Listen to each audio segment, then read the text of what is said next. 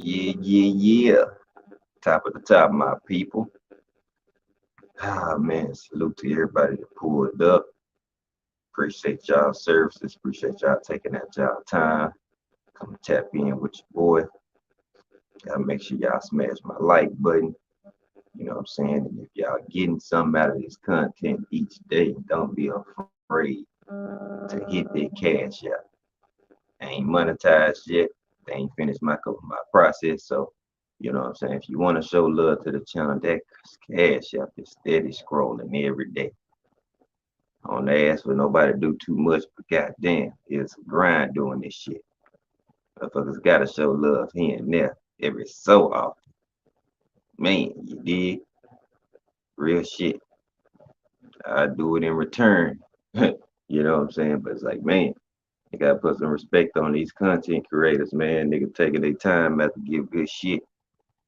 Well, motherfuckers getting $800 super chats and they ain't even cooking on shit. I'm just saying, you know. But it is what it is. Let me get this roll call out the way real quick. Like sports matchups, Dwayne Freeman, my brother TWT is in the building first. What's good, my brother?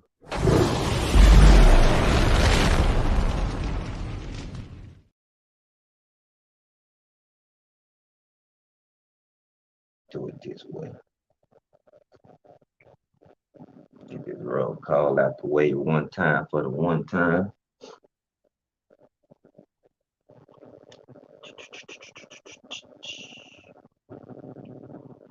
Get this roll call out. So I'm gonna do that. Put my other device up.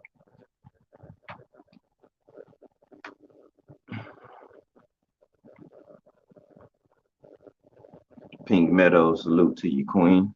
MP, what the fuck? Salute to you, bro. TWT in the building. Drop that flame.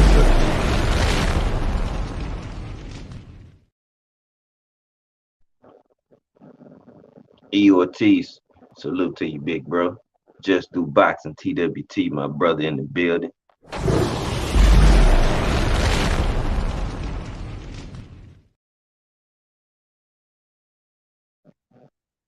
Maggot is Mag of the South. Salute to you, bro. Josh Sanders, 86 TWT. Yoda Wise Curse TWT. Salute to my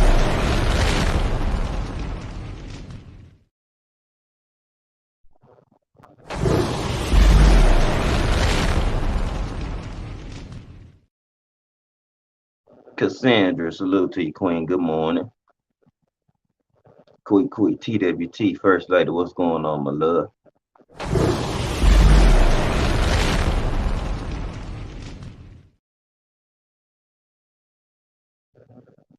Sean Clark, salute to you, bro. JC, salute to you, bro. Skywalker Boxing, TWT in the building. Southern TWT in the building. My brothers, what's good, fam?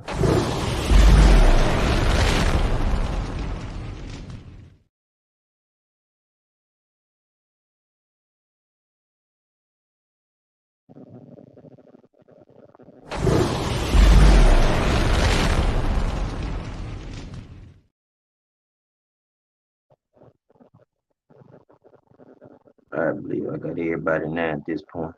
So we good now. All right. So let's get to it. Like I've been sitting just peeping, you know what I'm saying, just the weird ass energy of individuals. A lot of it is from the black community, you know what I'm saying? It was all good just a week ago when it was cool that he was leaving his high school and you know what I'm saying, his prime university and Truth University and all that shit to come to Jackson State. Everybody was on board, all happy, go lucky, fine and dandy. He didn't just bring himself, he brought his family with him.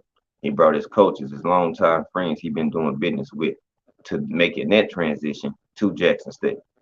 Not only did he do that and start to bring more attention to HBCUs as a whole, but to Jackson State as a single entity benefited off of everything that Deion brought to the table.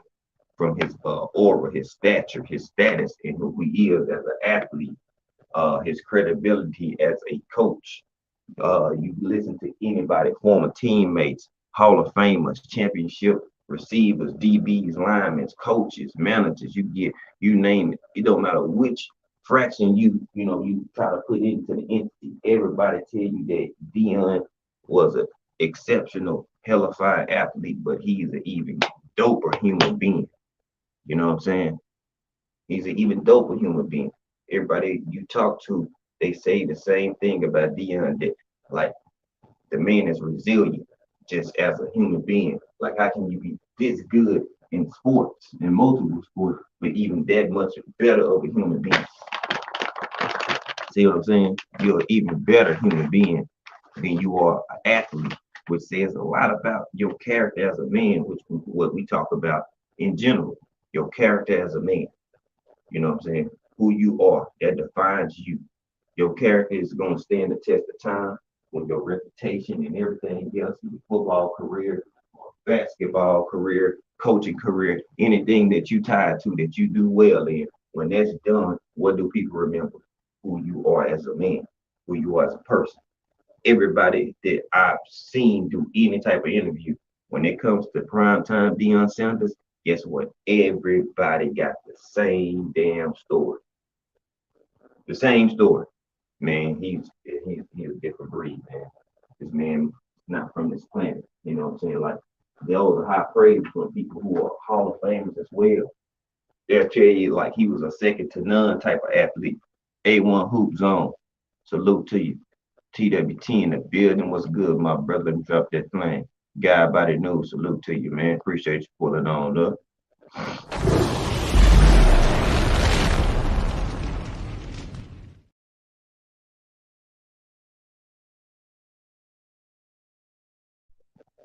Connect my headset real quick. One quick second.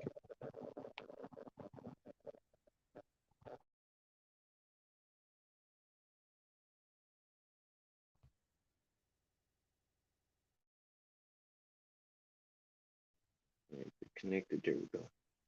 So yeah, even better and doper human being than he is as an athlete. Okay, so he came here. What he won like 7, 8 games year one. Then he went. He after that he went crazy. You know what I'm saying? You got 2 back-to-back dope seasons. You feel me? And now what? You know what I'm saying? He brought attention, money, NIL deals that would even attainable even for a HBCU. You see what I'm saying? He put money and brought people that support him, and he has the back end relationships with, and use those relationships to uplift, jumpstart. You know what I'm saying? And just take off Jackson State, not Jackson State alone, y'all, but HBCUs. 5-star recruits are now looking, not looking, with a blind eye towards a HBCU, because they know there's actually good players that play there. They just not a PWI, predominant white institution, with all these mega and fancy facilities and edifices and all these different buildings that you can do or you can have to, even further your career or your players based off the things that you have at your disposal. He did what he did, and they built up, used 150K of his money to help Jackson, Mississippi, build Walmart so it'll help the community. Jackson State is in Jackson, Mississippi. Jackson, Mississippi is a racist town. You understand? It is a racist town. You feel me? There's always been that way, and people that live there have been knowing this for the longest. It is not a place that's actually suitable for black people to win, if y'all don't know. Jackson is where people get hung at. KKK still is in Jackson, Mississippi. So if y'all thinking that he was all love from everybody at that joint in that state, in that city, he wasn't. Because they not really, just think about it. You have a town that's known for that, but you have a historical black college in the town. You fix your and wrap your mind around that shit. He did this shit in a town that doesn't really care for black folks. Let that shit sizzle in your brain. Why people so quick to try to fault him, why he leaving. It was more to it. Kids and players' cars and places getting broken too. You know what I'm saying? Just unnecessary shit. It's gonna happen everywhere. Golly, you know what I'm saying? It was a whole strategical move, and people out here doing all this shit when he out here giving people and helping them get money that they never got.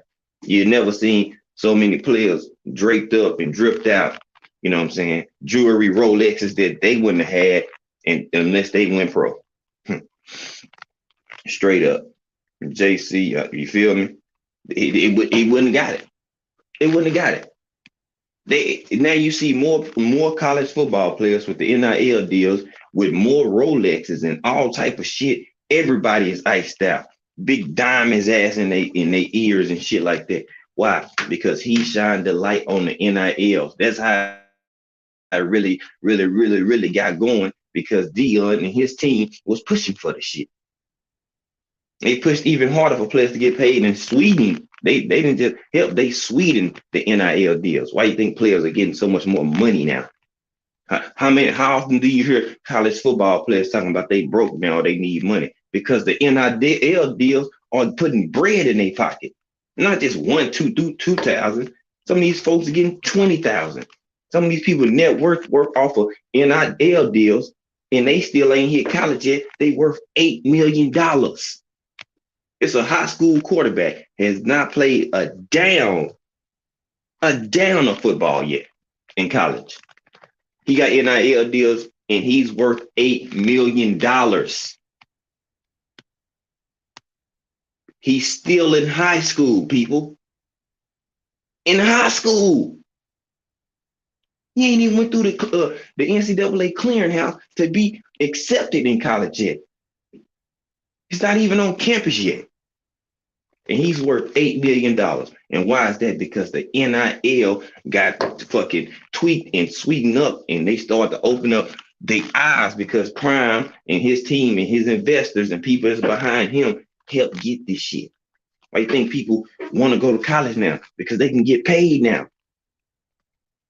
Bro, all this shit. Michael Strahan, come in. I want all my people uniform looking like professionals. Had him come in and be your tailor and getting everybody suits. Why you think Deion and them be so clean? Because Michael Strahan is a fly motherfucker. And guess what? That's who's dressing Jackson State. Why you think they so clean? Because he's dressing them. Come on, man. That's why they so damn crispy. You got an old school way with a new school twist to it. That's Prime. Jackson State, even without him being there, they will always be, you know what I'm saying, on the map as of now. Because guess what? They know talent is there even before Prime got there. Talent was there. He just helped shine the light and expose the talent and put it on the grand scheme and the grand scale to where y'all could see and appreciate that shit. Because guess what? In the old days, they used to love the HBCUs.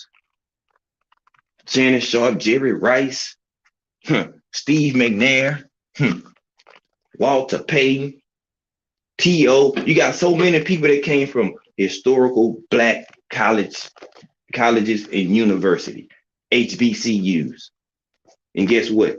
That was one of the hotbeds, 60s, 70s, 80s, you know what I'm saying, when players coming out.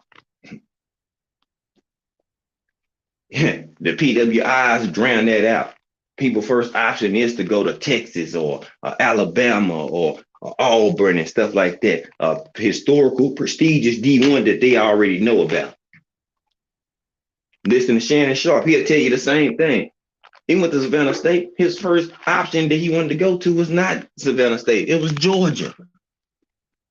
Why? Because they know they have the things and the resources they need with their athletic gifts and ability and their work ethic to be the best they possibly can be. You know what I'm saying? And that the man was making $300,000 a year.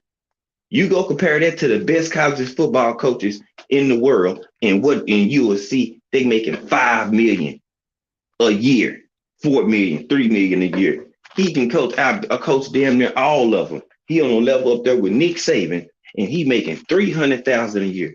That lets you know right there it wasn't about the fucking money because he got money. He got a love and a passion to coach.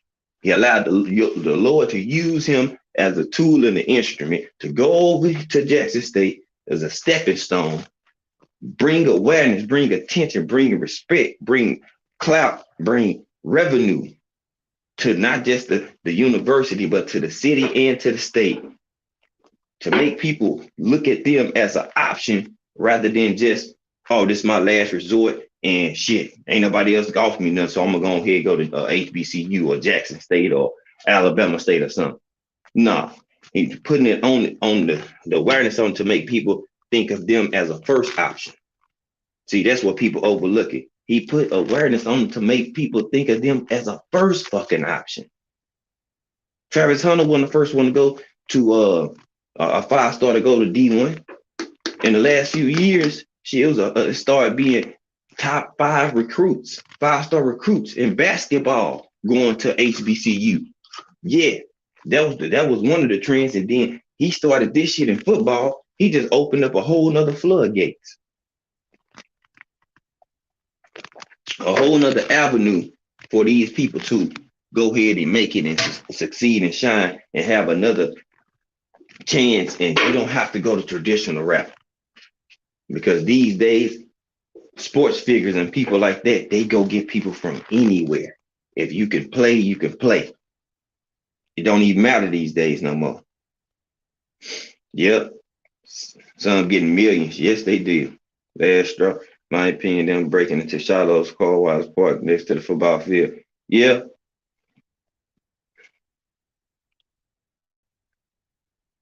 They gave exactly. Exactly, JC. He gave most of this shit back.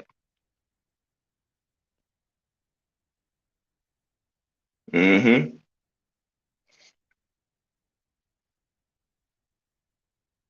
Yeah. DP Rocker, TWT in the building. Salute to you, my brother. What's going down, fam? Drop that flame.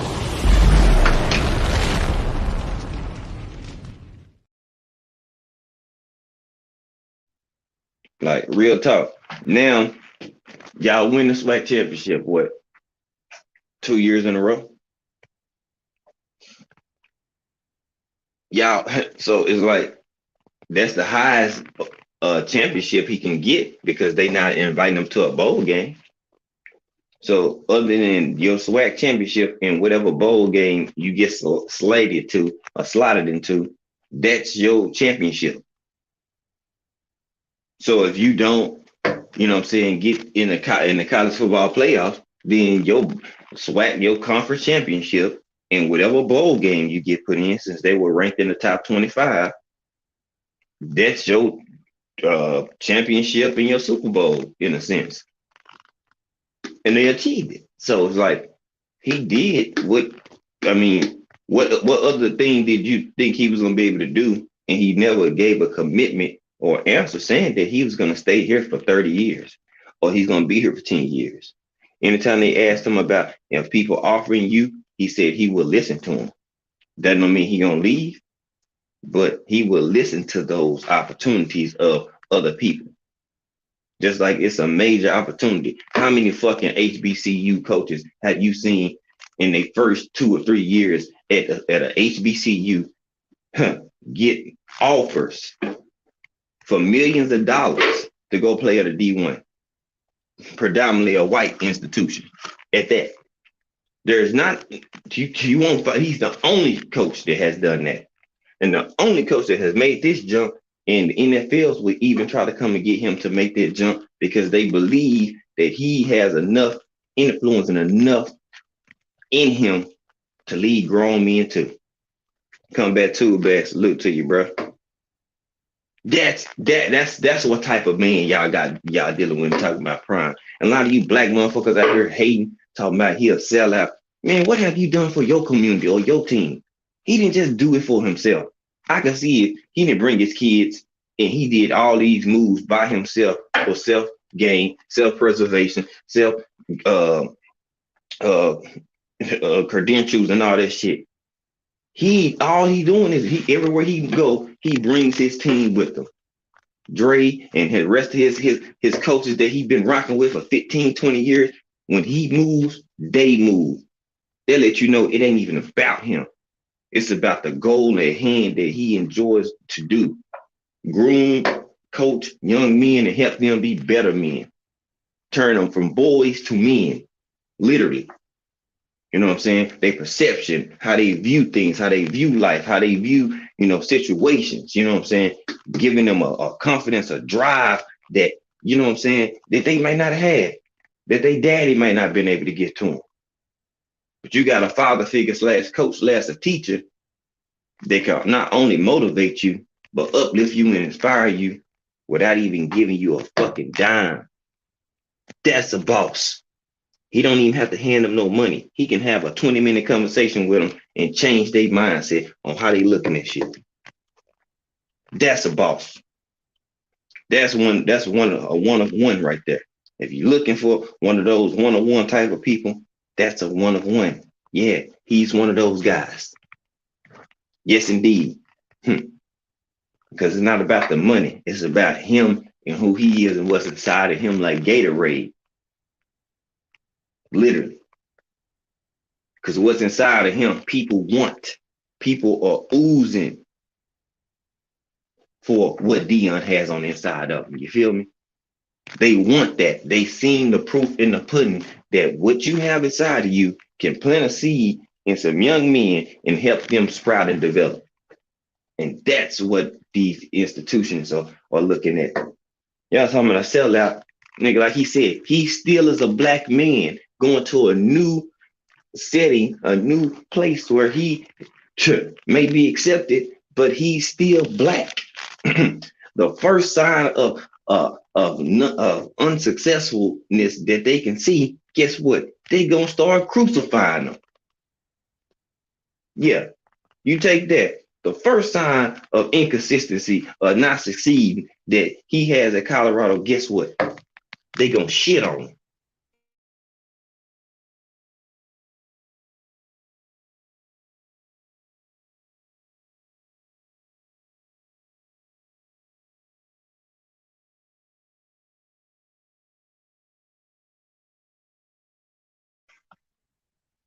They gonna shit on that man. Straight up. They gonna shit on him. And he's prepared for that. They went 1-11 last year, my people. 1-11. They won one game last year. One.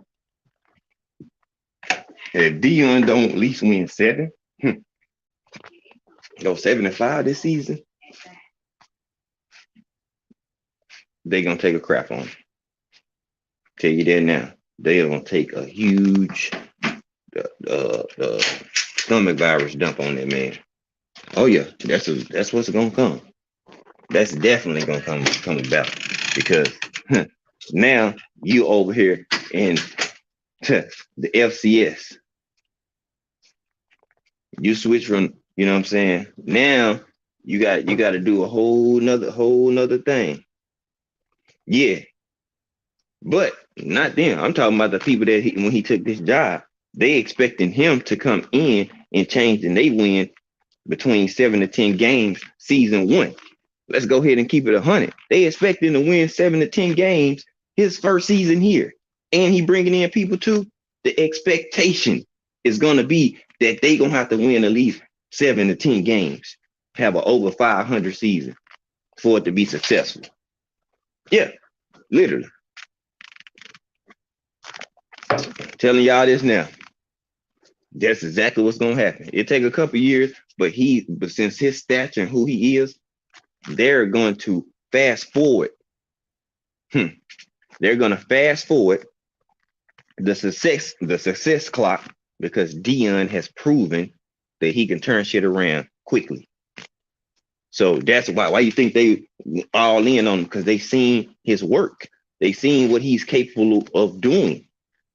So they expecting results from day one.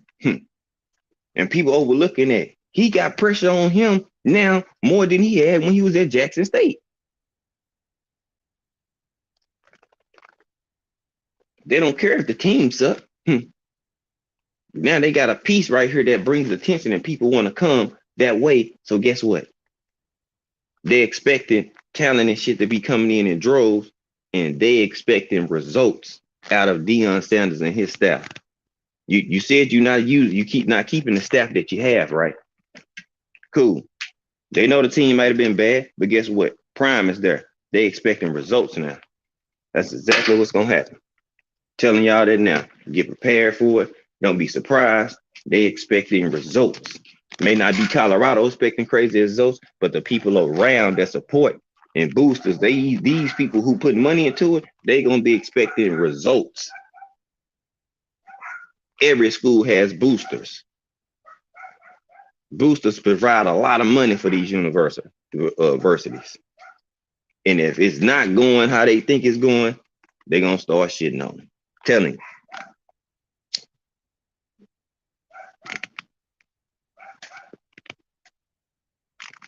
So people got to realize he has pressure over him down. But they know, like the Alabama 5-star recruit, guess what? He decommitted.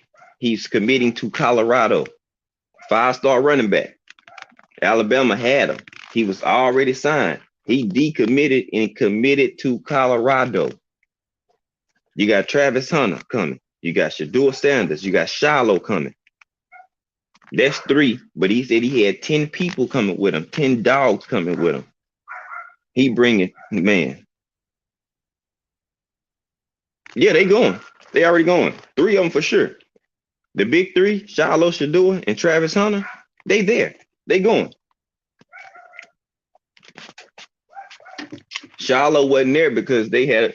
I seen the article. Yeah, they had a fallout. You know what I'm saying? Because he didn't really care about the damn what's her name, the move of them leaving Jackson State.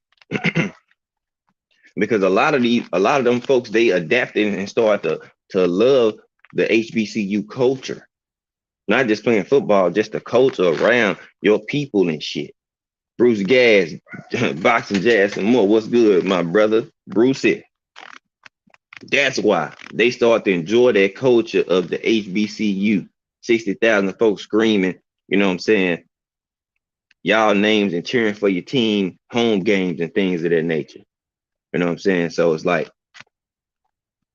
they got adapted to that culture, man. It's like a big ass high school with more freedom, and now you getting some money in your pocket. You know what I'm saying?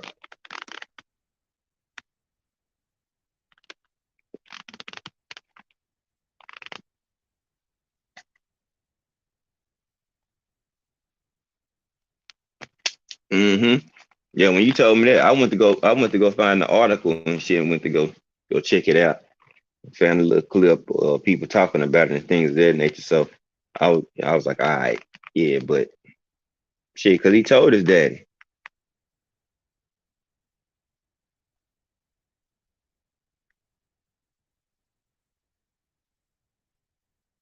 Mm-hmm. Then you add on the big 3, and I don't know who else coming, but you got a 5-star running back. Alabama's 5-star running back decommitted and changed his shit to Colorado.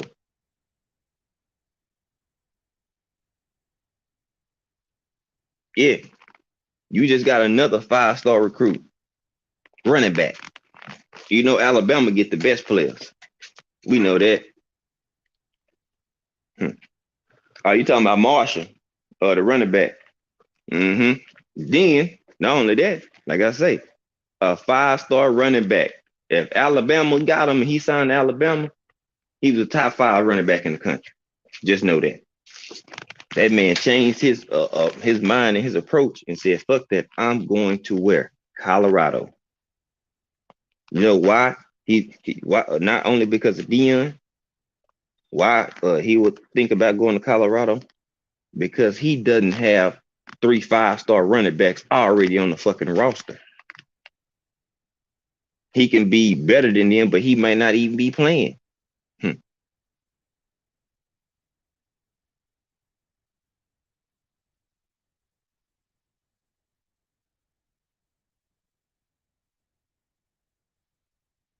Mm-hmm. Yep, I remember Queen. He know his staff. He don't have to worry about them being on the same page or them having the same mindset because they've been around for 20 plus years. If Dion not there, they know what Dion wants. Dion don't, he wants his coaching staff to be able to tell him stuff. You know what I'm saying? See what he don't see. Guess what? His staff that he knows and that he's close with, guess what? They know his staff. They know what he expects. No disrespect to the Colorado coaching staff.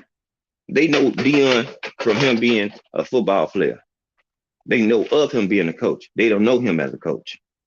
So they don't know what the hell he expecting. 3 Hill, salute to you, bro. They don't know what, you know what I'm saying, what his burning desire is. You know what I'm saying? His coaching staff that's been around, they know. They know what to expect. They know what type of time he's on. So you're going to bring your team that's on the same type of time you on, so you don't have to teach people how to get on your time you on. Fuck all that. And the new head coach coming in, he has all those rights to adjust his lineup, whether it be players or coaches. You the head coach. It's your staff. If you're not okay with your staff that you have, then you're gonna have a problem. And he avoiding and eliminate problems by doing what? Having his team that he wants there to be there. That's why. Ain't no point of going to get all these other folks when you know who knows exactly how you want to move and how you want to coach and what you're looking for and what you expect. You don't have to ask these guys. They already know. Now you bring in players that's already used to it as dogs already, and they already know the system. They already know the coaches. Yeah, that was they bad.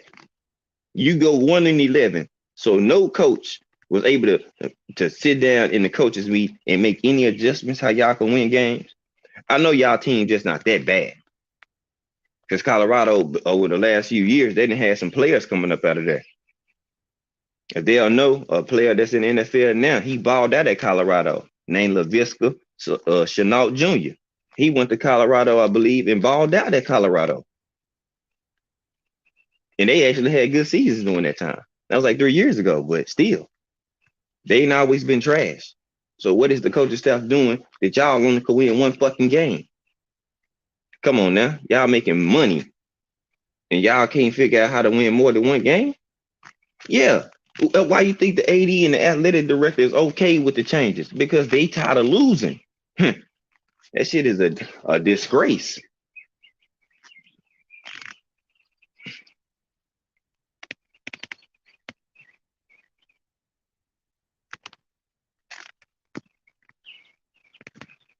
Yep.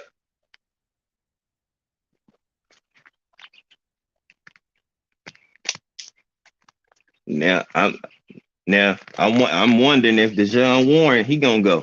I think Nugget Warren gonna end up going too. Number 4, the DB, the JUCO All-American. I believe if he not a senior, well he played 2. No, he might be on his last year. Well, he might have 1 year left. Jay Miller, what's good with you, man?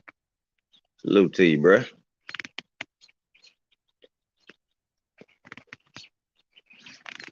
So now I'm looking at Prime, and now he has a golden opportunity to do what he did at Jackson State at a predominantly white institution, to bring in athletes and bring in and create another culture just like he just did.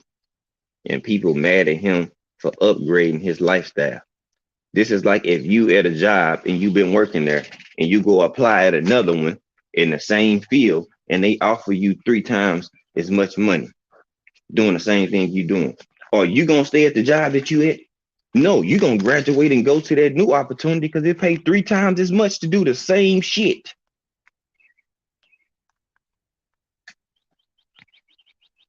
Think about it.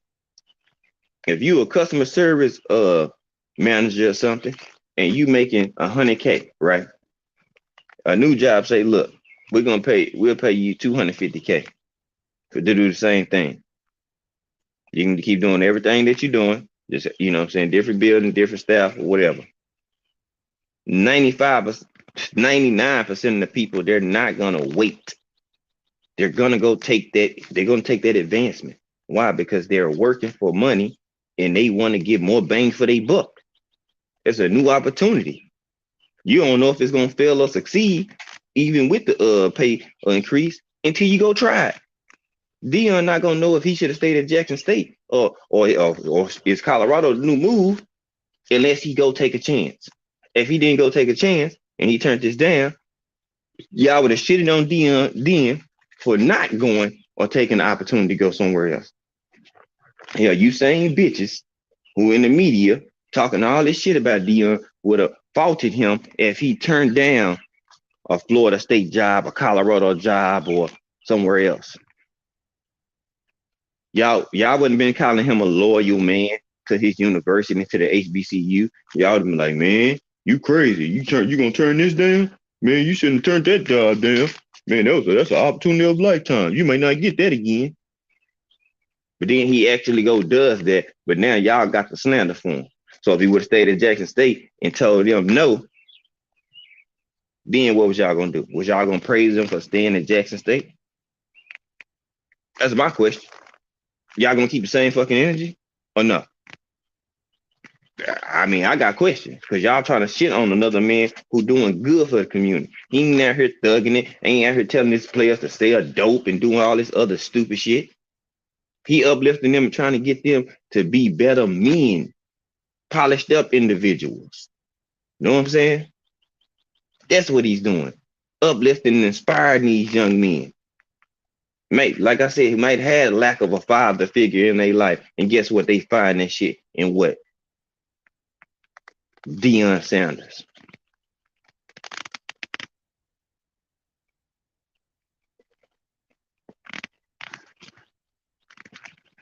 Just the slander of Prime is just, that shit just baffles me, man. If you from the city and you know what he done, just from Truth to Prime University to fucking Trinity Christian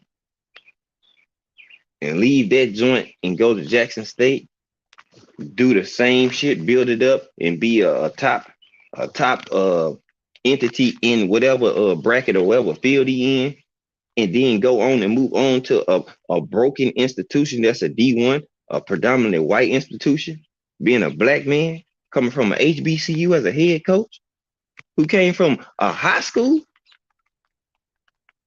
Man, I have no words for these folks right here. Tay Queen of MMA Combat and ENT, TWT, what's going on, Tay? Look, T.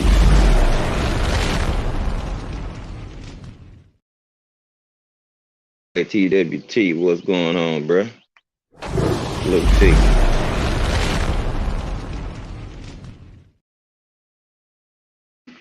See what I'm saying? It's just that type of energy, bro. People killing me with this. Like, then he starts succeeding, then what? Them same people that was hating on him, let them win 8 or 9 games season 1 with him being under the helm. They're gonna be riding his dick. Oh man, see, yeah, Deion, see, okay, Deion, you know, we knew you could do it. We knew you could do it. You know, we just didn't know. I want you to leave Jackson State, and you could have been doing it at Jackson State. But the transfer rules are different now. Deion didn't make these transfer portal rules like that. The NCAA and the clearinghouse did this shit. In the conference presidents, they selected. See, that's what y'all don't understand. Every conference has a president. All conference presidents meet up along with the clearinghouse and anybody that's attached to it. The playoff committee, they all agree on transfer rules and sanctioning rules, or players can leave with coaches and stuff like that, because a lot of people was trapped in scholarships because they got recruited by a coach, and he was there for a season and then he gets fired. At first, you used to have to enter the transfer portal and sit out a year before you can play. The rules got changed for players not have to wait and sit out and be eligible to play. So if they do transfer, they don't waste their year of eligibility or have to redshirt. Do your fucking homework. That's what happens. So now that the rules are different, people can build up a team a lot faster because people could enter a transfer portal after a season and hell, put in to go to another place. That's like you at a job and you want to get up out that joke and go get a new one, and you can go to that new job and start working and keep on going with no problem. That's all college did. The NCAA did for football, basketball, just players or athletes, period, along with the NIL. So now they can transfer, go play, and still have UIL deals or NIL deals. I mean, it wasn't always like that. Now you're able to do that shit. So if you get recruited by a coach, you can leave with the person who recruited you. The new coach don't know you from a can of paint, not as a person. They know you as a player. They don't know what make you tick. Prime does though, because guess what? He had you for a year or two. And you think a lot of these players that helped and developed and got better as a player and as a human and individual not gonna leave with Prime? Shit. Y'all out y'all rabbit ass mind. They gonna be on the first plane smoking to go to Colorado with him. They not crazy. They leaving with his ass. I would too.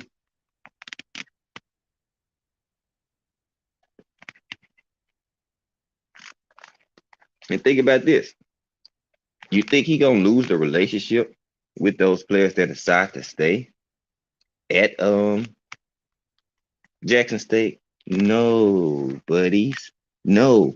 Those people, he's still gonna have scouts going to Jackson State. That's what y'all fail to realize. You think he's gonna stop the people from not going to scout Jackson State players because he's not there no more? Hell no. He's still gonna have them people going to Jackson State or still looking at them for recruitment. Why? Because Deion said so. Deion already shined the light and put the spotlight on Jackson State and HBCUs. So people don't be looking at them so fucking second fiddle. Guess how many people that's at HBCUs right now that want to go to the NFL? Guess how many still gonna get looks and still gonna get calls because Deion was at a HBCU.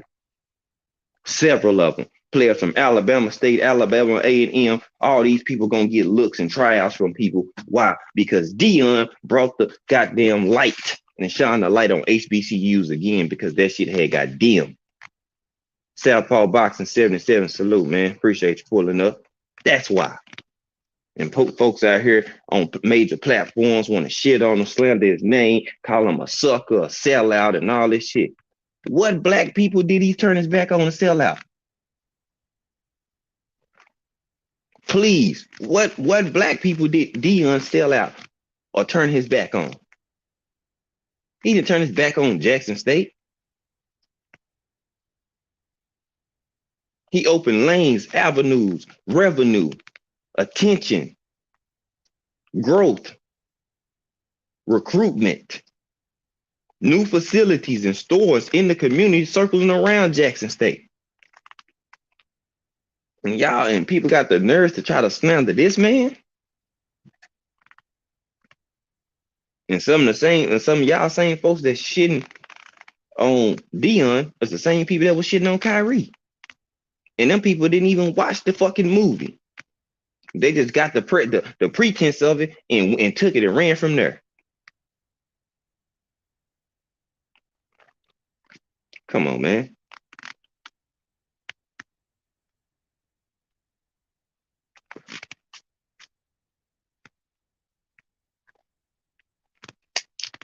When you black and you have power, it's a problem.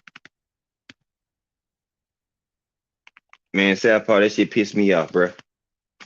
Like, man, ain't never been a sellout in his life. Don't have a selfish bone in his body, bro.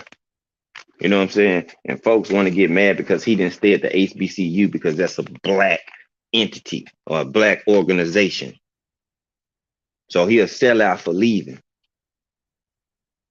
Again, did he ever say that he was going to stay here for 10 years? Did he ever say that he was not going to listen to people who offer an opportunity to him? He always told y'all straight up and honest on the camera. So it wouldn't even be a surprise. Every coach is not going to tell you the truth that they're going to listen to somebody to offer them a job or a new opportunity. Everybody's not going to tell you that shit openly. But anytime he could, he's telling y'all I'm getting offers from other schools. Is that mean that I'm going to leave? No, but I am going to listen to the offers. That's being a real man telling you y'all ain't got to worry about nobody trying to pull no wool over your eyes, no nothing. He letting you know straight up. You ain't got to guess. You ain't got to go search. People offer me jobs right now. They just didn't like the honesty that he was real enough to tell them that people was offering him jobs. Because a lot of people won't say shit and take one, and then they get blindsided. But he let people have an opportunity to know it and not be, what I'm saying, caught by surprise. I'm pretty sure he already had talked to the coach that he wants to lead and be the head coach. What I'm saying, probably over the last month or so, been grooming him and just transferring the position of power like a president does. What I'm saying? All the security codes and the red keys and all this shit. What I'm saying? That's all he did. Groomed him. He seen who was a potential candidate for the school to lead the program. And that's who he handed the keys to. The coaches that was going with him, of course, they going with him to assume they new roles for the Colorado State, for the University of Colorado Buffaloes. So, like y'all, he ain't lead them in no fucked up situation. Whether the players leave or not, guess what? It's still a gang of players that are still gonna come in. It's still a gang of players that were there that may not been getting as much playing time, but people transferring. Guess what that's gonna do for those players? Because they the new starter for Jackson State. Guess what? They're gonna still be there. They still have the coach prime rhetoric ingrained in them at this point. So even if they have a new coach coming in, guess what? They still are gonna be groomed and can still hear Coach Prime voice, bro. Like they didn't got used to that. Like they got used to striving for greatness and trying to get to a stage of excellence and shit. You know what I'm saying? How they look, how they feel, how they play. You know what I'm saying? And making sure they focus on their books. Listen to what the player's saying in the damn meeting when he announced the team that he was leaving. Look at the love and the respect that they showed him in leaving. Do y'all hear me? Look at the love and respect they showed the man in him leaving. That's how you know he impacted them lives. Not just the football player, the training staff. So a girl said she never made A's and B's consistently until Coach Prime got here. People laughed about it, but that's not funny. That's a damn milestone for people. Now they on the A and B honor roll when they never have done it. But guess what? They thanking Coach, thanks to you, Coach Prime, in the way that you the way you are and how you move and the energy and all the stuff you bring help me become a better person. That's changing people's life for the better. You know what I'm saying? But y'all want to say he a sellout. Man, he changed people's life and their life will never be the same again due to them having a presence and building a bond and relationship with prime time Deion Sanders, aka Coach Prime. How many coaches can you say actually doing that shit? They leave their imprint everywhere they go. Everywhere. He's one of the few.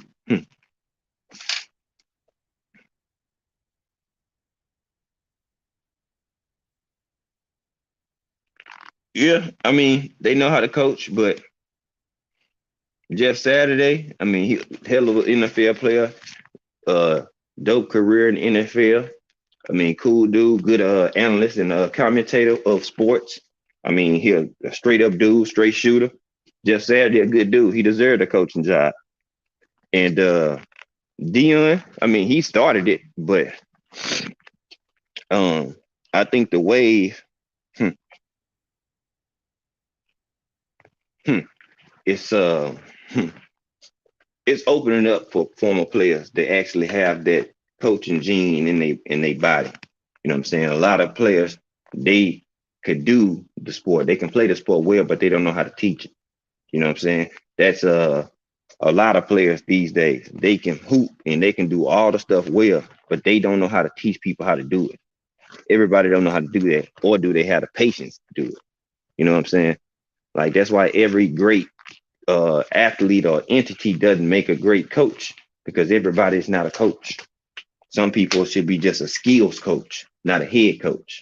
That's a bar, because they can help you develop and tighten up your skills, but they don't can't teach you or help you how to be a better person, a better athlete.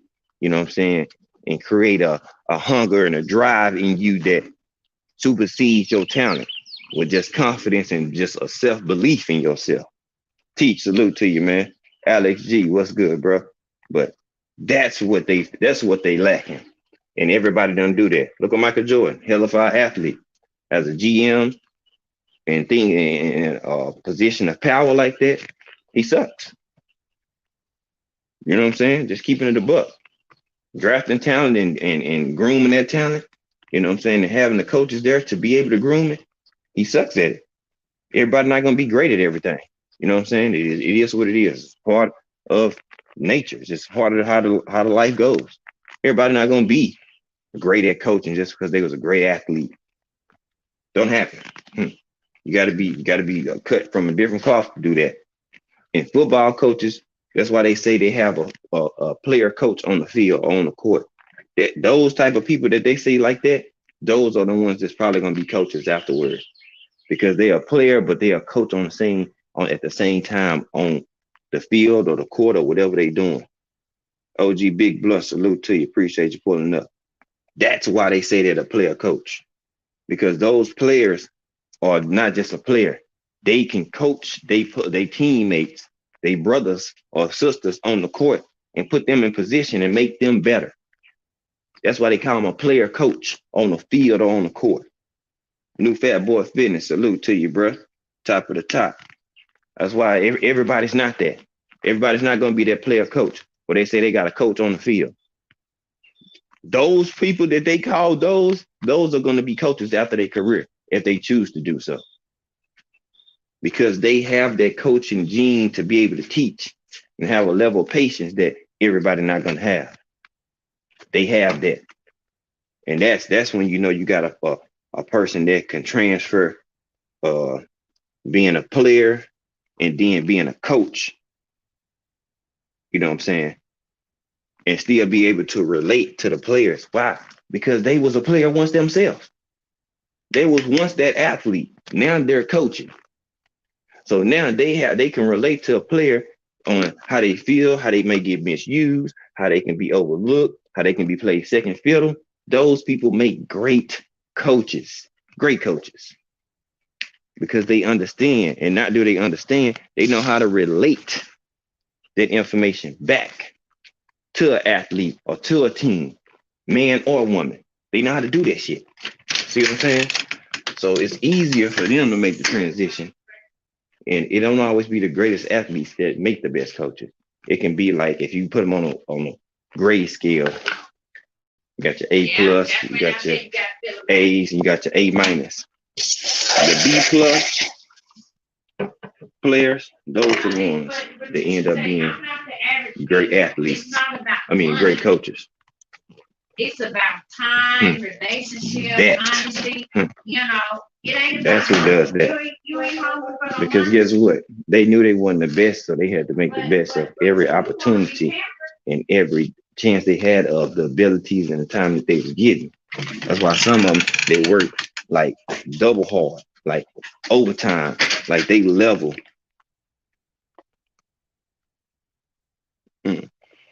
Yeah, point guards and quarterbacks. They usually the quarterback or the coach on the field or on the court.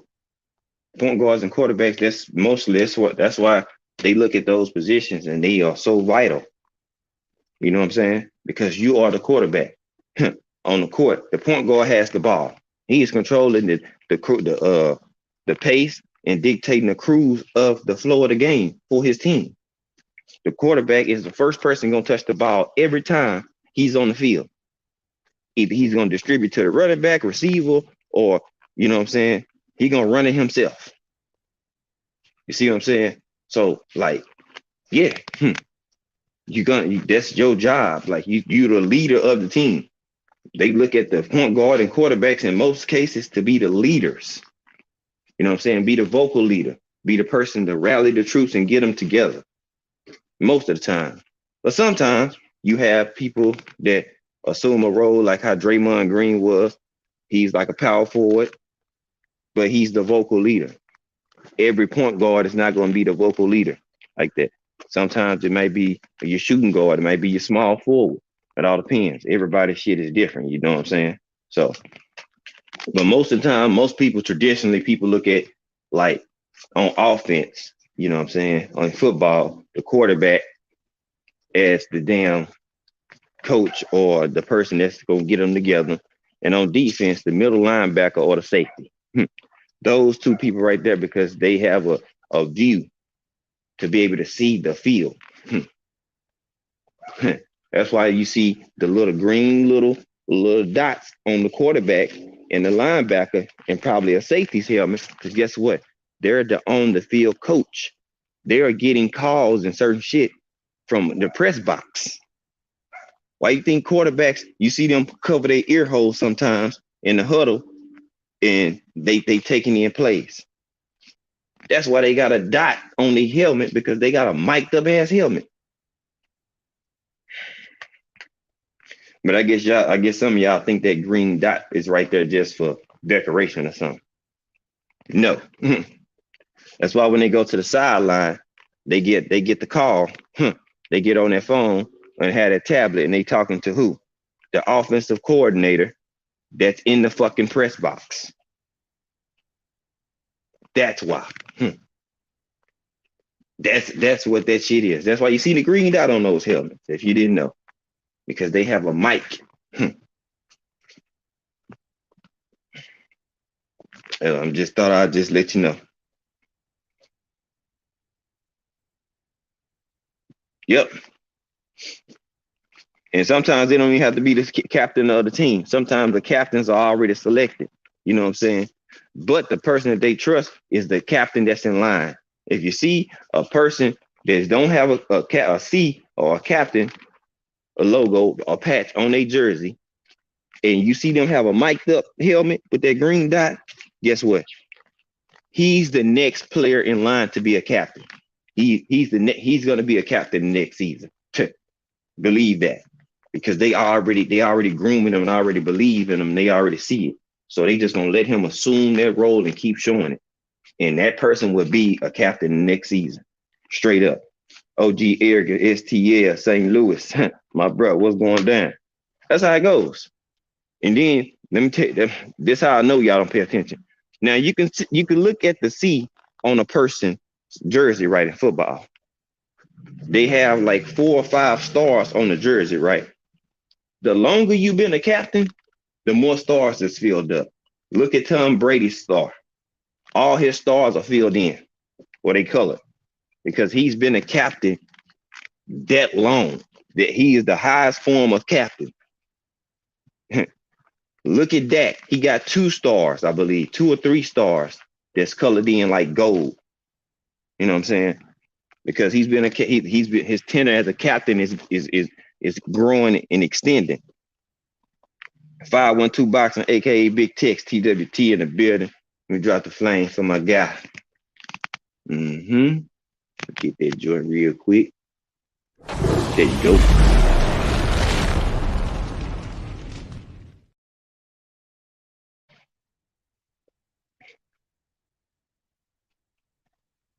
You know what I'm saying? So that's how you know a person that just this their first year captain, all they shit gonna be white. All they little stars on there gonna be the same color as the patch. They all gonna be white.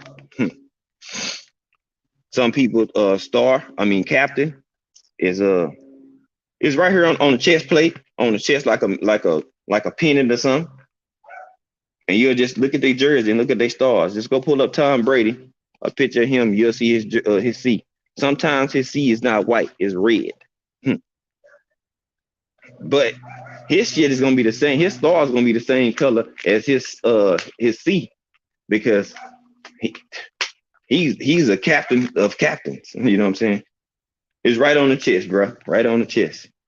Matter of fact, let me I'm gonna pull up one right now. I got y'all covered. That's why I say I do this shit, y'all. Like I'm a super detailed person. You know what I'm saying? Like the little shit, the little nuances that people overlook, don't pay attention to. Like I pay attention to all that shit. I appreciate that credit on the thumbnail, just do. Appreciate that, my brother. You know what I'm saying?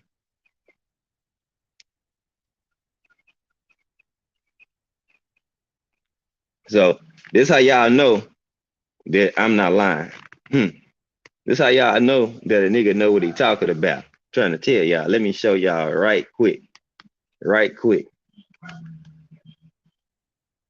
And show y'all real quick.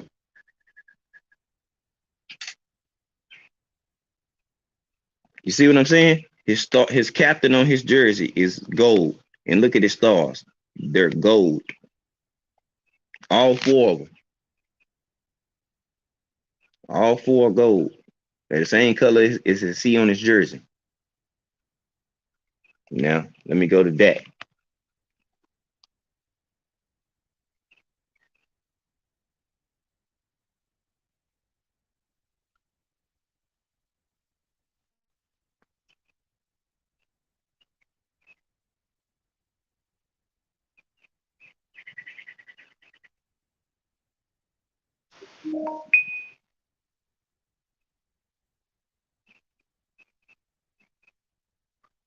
Now, y'all, now this how I know I ain't lying, y'all. Now let me focus. You see Dak got 3 stars under his shit? Y'all see the difference? He got a white C on his jersey with 3 gold stars. You see Tom Brady had a gold C with 4 gold stars. Y'all see the difference? Y'all see what I'm saying? That's why I say it's little shit that people don't see it. I hope y'all just seeing that now, because I just made sure y'all see the difference. You know what I'm saying? That's what you see. It's look like that. He got 3 gold stars under his C. He almost, you know what I'm saying, another year of being a captain or so, you'll see he'll have a fourth star. A couple years before, he only had two stars on his C.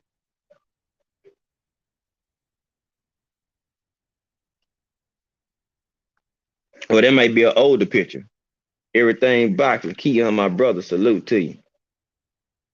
T Hunt, salute to you, bro. See, now this might be a updated picture. Now look at Dak. Now look at Dak's star on his jersey. See what I mean? Now he got 4 stars on there, but 2 of them are gold. You know what I'm saying? Now he got 2 gold stars and 2 of them white. Now that's how you know that tennis changing when they been a captain.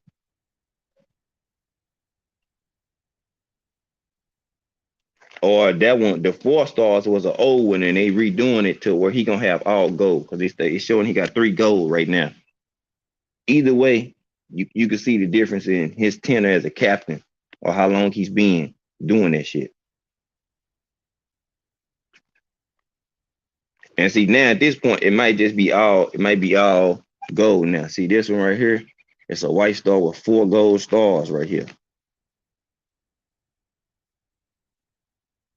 You know what I'm saying?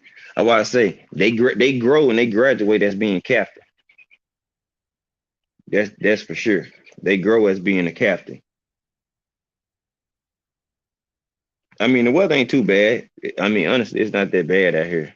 I mean, like, it's cool, but then it's days where it's not that cool. Then it's days where you like, shit, it's cold and it's raining the whole fucking time. You know? So that's that. Who else I was about to pull up? Watch. Let me go to Jalen Hurts.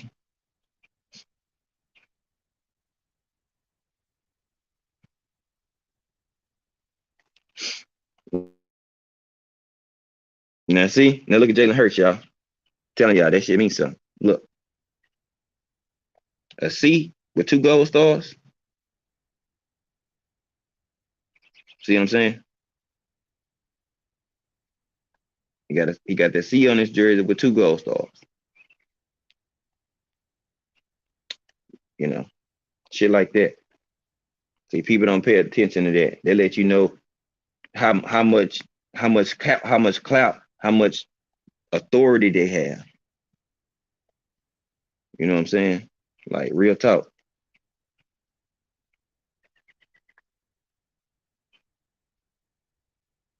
And see, you can tell there's levels to it because on this picture right here, he had one. Let me get the focus.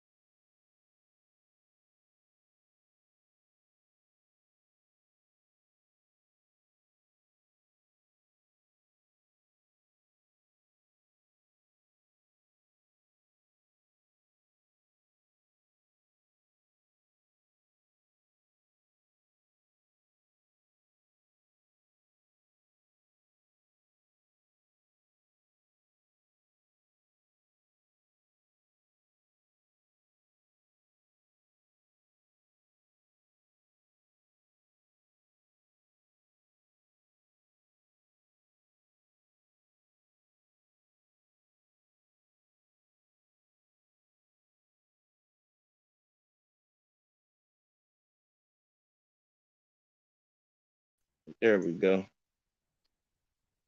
I'm back in here. I'm back. My bad, y'all. My bad. Let me make sure everything's straight.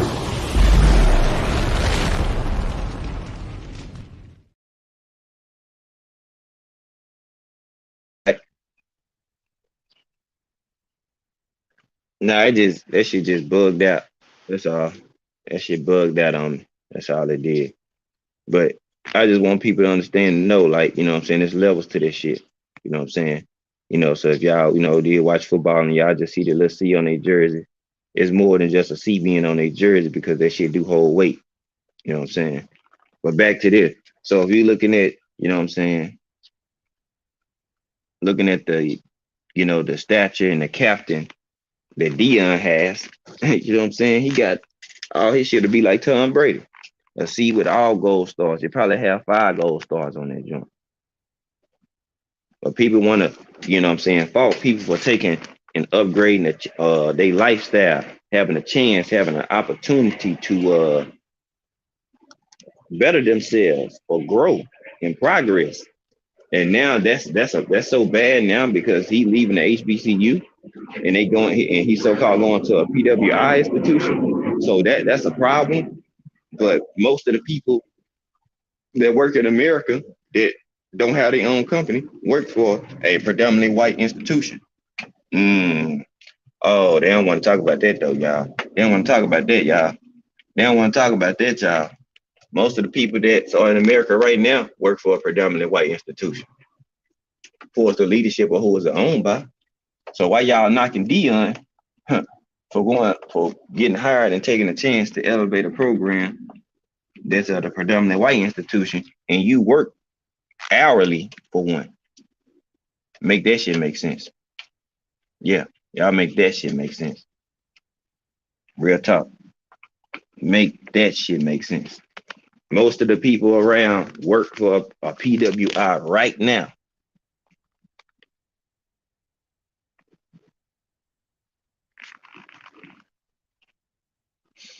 Yep, that's what I was saying. I appreciate you, you know, you clarifying some stuff for people. That's why I say the tenor of them being a captain, that's why the stars. You know what I'm saying? I already, you know, I used to notice that because I was wondering why. What made me start looking into that was I would notice that some people have a captain, a C on their jersey, but they would have a star. You know what I'm saying? And some would have a star. And then You know what I'm saying? Like some will have 2, then some will have 4, some will have 3. 3 would be gold, you know what I'm saying? 2 might be gold and 2 might be white. You know what I'm saying?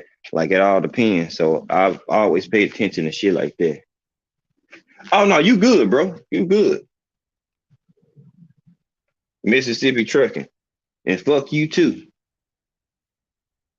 Y'all get his ass up out of there. Reggie Owens, what's going on? Talking about prime or sell out. but if you ain't owning your own truck, Mississippi trucking, if you don't own your own truck, guess what? You contracting, you probably work for somebody that's working for a predominantly white institution.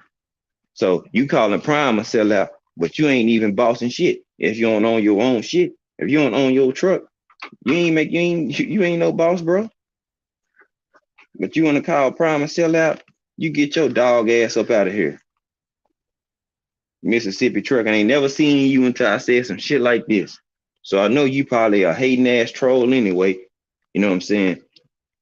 Swagger jacking and swagger watching, because the nigga over here cooking on something. So guess what? Sit your ass down. Because you talking prime a sellout and you probably work for a PWI your damn self. Dumbasses. All these people that's calling Deion sellouts, they work for ESPN and shit. What do you think ESPN is, dummy? A predominantly white institution, fools. Who you think run that shit? Exactly. And most of the people from these major corporations got something to say about Deion leaving the HBCU. And these folks been working for a PWI. Been working for one. They whole career. Right. But y'all want to call him sellout, and y'all been doing it for y'all damn near y'all whole career.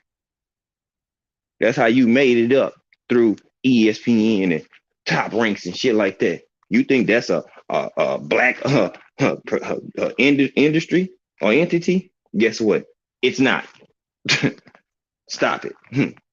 Y'all crazy. Stop all this dumbass shit. Like again, half America works for PWIs right now every day. You get your check from a PWI every day. What? What? Oh, y'all don't want to talk about that though, because that's your money. Well, now you hating on how I get my money. So you hating on Deion how he get his money now? And I can see if he did everything by himself, or he was moving like a sucker, and then take his brothers with him. You think he just got a bag for himself? Everybody that he took with him off that coaching staff, guess what? They got pay increases, Fulio. That's what real ones do. You take your squad with you. You know how they say, you know what I'm saying? Once one person on, you know what I'm saying? His team or people that help him that get there with him, guess what? They own too. That's what Deion did. He put his whole family on. Something that a lot of people don't even know shit about. Probably you don't know shit about. If you call him prime or sellout, then I know you don't know shit about looking out for your people. Anybody calling them a sellout, you don't know shit about holding it down and building and elevating not only yourself, but your people. If Deion was making $300K as the head coach, what do you think the other coaches was making? Hello? Come on now. Come on now. So if he making $5 million now, what you think his coach is now making? Hello? Hello? $5 million a year? What do you think Coach Dre Carter making now? What do you think Kevin Mathis is making now? They weren't just broke, but they got a pay increase that's gonna help them feed their family more comfortable as well. That's what bosses do. He didn't say, "Oh, his daughter hooping at what's the name at Jackson State too, and she transferring to Shalomi Sanders." Yes, exactly. You know what I'm saying? So it ain't just him, his whole family making the move. Anybody that's in his inner circle, he called family. Guess what? When he move, they move. That's what a boss does. He ain't leave them behind and leave them stuck out, broke, busted, and disgusted. They got a pay increase.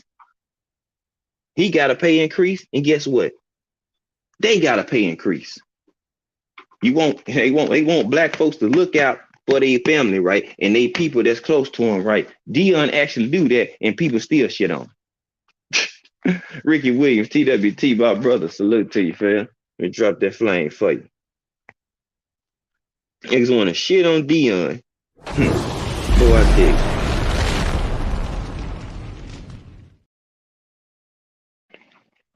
They want to shit on him. And he doing exactly what people preach about. When people say, you know what I'm saying, don't leave your people behind. You know what I'm saying? Don't be a sucker and leave your people broke, busted, and disgusted.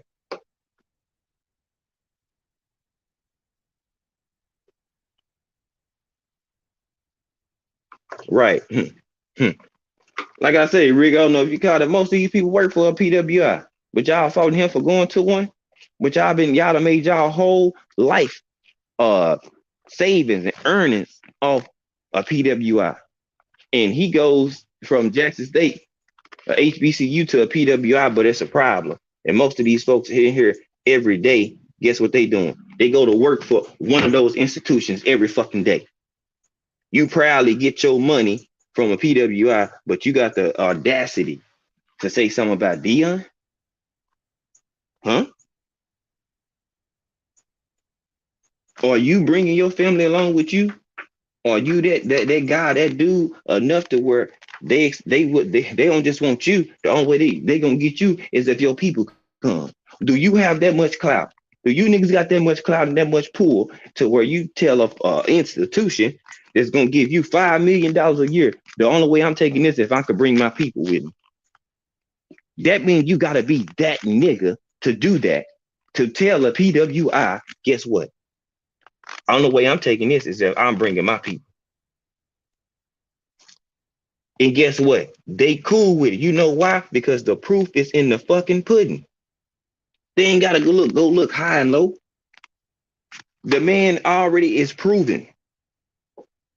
Something that a lot of you hating sucker ass niggas ain't. Y'all not proven.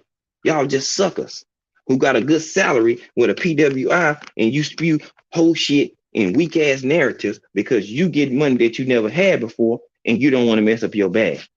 Deion is willing to mess up his bag or anything that he got for what's right and what he believe in. Some of y'all would never understand. Never understand. He got a calling upon his life to do this type of shit. And guess what? You got a calling upon your life. You not every place that you go is not gonna be a permanent stay. Some shit is a temporary or stay, or it's season. It's your season to be at Jackson State. He gave him a few years. They elevated and gained and garnered money, attention that they never would have got. Never would have got if he had not come there. Coach Eddie Robinson at Alabama State ain't got the clout Deion got. He made it to the league and everything. All of two-time All-American swag as a DB and everything. Do y'all homework. He been at Alabama State. Could he bring the attention that Deion got? Hell no. Why you think he was mad and trying to beef with Deion talking about he not swag? Because he been there and Deion just got there and he was running that shit. That's why they mad at Deion. That's why he was hating it and had his players disrespecting Deion. Why? Because that nigga was been there, is Mr. Swag, played in the swag, got drafted out of the swag, coaching the swag. His daddy coached the swag. And Deion come in and take the shine. You got Eddie George as a fucking HBCU head coach. Dope running back, Ohio State Heisman winner, all that shit. Do you see anybody bringing that clout other than Deion? No. No, no, and another no. Shit, he did them a favor. Him leaving the HBCU is now they gonna be looking at Eddie George and Eddie Robinson as those guys to take the charge and be doing what similar what Deion did. They looking at other coaches that got similar report and been to the NFL and shit like that and got some accolades behind themselves, but they don't have the same coaching mantra or acronym that Deion has. It's a difference. It's a big difference. Big ass difference. So nobody got time for all that extra dumb shit y'all talking about with this slander and hate. You know what I'm saying? People want to slander and hate Kyrie and have people apologizing and shit for him getting and knowing his history. And the sad part, you ask them folks that they watched the movie, they said no. They ain't even watch the movie. But they want to shit on him. He loses Nike endorsement and all that shit. Well, Nike, don't y'all know y'all paid that man countless of millions of dollars? So if he losing now at this point and he got a well over $100+ million NBA contract, bro, Nike, you okay? Y'all gonna lose money not having Kyrie on y'all brand no more. Whether y'all like him or not, guess what? People still like Kyrie. People like his shoes. People like the hoop in him. Y'all doing yourself a disservice. But hey, that ain't got nothing to do with me. Kyrie still good. He's still making his money. He's still a goddamn champion.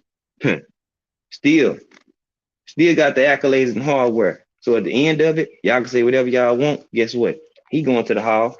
Don't worry about it. You ain't gotta worry about it. Say what you want. At the end of the day, guess what? He'll be a famer. Trust me. And that's straight up. He'll be one. Jason Tatum on his way. Jaylen Brown, they on their way. Don't worry about it. Well, I say they can talk shit and do whatever and try to slander people. They hate people that's outspoken, have money, black, with some form of power.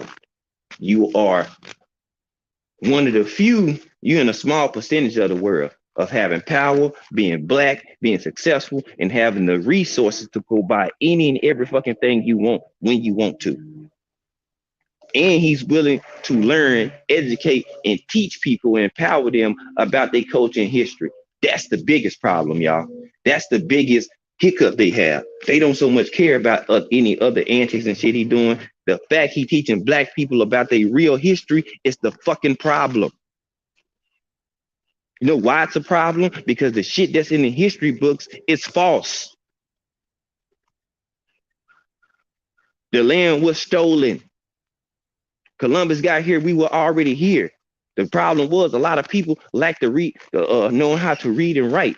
And some of our ancestors, I ain't gonna call them sellouts, but they kind of bent their knee and they got overtaken and got the land stolen.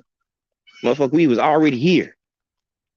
Do your homework and your research on the pyramids. The ones that are overseas are false. The original ones over here. Why you think you got mounds and shit in Mississippi and fucking Memphis and shit like that? Why is a mound or anything over or that's supposed to be related to any type of pyramid and shit like that over here in our states? Because they was here first, you idiots. Just because I don't talk about indigenous shit in the culture don't mean I don't know shit. See, that's where y'all got me all the way fucked up. I don't have to display and show my whole bag. Putin already put out the real map. Y'all don't believe it? Go check it out. And you think, and guess what? It'll make them rewrite every fucking history book. That's why they don't want this shit to go worldwide and global and everybody to be talking about it, because they're going to have to rewrite this shit. A lot of our history didn't get put in the history books. You know why? Because then they won't have to go to court and have to prove that shit. That's why they left a lot of our history not even in the fucking history books. Give y'all a quick little history lesson for y'all that don't know. Why you think we battling and fighting so hard? Because a lot of our shit didn't get recorded. Why? Because if it's not recorded, you can't go back and go prove it. Duh. You leave it out, you don't etch it in stone and put it in a book or a document or a pamphlet or put it on a DVD, guess what? You can't prove it. It'll be word of mouth versus people that's in power that don't want us to get that shit anyway.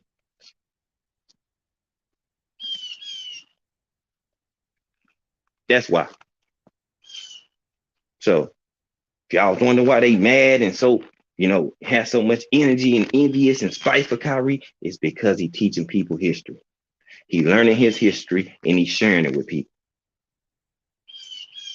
Him sharing that history with them can spark and embark a movement of people to go study their real history, find out shit, and then guess what?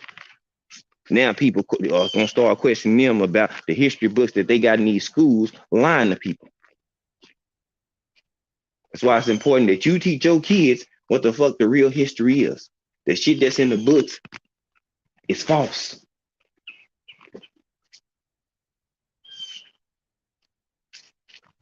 See, that's why I say y'all don't know how deep my bag go around here. Man, I'm well versed in a lot of stuff. I just don't have to talk about it. If I told y'all everything I knew or everything that I had in my mental capacity, it wouldn't be a surprise. It wouldn't be a surprise then. You understand? It wouldn't be one. But see, people assume because you don't talk about shit that you don't know it. People didn't know I was that well versed in football, basketball, track. You know what I'm saying? Many different avenues and arenas of life. Don't let my 34 years of age fool you. I research. I know people that know shit. And I'm not afraid to listen or tell you that I learned something from somebody. You know what I'm saying? Certain shit, I'm not afraid to say that when me and Rap was fucking with each other, that he put me on some shit on indigenous that I wasn't paying attention to. The J Real, Chief Coded, did they put me on some shit like that? Hell yeah. Yep. Because see, I'm solid enough to say that I don't know everything. And I'm okay with that. I give credit where it's due. I don't have to lie about shit. That's the difference. I don't have to make up shit. I don't have to cry and moan and pout to express myself to get a point across. I don't have to do that shit at all. I can talk in calm, solidarity, and peace every time. I see some of y'all dropping out of here. I know. That's fine. I'm telling y'all that truth be hurting y'all. The truth hurt every time. Anytime I get to cooking on some shit and that shit get too sticky, motherfuckers start dropping on up out of here every time. And I'm gonna call that shit out because I can see y'all ass leaving. Yeah. Y'all damn sure wasn't typing. So I know y'all was just watching. You can say hello. I ain't gonna bite your head off. You can say hi. It's okay. That's another one left. You can say hi. So that let me know 3 of you niggas was just over here just dick watching. As y'all, something like y'all like to say. So I know some of y'all was over here just peeping. Because the number went down. I'm finna drop the link. That's why I say I call it out.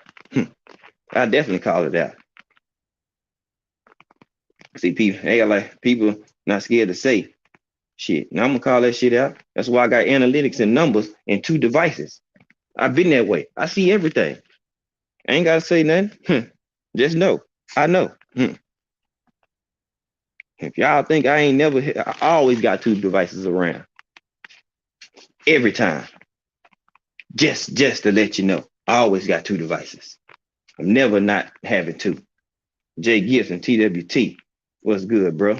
Salute to you, man. Let me go ahead and drop the flame for you. They were know me by now. I always got more than 1 device.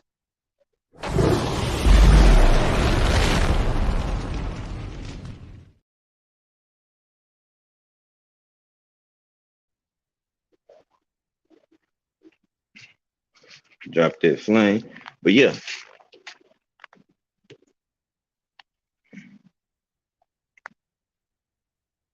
Y'all already know.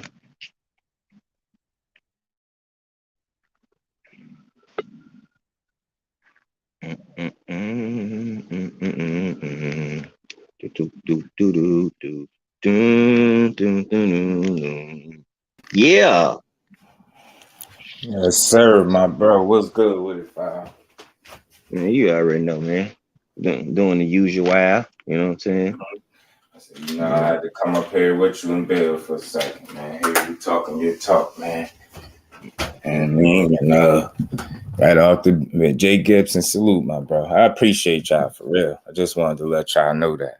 And I said this earlier. You, Quee, at TWT, the thought process, the conversations that y'all had, and really making this shit a reality. And again, I told you, every time I get a chance to speak on this, I'm gonna do it. Man, this shit dope. Y'all dope. You and sis, y'all both dope. And what do people do when they dope? You know, they go link with other people that's dope too. You get what I'm saying? And like H Town 713. Salute, man. I was touching on this a little bit yesterday. You know, the numbers don't dictate dope. It just don't. You know what I mean? Right now, like what I observe is this popularity contest type of deal. But I will say this too. All the like, you know, the weird stuff that I've seen work on here, like that's, you know, just don't stand for nothing. That stuff can work. It's definitely a lane for this family to win, and always around the board. And you know what? Like in this situation, especially when we see the shit we see. We talk outside of here, so you know what I'm talking about. I genuinely, bro, I be motivated by that shit. Never in my life. Usually this shit like that, it just make me mad and it'll just stay like that. But now, nah, I really be motivated. You sleep, you're gonna wake up sooner or later. We gonna keep grinding. It's just getting started. That's why I keep saying that, because we are as a whole, and we really gonna push in the right direction. It's all about forward progression, like you said, my bro. I be listening to you. I hear a theme, a message that you've been having since I knew who you was, and that shit ain't never changed. You get what I'm saying? So it's like, again, you show me a reason to call you my bro, and it's gonna stay like that, and we're gonna keep pushing. It's a lot. It's a lot out there for us. We just gonna grind till we get it all. It's a lot, and I mean in terms of just building and having something that you know what I mean, where it's selfless. You know what I mean? We could all look back and see that we are part of something that's bigger than any one person, and I think we all genuinely care in that way. So we positioning ourselves to be successful and to win as a collective, because I wouldn't want it to be no other way. You know what I'm saying? Like, I genuinely was over here. You hit that K mark, bro. I was fucking cheesing. I don't even like cheesing, bro. I'm telling you, look at my pictures, you won't find me. I was over here smiling hard as hell. I said, man, they done fucked up now, man.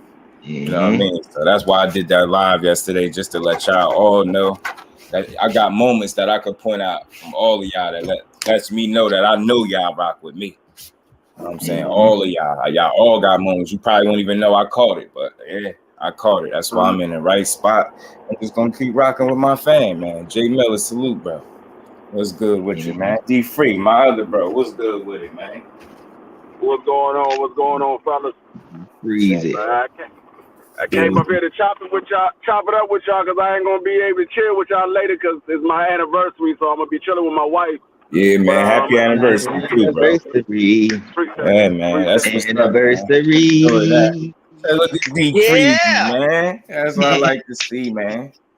Yes, sir. Go enjoy. I hope y'all enjoy. I know y'all gonna enjoy. Y'all make sure y'all stay safe and enjoy yourselves for sure, man.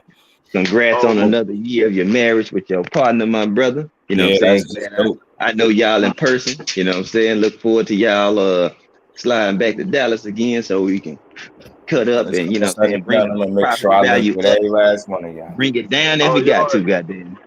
Y'all already know. We trying to come down that joint as soon as possible. Trying to get all this stuff in order. My wife, she was like, I feel like we ain't make no success yet in what we plan on doing. I said, nah. I said, it's not gonna happen overnight. I said, everything takes time. I said, we just gotta keep grinding and keep working and keep our eye on what our goal is. I said, we ain't gonna make it overnight. Yeah. That's the fact. I said, the longer it takes, actually, it's the better, because you ain't rushing into nothing. You taking your time and doing it the right way. 100%. 100%. Yeah, so I'm like, she like, but I thought we would probably be working on our house. I said, we are working on our house. We just ain't buy it yet because we ain't find the one that we want. Word. Patience is a virtue. Brother, Absolutely. I said, look where we started from and where we got now. We started off. We were staying in a 2-bedroom apartment with 6 of the kids with us, with 1 car. We got 3 cars now. We got a bigger place, and all our kids are grown. They out working and making their own money. I said, we making progress. We just ain't making it as fast as you want it to be, But trust and believe, we're making progress. Y'all making progress. It's just the path that it's going on. It's gonna make it just that much sweeter, and y'all gonna appreciate it. You and wife are gonna appreciate that shit 10 times more. Cause y'all watch the growth in the stages. Y'all hopscotch from one setting to another. Then when y'all land, you're gonna be like, God damn, it's gonna blow her socks off. You gonna be like, I told you. I can see you now. I told you, man. I told you.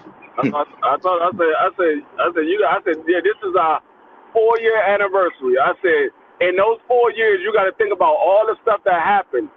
I said, I had got sat down for a while. You got sat down for a while. You had a stroke. You got sat down for a while. I said, we done had 7 grandkids. And I said, it's definitely not going to happen right away. I said, this shit going to take time. I said, but everything work out for the better when everything comes when it's supposed to come, not when you want it to come. It's come when it's supposed to come. When you able to handle it, that's when it's going to come. It's not going to come when you can't handle it. Because when you can't handle it, you're going to get it, and then you're going to fuck it up, and you're going to lose it. I was like, nah. I said, I'd rather take my time. If it takes me another 2-3 more years before I get the house that I want, and I'm able to keep it for the rest of my life, or until I decide to move into something else, I said, I'm good with that. I said, I don't want to get that joint, and then 2 years later we got to foreclose on the house because we didn't got into a daggone interest rate that flex, and we can't keep up the payments. No, I don't want that. Yeah. I don't want that. I want something where we be able to maintain and still go on with our everyday life. I ain't trying to be comfortable in y'all place and be thriving. Shit. Let's not do that. But I feel you, my brother. I feel you. Yep. I say, man, focus up. I know where I came from. I said, I know where I came from my first merge. I was out this bitch working 7 days a week, no time off, no vacations, no birthdays. I was just working every single day. That car was good, bro. How you feeling? For 15 straight years. 15 straight years. That's crazy. Working every day. I respect the hell out of that grind, but that shit is stressful. Hell yeah. I was like, nah. I can't do this. Yeah, I need my girl. My girl found a way to make herself. Now she working 7 days a week. I don't like it. I don't like it. Not on no selfish stuff, but I don't feel she worked too much for me. So I gotta, she can't be working 7 days a week. I'm not cool with that at all. At all. My wife doing that shit now. She doing that shit now. She working 7 days. I'm like, you gonna have to slow down. Yeah, for real. We be having slow down just a bit. She was like, we gotta get this house. I'm like, babe, even if we get the house, you ain't gonna better enjoy it because your ass working every day. Yeah. You gonna get the house, and as soon as you get it, you move into the house, you gotta go to work that night. No, you don't need to work 7 days. I said, I'm gonna let you do it right now because she about to have her surgery come up. So I said, I'm gonna let you do it right now. Once you have your little surgery, that 7 days a week about to go out the window. Yo, you gonna be working 5 days. I do not want my girl working that much, but I'm I gotta try to position myself so that ain't gotta be the case. But that's just what's in her. She just like that. She always been like that. But I don't know. I be telling her, you see them people more than you see your family, and that's just not life. That's not living. That's not it. That's not the way it's supposed to be. I mean, yeah, that's what I'm saying. She was doing that before I got with her. When I got with her, she was already working 7 days. Like I moved in with her, and the first day I moved in with her, she was like, "I'm about to go to work." I'm like, "Huh? You about to go to work?" I'm like, "What you mean you about to go to work?" She was like, "I gotta go to work. I work 7 days." I'm like, "So it's just gonna be me and your kids here?" She was like, "Yeah." I'm like, "Oh man," I said, "Nah, I'm just gonna go sit at your job. I'm not sitting here by myself. They barely know me. I barely know them. I'm not sitting here by myself with them." I was like, it took me a minute before I could stay in the house with her kids by myself because I'm that type of dude. I don't like to be around other people's kids, and I don't know them like that. I don't have nobody around my kids like that. Yeah, respect. Facts. I was like, no, I don't want nobody saying, oh, he did this or nah. I don't want none of that. Mm-hmm. Nope. I'd rather me be somewhere where you know where I'm at, and if anything go on you, I'm like, nah, that wasn't him because he was right here with me. Mm-hmm. Couldn't have been him. So it took me about a good 2-3 months before I could sit in the house with her kids by myself, because her kids they was all teenagers. So and she had 2 daughters.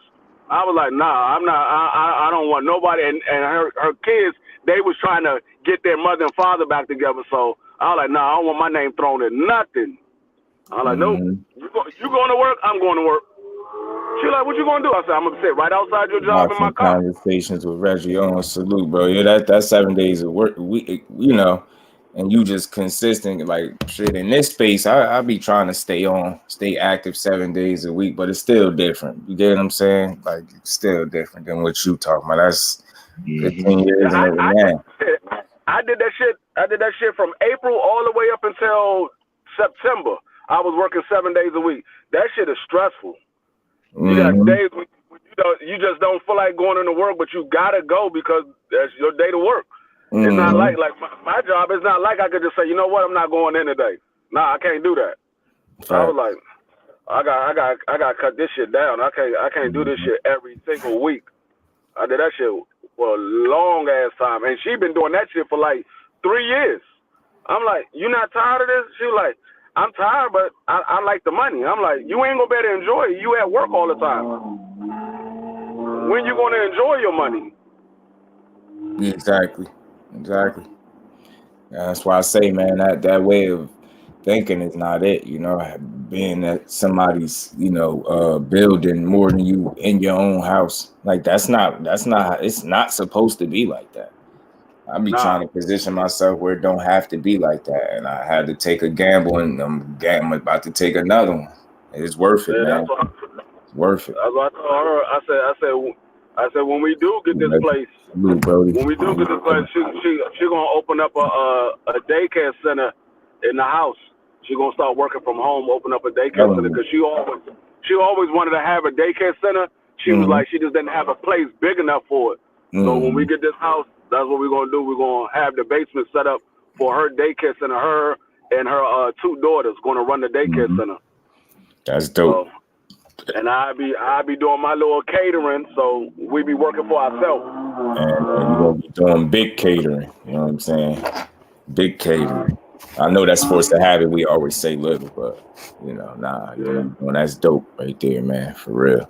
So all we doing, we just trying to put ourselves in a position where we can win. Us, our families, our people, man. That's it. Stay out there. Yeah, I'm tired of working for other people. I want to work for myself. I'm tired of working for other people. You get what I'm saying? And then that's all. It's nothing. It's not what nobody else is doing. You just know what you want, and that's where I'm at with it now. Like I don't feel like you should have to be stressed out doing something to get money. You get what I'm saying? I don't feel like that should be part of it. Cause I know what type of worker I am and what type of employee I am. I'm like, I'm dedicating myself to make these other people money when I could just be doing this stuff for myself. You know what I'm saying? Come on, man. You one of them people pretty much like I am. You go to work, you don't make money, you earn it. You see what I'm saying? It's a difference. You earning your shit. Going to earn it. And that's the type of work I always been. I earn it. You know what I'm saying? I don't go to just make money. I go to, you know what I mean? I really work for mine. Yep. I'm like, nah. I was like, yeah, we about to. In 2023, we got some big changes we about to make. Some big changes, some entrepreneurships that's about to go on. Like, nah, we ain't gonna be doing this. I feel you, Jay. I'm about to be 50 years old in about 4 years. Shit, quick, damn, 138 hours in 2 weeks. Sheesh. I ain't trying to be working for nobody at the age of 50. I'm trying to be owning my own shit. People don't get it, yo. You just want that. You want that freedom to, you know what I mean? Because as long as I'm spending 5 or 6 days at your job, that 5 or 6 days I ain't with family. And I'm really one of them people. Like I stick to my family, my people, my family. Like if I gotta see you twice as much as I see my family, it's something wrong. That's not balance. That's not a good balance for me. Yep. That's why I said I'm about to get this daggone YouTube popping. I'm gonna be doing that full time. I'm gonna be doing my catering full time. So all my time is gonna be spent at home, working from home. Get what I'm saying? That's all we want. We ain't got nobody don't want to work. We just don't want to work for people. You know what I mean? You don't want to be working and be stressed. Not saying that that's nobody's situation, but that's like, you know, that's crazy when you find a job, you know what I mean, that could be a career, you know what I mean, and you found a way, like the shit that you don't like about it, you found a way to deal with it and just, you know what I mean, push, and then you get a step up, and then some BS happen that's out of your control, and then where I'm stuck at, start all over again. People don't know. I mean, people do know, but some people don't understand how frustrating that is because they've been in their situations for, 15, 20 or more years. So they don't understand that you sitting there trying to get to where they at, and I can't get that many years under my belt at one spot if some shit happened out of my control. You get what I'm saying? Now I'm forced to start all over again. Absolutely, man. Come on, man. Yeah, that's what I don't like. Some stuff happened out of my control. The company decided to close up, and now I'm out of a job. Nah, I'm not trying to.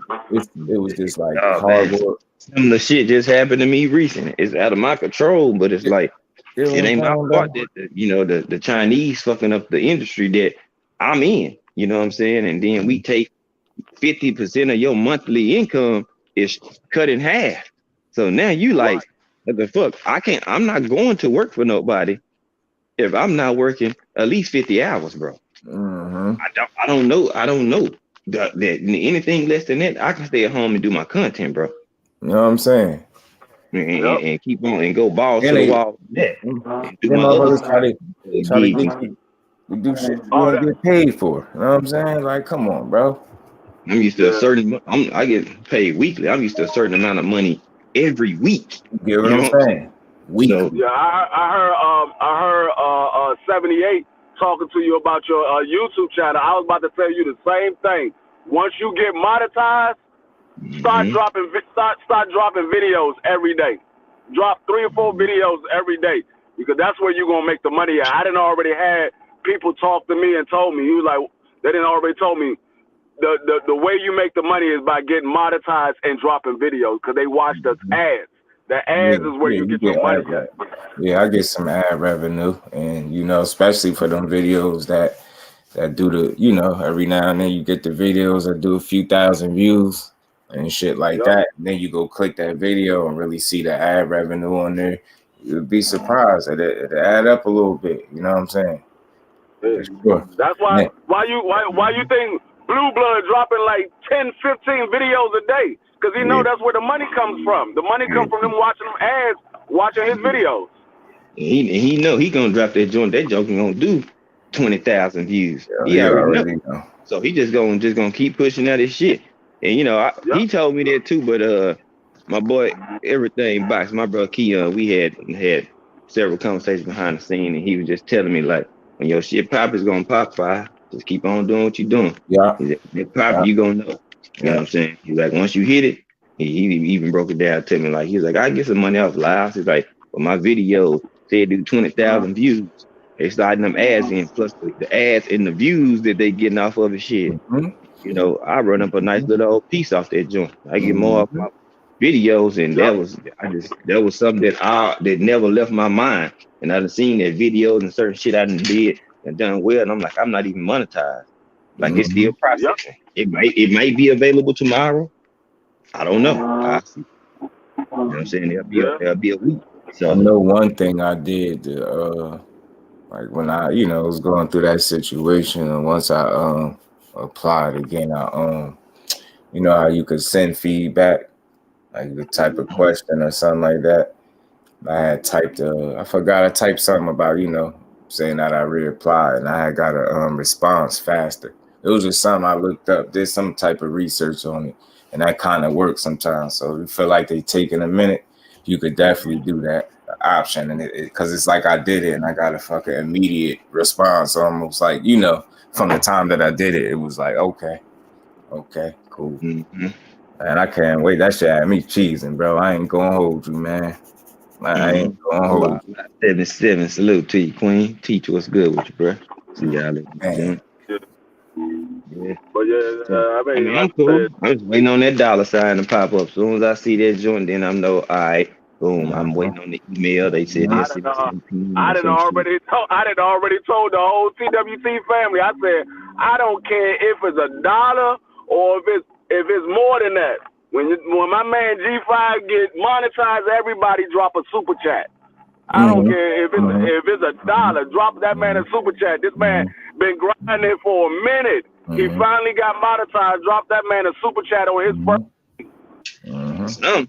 I mean, like, nigga ain't asking for too much or nothing. I don't be tripping on it because I'm more dollar sign. concerned Yeah, about A1, man. bro. I want the revenue. I feel like my content deserves money every day. But am I gonna be the one sitting up here picking and prying and begging folks? No, I'm not gonna beg them. But I'm with you. in my life, I will say, hey man, if y'all want to support y'all boy, shit, y'all know what to do. Cash out. It is too though, 5. Ain't nothing wrong with being proactive either though. Yeah, nothing wrong. You already know how shit to giggles. You know what I'm saying? Yeah. Like people actually benefiting and life is changing off the shit we talk about. That's why I said that's why I did that live yesterday. $800 in super chats and they ain't talking about shit. That's why I did that live. You already know how YouTube pay us when we do get monetized. You don't get no money until after you make that first $100.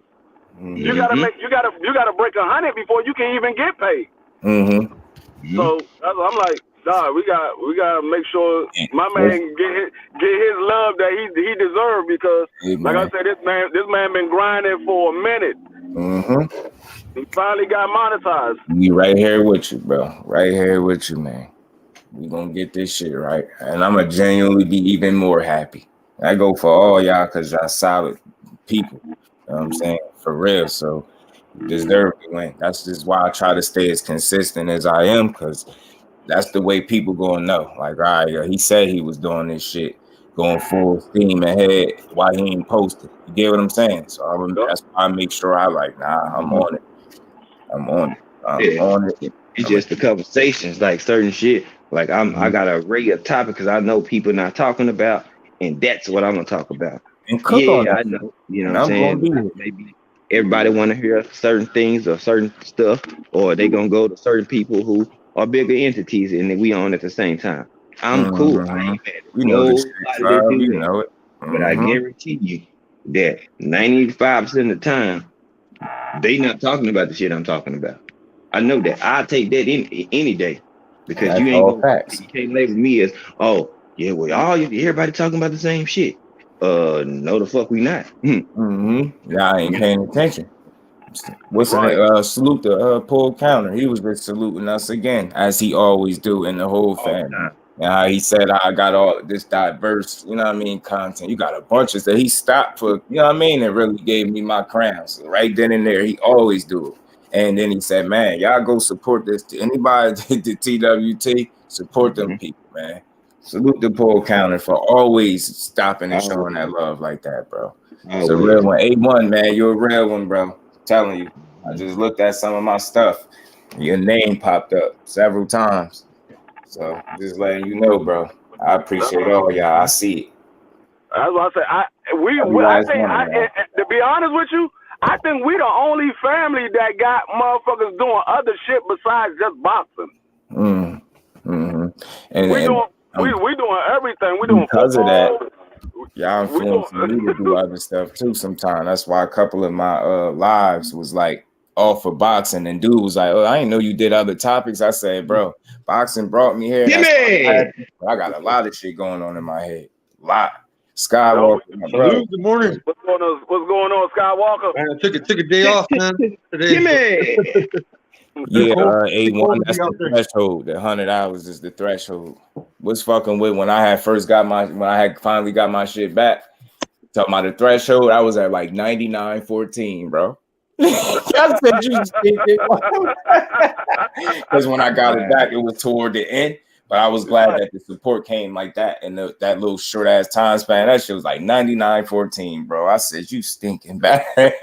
What if somebody send you $100 super chat off the muscle? Do that break your threshold, or you got to be? Yeah, absolutely. That once you make $100, everything after that you get. Yeah. You gotta make that $100. If it's a super chat, if it's just amount of views that equal up to $100.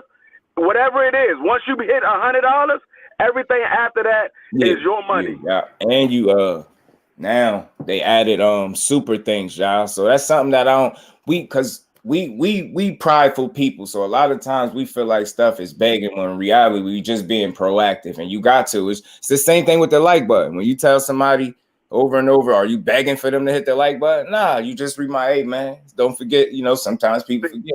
Hey man, cash up at the bottom of the screen. You get what I'm saying? It's just being proactive. That's all. Word up. We just be a little proactive. You know what I'm saying? Word up, man. A1, man. You solid as solid come, man. Trust me, bro. I'm gonna tell you what a lot of people don't realize when it comes to this like button.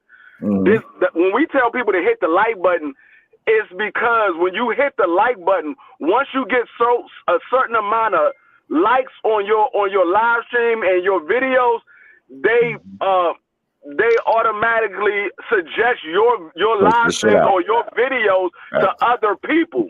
So that's why everybody always say hit the like button, because once YouTube saying, okay, these people keep getting like videos or like live streams, they're going to suggest your live stream or your videos to a certain set of people that's looking for that topic or looking for that sport venue, whatever you're talking about. They're gonna suggest your video. So if you get 1,000 likes and somebody's looking at box, they want to know something about Tank Davis, and you're talking about Tank Davis, you got 1,000 likes, your video is going to get pushed to a suggestion of check this live stream out or check this video out. That's why we tell people to hit the like button, because it puts our channel out there so other people could. Yeah, it puts you further in them algorithms. You ain't lying. Yeah. Straight up. That's what it does. It puts you in the algorithms to, hey, look, we see you over here grinding. At least every live you do, you getting 100 or 200 likes. Mm-hmm. Yeah. You know what I'm saying? It seems like when you break over that 100 like per live, that's when it's like, all right, cool. You know what I'm saying? Some people working. I'm still trying to make people or whatever. My shit at range from like 50 to 80. You know what I'm saying? Yeah, we know the usuals are going to come. We want the other people to come so they can come and subscribe. Mm-hmm. We trying to get the channel to grow. If we just have the same people come every day and nobody hit the like button, it's going to be the same people every day. Like prime example, right now, 7-8 live right now. He got 614 people in here watching, but got 365 likes. And it ain't nothing for you to hit the like button. Right. Like it ain't nothing. It don't even do it. It don't affect you in no way, shape, or form. No negative manner. That's what I'm saying. You come to the channel every day. Why not hit the like button as soon as you come in? You come to the channel every day. It's just okay. I refreshed it. It's at 452 now, but it's still 615 people. Watch it. Right. I got 152 likes. It's like I see why they be talking about the like button, because they get 500, 600, 700 people in here, and they ain't even got 50% of the likes. You know what I'm saying? They like, God damn, you in here the whole time. Mm-hmm. So I be going to this other YouTube channel that I go to when I'm watching, like when y'all not on and I'm watching basketball or something like that. I go to this other YouTube channel. This man be having like 3,000 people there when he doing basketball. He have like 3,000 people, and this man within not even an hour, within 30 minutes of his live stream, he got over 1,000 likes. I'm like, why it can't be like that for everybody? Why we can't get the same shit? Yeah, I mean, that's a fact. Algorithms. One night I covered a Donnie Nietes fight. Donnie Nietes is not even the most popular. Like Casamero's way more popular than Donnie Nietes, but I covered a fight. I have 47,000 people hit my chat that night, bro. Only time it's ever happened, bro. It was weird shit that night, man. Skywalker. 47. Yeah, that's how I started meeting a lot of Filipinos, man. One night, 47,000 of them came to my room. If those all those 47,000 people that hit the like button. I only got out of that 47,000 that came to my room that night, bro. I only got like maybe 200-300 subs, man. You know what I mean? But that was a big boost. It was a big the hell are boost you talking about? That's a crazy 300 subs. You That's tore your ass up, subs. boy. That's crazy. That's a dent. That's a hell of a lot of subs. How many likes did you get? Appreciate you. How many likes did you get on that live stream? I have to go back and look, but it wasn't that much, bro. It was like that's what I'm saying. 400 maybe. That's what I'm saying. You had 47,000 people. You only got 400 likes. Right. Something like that. Yeah. They be thinking you gonna steal. They be wanting you to steal the fights for them and shit. Like, come just support and call. We saying call. Bro had full fight commentary. He's saying commentary. Well, the funny thing was, bro, I wasn't even showing the fight. I was showing a replay that night, though. So I was kind of like maybe fucking with their heads because they were probably scrolling looking for the fight, you know, because it was a part 2. So I was playing part 1. It was Ioka. AT. I learned that shit from you, bro. So I played the part 1 that night just to hype up the fight, and everybody thought it was the fight because these cats were gonna fight that night again, you know. So they stuck around, you know.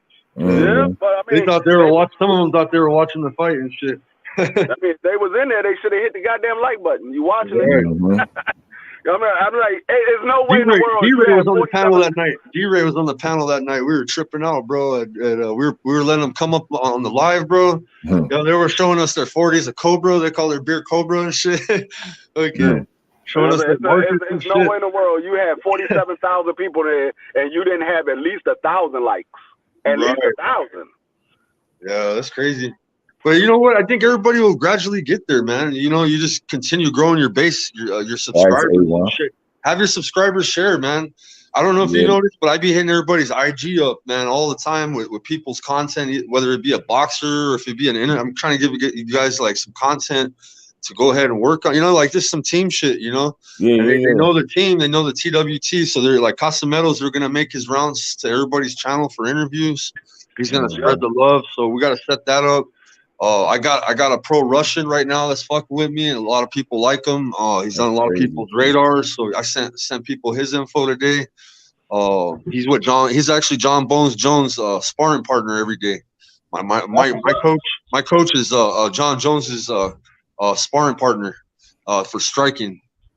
Yeah, so, yeah, he's with them every day. Yeah, Bones Jones, and he's in my gym with me in the evening. I'm in the gym from 6 to 10, getting ready for my fight.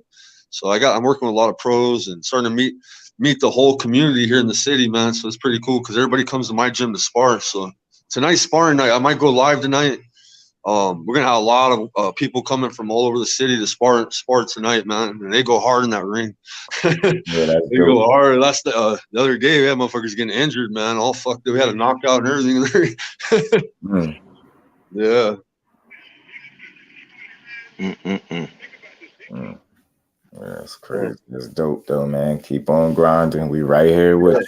And I always tell them, man, like, you know, you like I've been pushing your content, Dwayne. I tell them with the NFL, everybody's got their niche, you know, like Gabe's The Morning Show.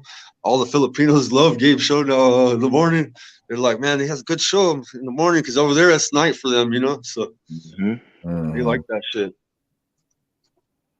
Yeah, them are people, man. They help get to the mark, man, like with no problem, man. So like shit, I enjoy them as well. They funny as shit too, man. You know, got a big fan base too. Is Japan, man. You gotta start rock. You know what I mean? Japanese, and they actually like Casamero, man. The Japanese are all like Casamero won a lot of fans in Japan in this last fight, so that's pretty cool. Oh, Seawood did his out. All right. Salute to Seawood too, man. Oh yeah, we well over 15. We more about like 40 something. You know what I'm saying? Like maybe even higher than that. But you know, we growing. We'll start going down and writing it down. I think T got to write every time somebody joined. I think he recorded and write all that shit down too. So we're at about 40 members now. Somewhere around there. I heard like up was over 30 for sure. Yeah, I say close to about 40. If that ain't dope, I don't know what it is. The other day, I think T was cooking on it. He was like, man, we were all getting mad views and it's different audiences, bro. So now everybody's starting to recognize the TWT, man. I'm telling you, man. They're really recognizing the team, bro. So I said we really giving people a reason to support. That's the bigger picture. I mean, it's all individual. I mean, we all contribute. Look how much we all help each other out. But the team has definitely made some noise, bro. Hell yeah. Hell yeah. They realize we real individuals, and we ain't out here tearing down no fighters. We just sitting here talking about what should be happening. Exactly. Without chasing off nobody's name, shit. We getting that. We appreciate who we do rock with and who we don't rock with. You know what I'm saying? If we don't rock with them, we ain't even got shit to talk about. Exactly. Only time we bring up something is if they bring us up. That's how that shit goes. They don't rock with them, we leave them alone. Like I said yesterday, leave us alone, we'll leave you alone. We ain't on all that goofy shit. We out here just trying to talk about this sport that we love, whether it's boxing, football, basketball, baseball, wrestling, whatever it is that we love. That's what we out here talking about. We ain't on that goofy shit. What's good with it, Joe? Goof troop ass shit. A1. Nah, shit, man. I was only just saying, I was in the comment section saying, like, bro, I was even guesstimating. I was like, I don't know how many we got, but if you saying we got pretty much over 20, ain't no reason in this world why everybody couldn't at least get an average of that amount of likes. We got 40 people, half of them should be at some point get to a video and hit a like button for. Even if they don't listen to it, at least go run up the algorithm part of it. It ain't hard to do. The first thing I do when I come into either a live or a video, very first thing I do is smack the like button. I don't do nothing else. I don't comment. I don't say nothing. The first thing I do is hit the like button, then I do everything else. A1, you know how many times I did that for your video? Like I saw you drop a video, but I didn't have time to watch it. I turn it on and leave my phone on. I hit the like button and I go do what I'm doing, but I leave the video running while I'm doing whatever the hell I'm doing, just so you can get your views. I didn't do that for Ashley. I done did that for Just Do. I done did that for everybody. Everybody part of the thing. I done did that. I click on their video, hit the like button, and if I'm doing something, I just let the video play, and I go about doing what I'm doing. But I make sure they get their view and they get their like. Look at this. People be acting that's pulling teeth. Y'all see the views, right? 38,981. Look how many likes. That's how many views. Look how many likes. Yeah, crazy. Yeah, 21 likes. 38,981 views. No, on that Tank Davis video I did that had over 6,000 views, I only had 126 likes. I had over 6,000 views, and and the video was only like 6 or 7 minutes long. I had over 3 hours of watch time for that video. I had over 3 hours of watch time, and these motherfuckers ain't hitting the like button. I'm like, y'all sat here and watched the video, but y'all ain't hit the like button. No, for real. 148. These are my first 2 videos. This bitch got 19 likes. Motherfuckers was viewing the shit out of it though. Right. Comment on it like a motherfucker. Shit, even that hit 3.8. I mean, it had like 34,000 likes. But shit, that's what I'm saying. It's simple, bro. Like the most simplest thing, people make it into the hardest thing. Like ain't nowhere in the world is that hard for you to literally, like, even now people listening in, like you listening, if you rock with it or not, or even now, you can hit the like button. And then if you decide later you don't like it, you can always click it again and unlike it. I think it ain't that hard. We got enough people in the family now where it's like, you know what? Clicking a video, not hitting the like button is like. It's like you waking up in the morning, getting dressed, put your shoes on, and forget to tie your shoe. How the hell you forget to tie your shoe? You put the shoe on, but you forget to tie it. Yeah, that's a fact. That's why I'm like, it's mind blowing when you really think about it. Like you literally the first thing you do when you pull up a video is the option to like or not like or a comment. Like you have to hit the comment button and go into the comment section. So you bypass and hit the like button. Like they right next to each other. That's why I be confused, like looking at some of that stuff. And I'm just like, yeah, it literally be a matter of people really not wanting to do the most basic thing to push or support something. And it's sad, bro. And all of us literally say that right before the video starts. Now, before I get started with this video, make sure you hit the like button. If you're not subscribed, subscribe to the channel. We all say that shit. every person video I ever see, they all say the same thing. Hit the like button, and if you're not subscribed, subscribe to the channel. Drop a comment in the comment section. Everybody say the same thing. And niggas just click on the video and just watch the video, and they act like they didn't even hear the first part of the whole video. No, they be skipping past it. At this point, that's what it seemed like. You just skipping right by it because for some odd reason, it's the hardest thing in the world to literally do the most basic thing in the world. And that's the part that be killing me. Like, I'm like, bro, we not asking you to give your credit card or debit card number. We not asking for your social, your address. We not asking for your gamer tag on video games. We ask you to do a simple function of what you have to do anyway, which is you gonna hit a button when you plug the video. We ask you to hit the button that's next to the button before you jump into the video. Yeah. And for some reason, I'm at work in the air, bro, and I'm still able to listen to a lot of people's content with the YouTube Premium, man. Hands free. You set up you set up your watch later videos. What you do is if you don't have time, you set up a playlist. And if you're at work and you can set up that shit for one after another, you can set up your shit like that with YouTube Premium and go hands free. The only thing is if you're hands free, then you can't be hitting the like. So you got to make sure to hit that like. Go back and hit the like. Try to drop a comment. You know what I mean? You know, support people, man. Especially the fighters, man. And the fighters got merchandise, man. These guys are investing all their time in the gym to be great, and they don't have time to work a real job, you know. And some of them got merchandise and shit like that, like Combat Tool Bag. You know, support some of these boys, man. You know what I mean? Because they definitely need help right now, man. Like, especially our fighters that are connected with our group. Because once they get big, man, they're gonna recognize real. You know what I'm saying? And they're gonna, you know, they're gonna remember us, you know. And we gotta just stay supportive, you know, of our fighters too within our organization. And you know what I mean? Try to support them the best we can, make them great. So it's easier than it seems to literally be supportive. It's harder to be a hater than anything. You gotta put energy into that shit. Supporting somebody is easy. That shit is easy as breathing. Yeah, I'm telling you. Yep. Or maybe, I don't know, maybe that's just my train of thought. Not everybody think like that, but that's just how I view it. Like, if you want to do right by somebody, you're going to do right by them. You know what I mean? Right. If you got alternative motives and all that kind of stuff, then that's when they come into play of like, okay, you got a hidden agenda that you got going on why you ain't trying to be on that same type of time everybody else is on. Right. That'd be the part that'd be killing me. I'm like, bro, like it's not that hard. Like, we really that's another reason why I won't get YouTube Premium. So yeah, it's hard, bro. If you don't have my fucking wife washed my earbuds, bro. Oh, dude, I had to buy some today. Because man, holding this shit or having that shit in your pocket, you know, sometimes, you know, shit's kind of, you gotta have them earbuds, man, so you can stay on it. You know what I mean? Yeah. Make sure you drink your water, Kev. I am not can't have this to be phone. Hell yucky, Kev. no.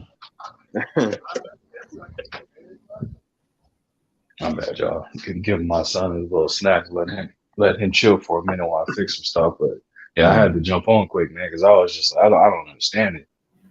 Like how hard it is to support people, but yet, you know what I mean, if you're not supporting nobody, you want to cry wolf about somebody not showing up and doing the same for you. And it's like, bro, what you expect? The energy you're giving is the energy that will be matched. I don't know why people don't understand that with a lot of people. It's like, well, especially with TWT, bro. If you rock with us and show us love, that's gonna be reciprocated, like times 10. Like, we're gonna show up and go free. You're right.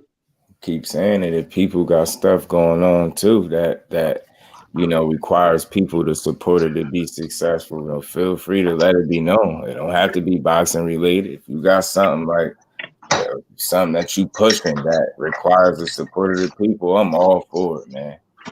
Like I said, I'm about to make sure everybody. And most of us got, you know, too. We got IG and all that. If you're really passionate about something, bro, and just let me know in the inbox, man. Yeah, I'm gonna be there for you. You know what I'm saying? Like, you know, let the team know, because sometimes, you know, like, you know, they'll be busy at the moment, but if they have the heads up, then, you know, a lot more people will show up. If you're passionate, you got a great interview lined up, you want the team to be there to support you, let us know in the inbox, man. Because I do that a lot too. When I have somebody come on, or, you know what I mean, I always try to give you guys a heads up, especially if there's like to get your subs up. You know, I'm trying to give you guys a message. you know, what channel to go to, and they see that TWC at the back of your name, they're gonna show you love. You know what I mean? And Skywalker, half the Let's time help the too. On team out. top of Let's that, help like, each other out, man. Let's just keep grinding, helping each other out.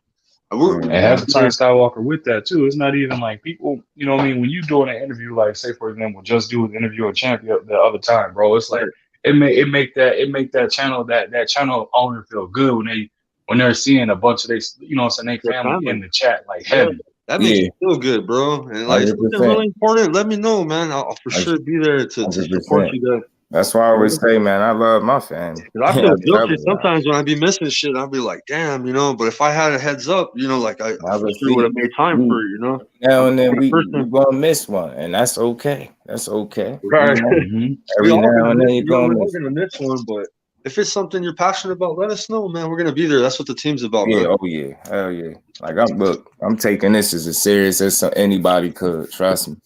Hey, trust me, man. Trust me. I ain't taking this shit for granted, and I'm gonna keep the workload consistent for sure. I know Super Bowl Sunday, man. We were there at D Freeze party and the whole TWT family. Playoffs and early, shit. So I mean, yeah, man. If y'all got IG finals, you know what I mean? We'll be there with you, brother. Sure. We'll be celebrating with you, man. You know what I mean? Whatever you guys are passionate about, we're gonna be there. Yeah, because I'm like, bro, it's not that hard to show up, and we done seen with our people, we show up, but it's like, man, we looking at certain videos and certain things you're doing and not noticing it and stuff like that. Like I said, bro, every video I come across, for everybody that's in TWT, man, I make sure I hit that like button, every single one of them. I be having to reset the bell icon just so that that way I can get notifications, because YouTube will turn that off on you. So I'll be resetting it to make sure I get it.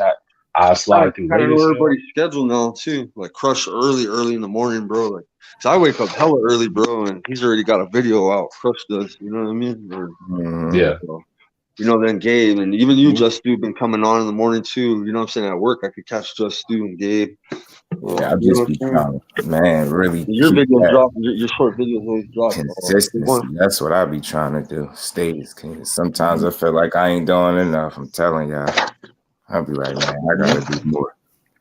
Just gotta do more. You know, I'm just like, man, you know, that's why I try to keep my shit, make sure I got my lives on. Because it should help boost you, you know, keep your shit out in the algorithms a little bit more too. But it's like, when we drop a video, you know what I'm saying? Like, we might get 500 views on it, but then somebody could drop the other same shit and they got 5,000. And I'm like, be funny. Our shit might be more informative and a better video. What shit? You know what I'm saying? It just is what it is. So that's why I'm like, hey, you know, I aim to, you know, want to get it to a point where it's comfortable, where it's a steady, and all my people. That's my goal. Like, I don't care. It don't have to be. If everything we can do hit 1,000 to the point we pumping that much algorithm, I'm cool. Even if it don't do 10,000, shit, as long as we hit 1,000 at least, shit, goddamn, every time we, you know, crank this shit up. And now that's when, you know, people have a little bit more. They'll feel better about the shit, and they'll be inspired to even put out even more content. Cause you like, shit, at least I know I'm gonna get 1,000 views. Shit, I know I'm gonna make me some revenue off the shit. You know what I'm saying? As well. So, you know. We gotta be like U.S. Army Rangers, man. You know what I'm saying? We with our creed, we said never leave a fallen comrade. You know what I'm saying? And we're not gonna leave anybody behind, man. When somebody blows up, we're bringing you up top with us. You know what I'm saying? Yeah. I want to say this. It's bound to happen. It's bound to happen any minute, man. You know, already Just Do. I mean, you're taking off. A lot of us are taking off, man. Me and Gabe, we just hit the over 1K. I mean, everybody's starting out, but yo, man, give this shit a couple years, man. Watch. Smoking a joint with Tyson. Your subs just took off. They was like, you was already there. They was like, we viewed you like you was already monetized way before you got monetized. You know, it was like the numbers didn't. Everybody assumed that I already was there. It's like I've been doing this shit for a good year and some change. So you know what I'm saying? Consistently, yeah. You know what I'm saying? And yeah, so I'm like, all right, cool, we there now. So I wasn't tripping on that because I'm like, if people review and respect my channel as if I'm BF or 7, 8 of somebody. Now, do everybody come in and tap in? Hey, they have their reasons, they have the whatever they want to. But I ain't worried about that. I ain't gonna go down that rabbit hole. I leave right where it's at. But I'm not so much tripping about it because you know what I'm saying. You know, if you more popular, whether it's good or bad, or how people feel about you, guess what? They gonna pull up. It's just like when Floyd Mayweather fought. Whether he win or lose, people want to see what the outcome gonna be. On YouTube. Whether it's a good conversation or a bad conversation, or the person gonna eat your ass alive as soon as you type in, they still gonna pull up. Seems like the less confrontation that you have, the less shit you in, the longer it takes, because you don't have that drama aspect, that bullshit aspect, that cloud or that you're gonna allow on your channel. And people feed off of drama and confusion, and that's why some people get a lot of views, because drama and confusion and chaos is gonna come over there. Right. So people want to come to see how the outcome is gonna be. So a lot of people get a lot of views because they got chaos going on. And they know it. I took off a video the other day. I got a lot of views on it. Rachel sent me a video of her getting kicked out by security, right? That's the one I shared with you guys. Yeah, I remember that. I took that shit off my fucking YouTube channel. Even though it had views and comments, I was tired of keeping up with that damn post, bro, because I had a lot of motherfuckers disrespecting Nonito and Rachel, bro. And those are close friends of mine. So I just removed the whole post. I deleted both of them, bro. Even though they had mad views, mad comments, had a lot of likes. You should just turn the comments off. You won't get no more. Yeah, I did that, but it was already too late type shit. And I could have removed it. I guess I removed it all. But yeah, I just removed it, bro. I didn't want no negativity associated with my channel. You know what I'm saying?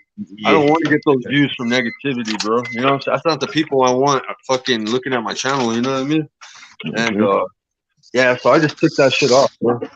I got rid of all that shit. I had like 60, 70 likes, fucking 2,000, 3,000 views, some shit like that. It was already climbing, and I just took it off, man. I was like, I don't want those people coming to my channel. I don't want the pigeons and shit like that. You know what I mean?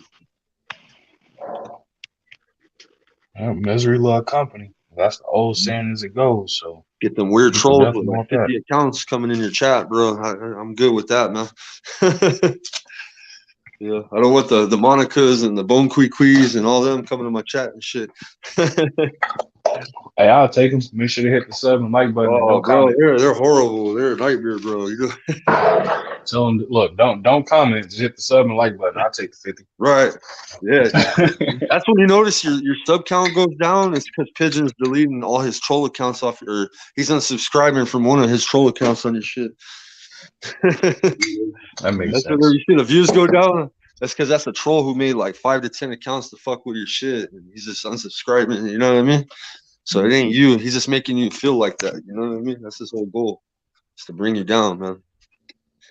Just stay motivated. Doing it not. I know people do it whether it's pigeon or not. So I'm gonna call that shit out whether it's pigeon or not, because he ain't the only person that's gonna do shit like this. So I make that shit known. I'm calling that shit out. Fuck anybody that's, you know what I'm saying, swagger jacking and peeping content, taking ideas and all that shit. Get your dog ass on. Right. But don't let me find out exactly the name for sure. Yeah, T, you right about that. Let me do that. They love drama. Yeah, they're bad, bro. Oh yeah. Yesterday I was on the run yesterday. I had that fool come in with like 10 different accounts. It's like, bro, you don't have nothing else better to do. You're such a loser, bro. Picture your old big titty fat white boy looking like come on, big boy. You gotta get up. He looks like Elton John looking motherfucker. You know what I'm saying? Yeah, man, get out of here, bro. Skywalker, fool, yo. Motherfucker wears dresses and everything, man. Shit, the trip, man. Thanks, T. Yeah, like that's why I say we all make responsible content, man. Drama free. Okay. Closest we get to drama is when we have to address stuff. Other than that, we really here for the right reasons. I promise you, I am. Every day I do this, I'm here for the right reasons, y'all. The build, that's why I call. That's why I be saying, let's build. That's what we do. We build. Forward progression, as bro always say.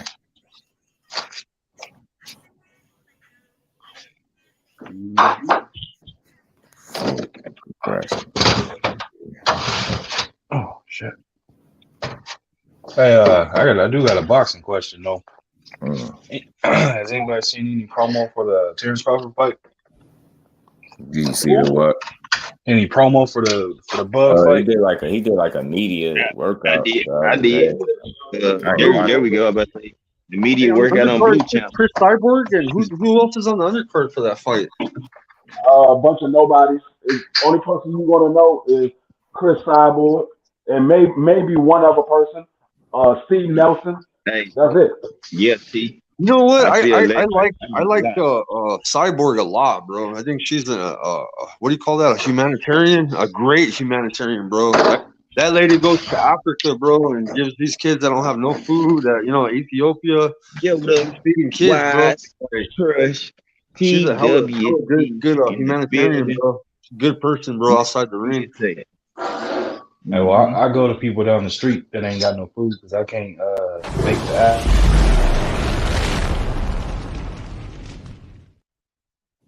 Yeah, she does a lot, bro. She does a lot with her money, bro. Whatever money she makes, bro, she's like a big old humanitarian, bro. She takes off and does humanitarian trips and shit. Yeah, I just like athletes like that like give back. You know what I mean? That's right.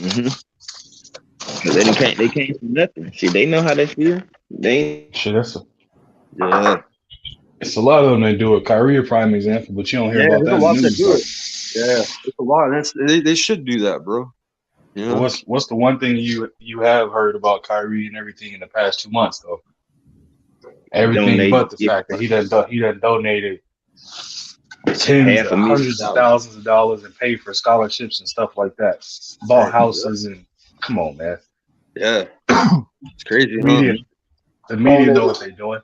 He took $65,000 of his own money to that girl that got killed and gave it to their family. Yep. The man do good stuff. He talk a little crazy, but he do good things for the people. Yep. Yeah, that's what I said. You don't hear about that. They won't blast that over the media. What they'll do is they'll blast about part of him. Sometimes it's just truth, and they don't want to hear truth, and they don't want to hear nobody that's black in a position of power start educating and teaching people about shit that they don't want them to know about. So that's a problem. You learn and you educate people. You having education is no problem. You become powerful when you got the resources, the assets, and you get people to believe the shit you're talking about.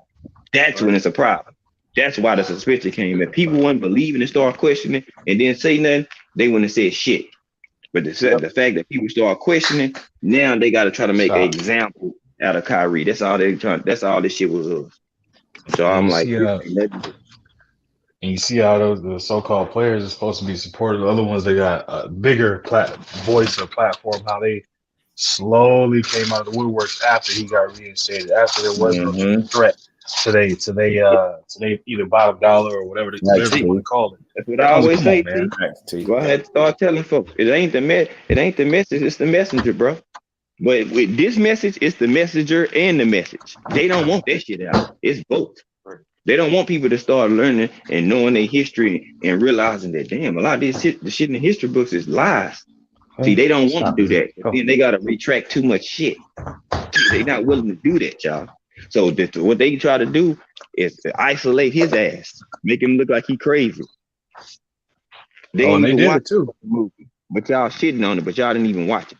So, you know what I'm saying? How you gonna know if what he talking about is not true if you didn't go watch it? They don't care to watch it. They just care about the narrative of destiny to create and make people believe. And they believe and they created one that he was slandering and disrespectful and all this other shit.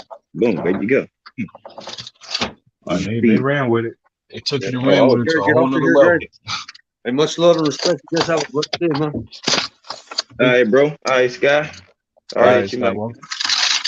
So now look at it. Shit. You see, after they realized who was proving the producer of the movie came out and start speaking on it and shit, then all these motherfuckers start trying to retract and trying to apologize and be back behind Kyrie and shit. You with that suck ass shit. Nope. That's supposed to be your dog, and all y'all turned y'all back on it real quick. It's like a lot of these analysts and all these people for the book, scared of what somebody gonna say to you, or what they gonna think about you if you support Kyrie. Ooh, I might lose my Nike endorsement. You know what I'm saying? Ooh, I might lose my Adidas or my Reebok endorsement or my Under Armour endorsement because I support this or I say this is correct or something. Shit, them folks think about that. Damn, fuck a friendship or brotherhood. They ain't gonna mess up their money. And that's where it's at, unfortunately. You live in a world where people shit, if they get making a certain amount of money, if you can't replace that money, they not gonna fuck it up. I'll tell you that shit now. It can be your favorite athlete, your favorite actor. If they got a certain amount of money, shit, and if what they supporting can't give them that money back, guess what? They're gonna go against the grain. It's gonna happen. Too many times I've seen that shit. Seen that play way too many times. So, you know, a lot of people that y'all didn't expect. Even LeBron had something to say. And it's like, damn, okay. All right. Go ahead. But you can't take that shit back once it's out there now. No matter what you do, you can try to retract it and do all that shit. But guess what? The shit is already in the atmosphere. Yes, sir. To all the people that was doing that shit, you think Kyrie forgot about that? Hell no. Hell no. He ain't forget about that. I hope he don't. Like I said, keep that. Hey, this only thing this remind me of is people exposing themselves to the same situation. Not to dive into politics and shit, but when Trump and Hillary was running for president, right? What did you see? You saw a lot of people, you know what I mean, start coming out and showing different things where there was a lot of relationships lost and stuff like that over people seeing people true colors of how they was acting over certain shit that happened. The George Floyd situation, all that. What you started seeing? You started seeing a lot of people true colors started showing, and a lot of relationships getting torn down or ripped apart because they thought this person was this way, and then you know what I mean, like that's what it reminded me of. It was literally a situation where people had the opportunity to show unity and come together and support this man, even if it's from a standpoint of them just saying they may not agree with the message, but they're not gonna let him stand there in the cold by himself. Instead, they sitting out there literally watching him out there freezing, not even throwing him up some hand warmers or a jacket or nothing. They just left him out there on his own.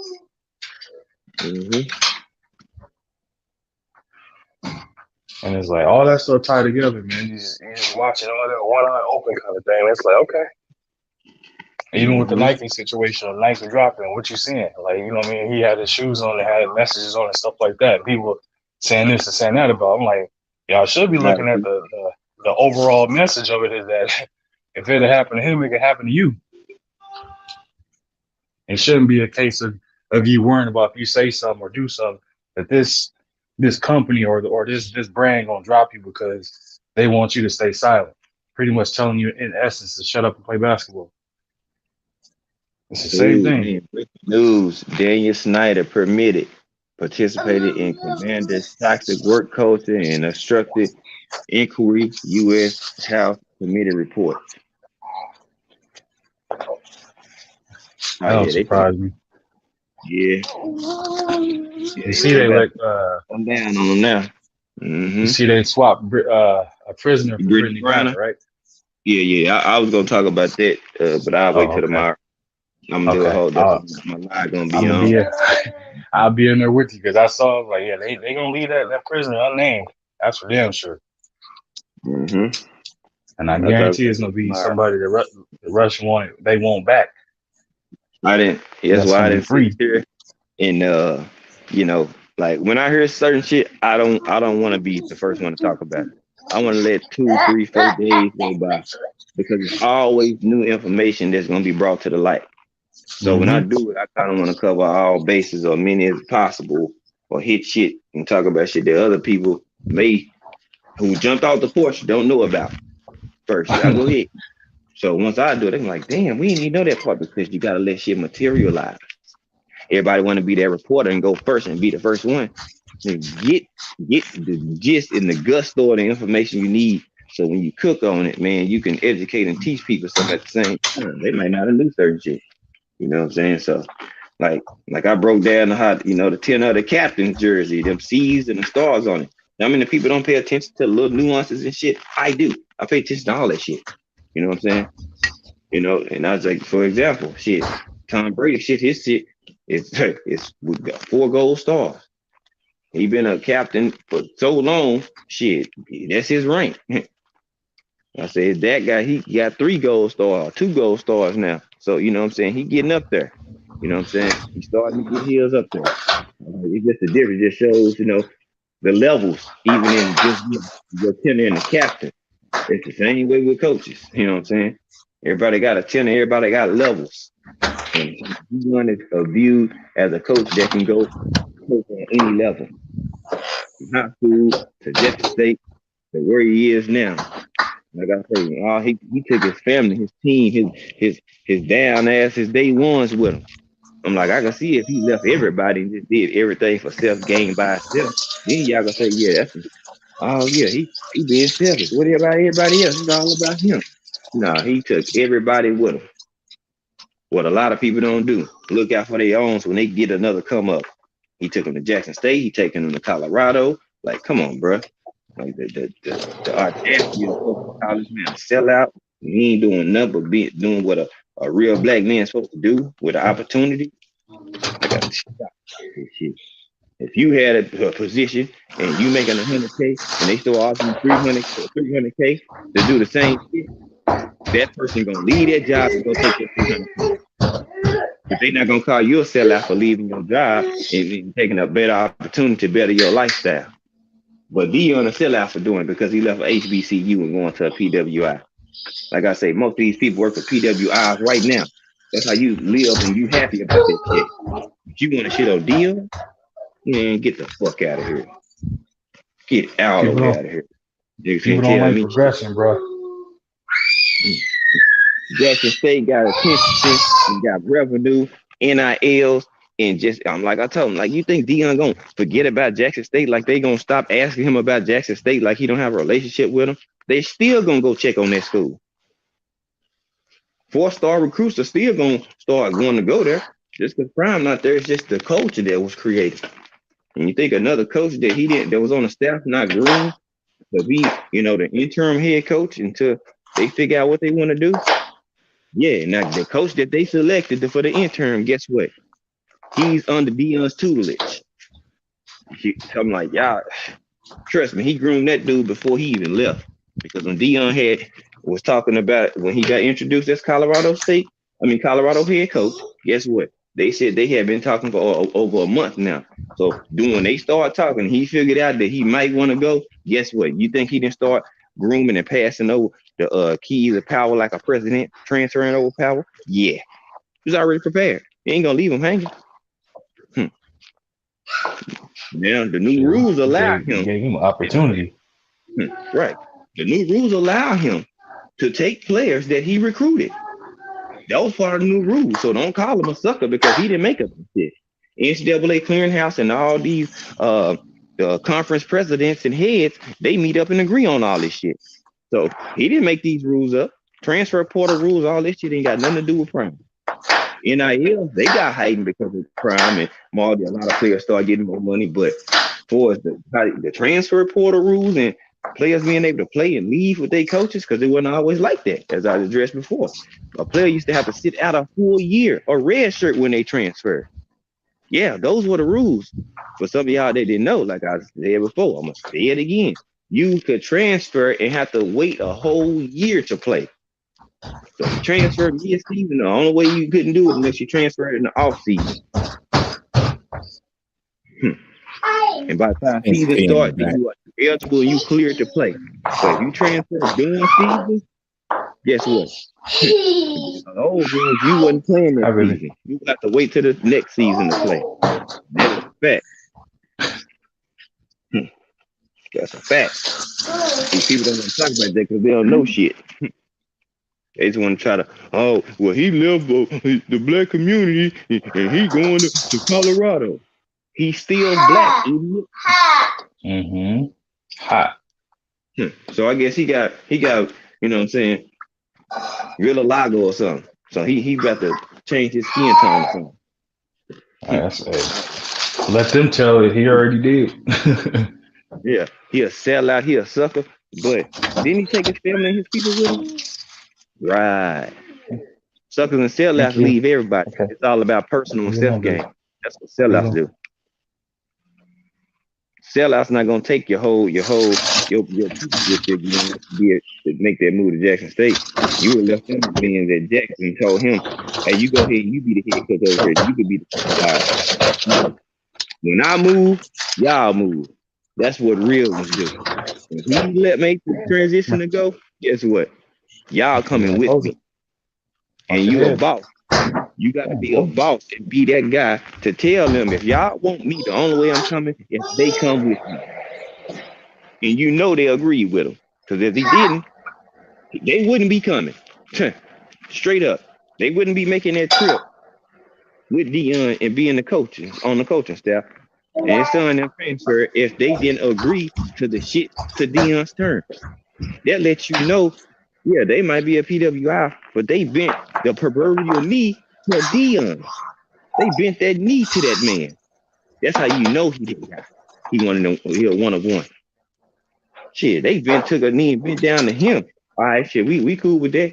We just want to know if you coming for sure, so we can go ahead and prepare and get situated so you can be there. Oh, my bad. I walked away from the phone. T, I ain't even. My bad. It happen, man. They get to talking sometimes. Good. Yeah, man. Yeah, I was thinking, now I'm glad you said something about this shit, fam, because I was going to talk about it too. I'm seeing how people jumping on Deion, but let's really take this into consideration. Right? This is why I like this show, because you talk about shit. I be want to talk about shit like this. You talk about shit like this. I like talking about like real sports, like issues, like not just the sports in his own, but outside of the sports too. Look at it like this. Deion and Mo Williams, because Mo Williams gets slept on this. Mo Williams from the old Cavalier point guard, the one that he the Jackson State basketball coach now. Basketball coach. So look at what Deion did. Deion set off a trend, bro. People mad at Deion for starting something, right? And it's only gonna be a trend. He only gonna start it if people follow suit. Like you could lead, but if nobody's following you, then you by yourself. Who you lead? A leader can't be a leader unless he got somebody to lead or something to lead. So if Deion, instead of going big steps, right? Instead of trying to throw Deion on the bus, instead of trying to get your shot off Deion, how about you motherfuckers just follow suit? How about you go pick up his JSU job? He already got his partner there, right? Which y'all know why coaches do that. A lot of them players who can't get into Colorado yet, they go to JSU and they go transfer. Y'all know what's going on. Y'all know how they go. Every school got a farm school. You know what I mean? Every community college got a college they mess with. Every DT school got a college that they mess with. You get what I'm saying? Deion, y'all don't know what's Deion is setting up a pipeline. This called a pipeline right here. What Deion is doing. Now, what other people got to do? Eddie George, you know what I mean? They got Eddie George at TSU, the other SU, TSU Jackson State. You know what I mean? Eddie at TSU. We gotta get Tim Brown to go coach, you know what I mean, Carolina State. I mean, South Carolina State, their HBCU over there in Carolina. We gotta get goddamn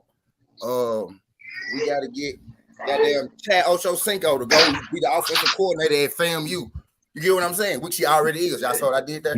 We got, what I'm saying? We got to get more people to go down there and start doing what Deion did and make it a thing. Make it a big deal. I don't hate on what Deion did. Deion set the bar. Deion set the fucking bar. I know what Jackson State about because I'm from down here. TSU and JSU rivals. Tennessee State and Jackson. I know what they about. That school wasn't shit, bro. That school garbage as fuck. That school was the bottom of the barrel, piss poor, bro. TSU used to beat that school, like that's how bad that was. And them folks don't want swag after swag. Got fucking 5-star recruit after 4. I'm really jealous in the inside. I'm the rival school, but I can't even hate on what that man did for that school. You know what I'm saying? Bro, them folks gonna turn up. More people gotta go do that. Eddie George gonna be next. But more people gotta go do what them folks did. I hate. Yeah, Eddie George already coaching. He already there. Yeah, he already in HBCU. I think George gonna be next. to get his recognition. You know what I'm saying? To get his flowers. He having this is second year. He having a rough little start, but you know this third year he got some players coming in now. You know what I mean? That's why I said what I said earlier. You know what I'm saying? Coach Robinson then was good because he went to Alabama State. What did you do? All American, went to the league, got drafted, came back to coach. Daddy was coaching, HBCU there, and all that shit. And guess what? He mad because Deion got more respect than him. That's why he's so mad and called saying Deion not swag. That was a jealousy thing. You was HBCU to the core, and you couldn't do what Deion does. You know what I'm saying? That's why you was hating. That's why you had Alabama A&M players disrespecting and shitting on Deion when y'all played with each other. He ain't swag, you ain't swag, you ain't all that shit. Yeah, you was mad because you didn't have the pool and couldn't do what Deion did. Your team is pretty solid, but you ain't have enough clout to get in and change the culture of the HBCU. That's why he was so dick riding and mad about Deion and shit like that. So goddamn mad, talking about he not swag and all this, because he mad, because he hating. He came to the swag and turned this bitch up. Got way more money pumping through the swag. Got way more eyes on the swag. ESPN games and shit. You know what I'm saying? For these HBCUs, when people was looking at them as like second fiddle. But in the 70s, 80s, you know what I'm saying? HBCUs was a hotbed for NFL prospects. Mike Tomlin. Yeah. Mike Tomlin went to HBCU. You know what I'm saying? You got Walter Payton. Jerry Rice. You got Terrell Owens. Bro, you got Steve McNair. Randy Moss went to, you know what I'm saying? Then went to Marshall. You know what I mean? Yeah. So, I'm like, bro, it's too many people that came up out this joint, bro. You know what I'm saying? So now it's at a point Jacoby Jones from the Ravens, the one that ran the touchdown back to win to start the Super Bowl. Y'all remember him? Nigga went to come on, talk to him, Fi. Nigga went. I seen him at Lane multiple times, bro. Like nigga really went to Lane. He was trash. He couldn't even catch, but he made it to the league from Lane. You know what I'm saying? And so it's a lot of people, bro, that came from they got a long litany list of Hall of Famers and people that came from HBCUs. But as the generations kept changing, you know what I'm saying, more people start to treat HBCUs as second fiddle. You know what I'm saying?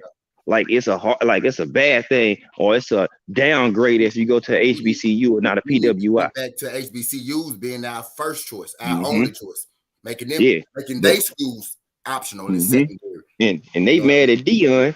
He bringing more money to bring more value to the conference. More value means people can have better facilities. You see how their response was when they walked in Colorado facility? Nigga, what? Bro, they was even blown away. And they used to having nice things at this point now. They used to having shit, and they walked in Colorado, was like, oh shit. That's what they wanted to say. Like, they wanted to cut so bad. Like, god damn, this shit nice. But you looking in like, oh man, we ain't never had this. We came for Trinity. We had 2 weight racks. They not lying. 2 weight racks. You know what I'm saying? You know what I'm saying? So they come from there to Jackson State where they get a little bit more to where now you at Colorado and you got an NFL type of facility. With his style and the players he bringing in, bro, they got a tub for training. One of them hot, the other one cold. Right, but next to each other. You can pick which one you need or what you need. Like, man, this right here, dog, I'm telling you, bro, he is going to bring a different light and a culture to Colorado. Remember, y'all, they went 1-11 last year. They won 1 game. One. And then Deion, I know he did that on purpose. He looked at that school and said, I wanna turn it around. Yeah, he like challenges. He like bringing people from the bottom and turning them into something. You know what I'm saying? Like, he loved challenges. Shannon Sharp said, you know, that's one of my longtime friends. He's like, Prime? He's like, dude, this dude is the ultimate competitor. Challenges, he wants the biggest challenges. The ones people think he can't do, he wants that. John Kramer, bro, you took the words right out my thoughts, bro. I was waiting for Fire to finish cooking before I said that, bro. You work to advance, you work to move up. The thing is, they mad at Deion when don't be mad at him for advancing. Follow suit, y'all. Follow What's suit. poppin', John Kramer? Yep, that too. Follow suit. Go get you. And you got to have that juice too. You can't just go there being by the books. Ain't nobody go see you. You got to be extra. You got to be, you know what I'm saying? You got to bring light to them. You got to be something else. You got to have that it factor in you. Deion got that it factor, bro. He got that shit in him, dog. Like when he talk, people listen. They don't just listen, they download. You understand? When he's speaking and get the teaching and cooking on what he doing, people download that information like a computer. And then they go transfer it onto the field. Come on now. Some of them people lives will be changed. Anytime they go to a certain setting, they're gonna be suited and booted. Why? Because they adopted that culture. I look good, I feel good, I play good.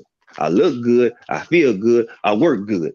That's the type of shit he instilled in these players. You know what I'm saying? So what you think he about to do to the culture of Colorado? You already got boosters and NIL deals just waiting. They got about 10 of them already on hand. They ready to go, ready to pour money into this school. That's when you that dude. Y'all see Nike uniforms right there right now? Don't worry. By the time this season or next season, they'll be Under Armour. Don't we worry about that. Them joints are gonna get changed from Nike to Under Armour. Why? Because he got the CEO and owner of Under Armour is his dog. You already know what's finna happen. He about to switch up the uniforms. It's coming. It's a coming, y'all. Y'all will see that U on them uniform, on them jerseys here soon. Because he gonna pull right up and sit down and have a meeting with probably the Deion, the athletic director, and probably the dean or a president of the school, and they gonna sit down and talk about that shit. Hey, Five, I'm gonna hop back in the chat. Appreciate you letting me on and salute the rest of my brothers. I gotta put this boy to sleep, man. He done fell off this little slide and hit his face and crying and stuff. All right, pimp. All right, bro. Yeah. Do you think? Growing pains, man. Growing pains. I'm gonna show y'all this joint, man. This thing. Yeah. Oh yeah, that contraption you got going on over there. Yeah, growing pains, little A1 growing pains.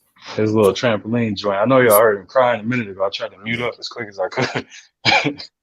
Don't worry about it. But I'm in the chat. I'll be listening in. Y'all keep cooking, bro. All right, bro. Yeah. Hey, John, that's what I had said earlier before you came in here, bro. Everybody has benefited in the swag because of him. Everybody paid. The scale is finna go up. Shit. A lot of them teams that swag that didn't have NIL deals or shit like that for these players. Guess what? They players got them too now. Deion brought all them NIL shit and the benefits of that to the swag. And you notice the swag people ain't complaining about it. It's the people that's outside complaining about it. You think the swag conference?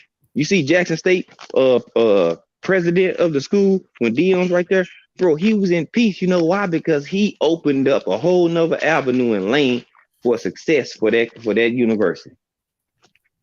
That's why. He already know. Him and Deion got a relationship. Deion don't fuck up good relationships he got. So you think he's not gonna continue to look out for Jackson State? I guarantee you, he gonna have people still looking out and tossing shit to Jackson State. No cap. Under Armour probably gonna keep doing business with Jackson State because they keep growing. They keep growing as an entity. What he did, like Deion know what he did, man. Deion got them folks years worth of endorsers, years worth of deals. He set them up and he moved on. Them folks still gonna be set up and play.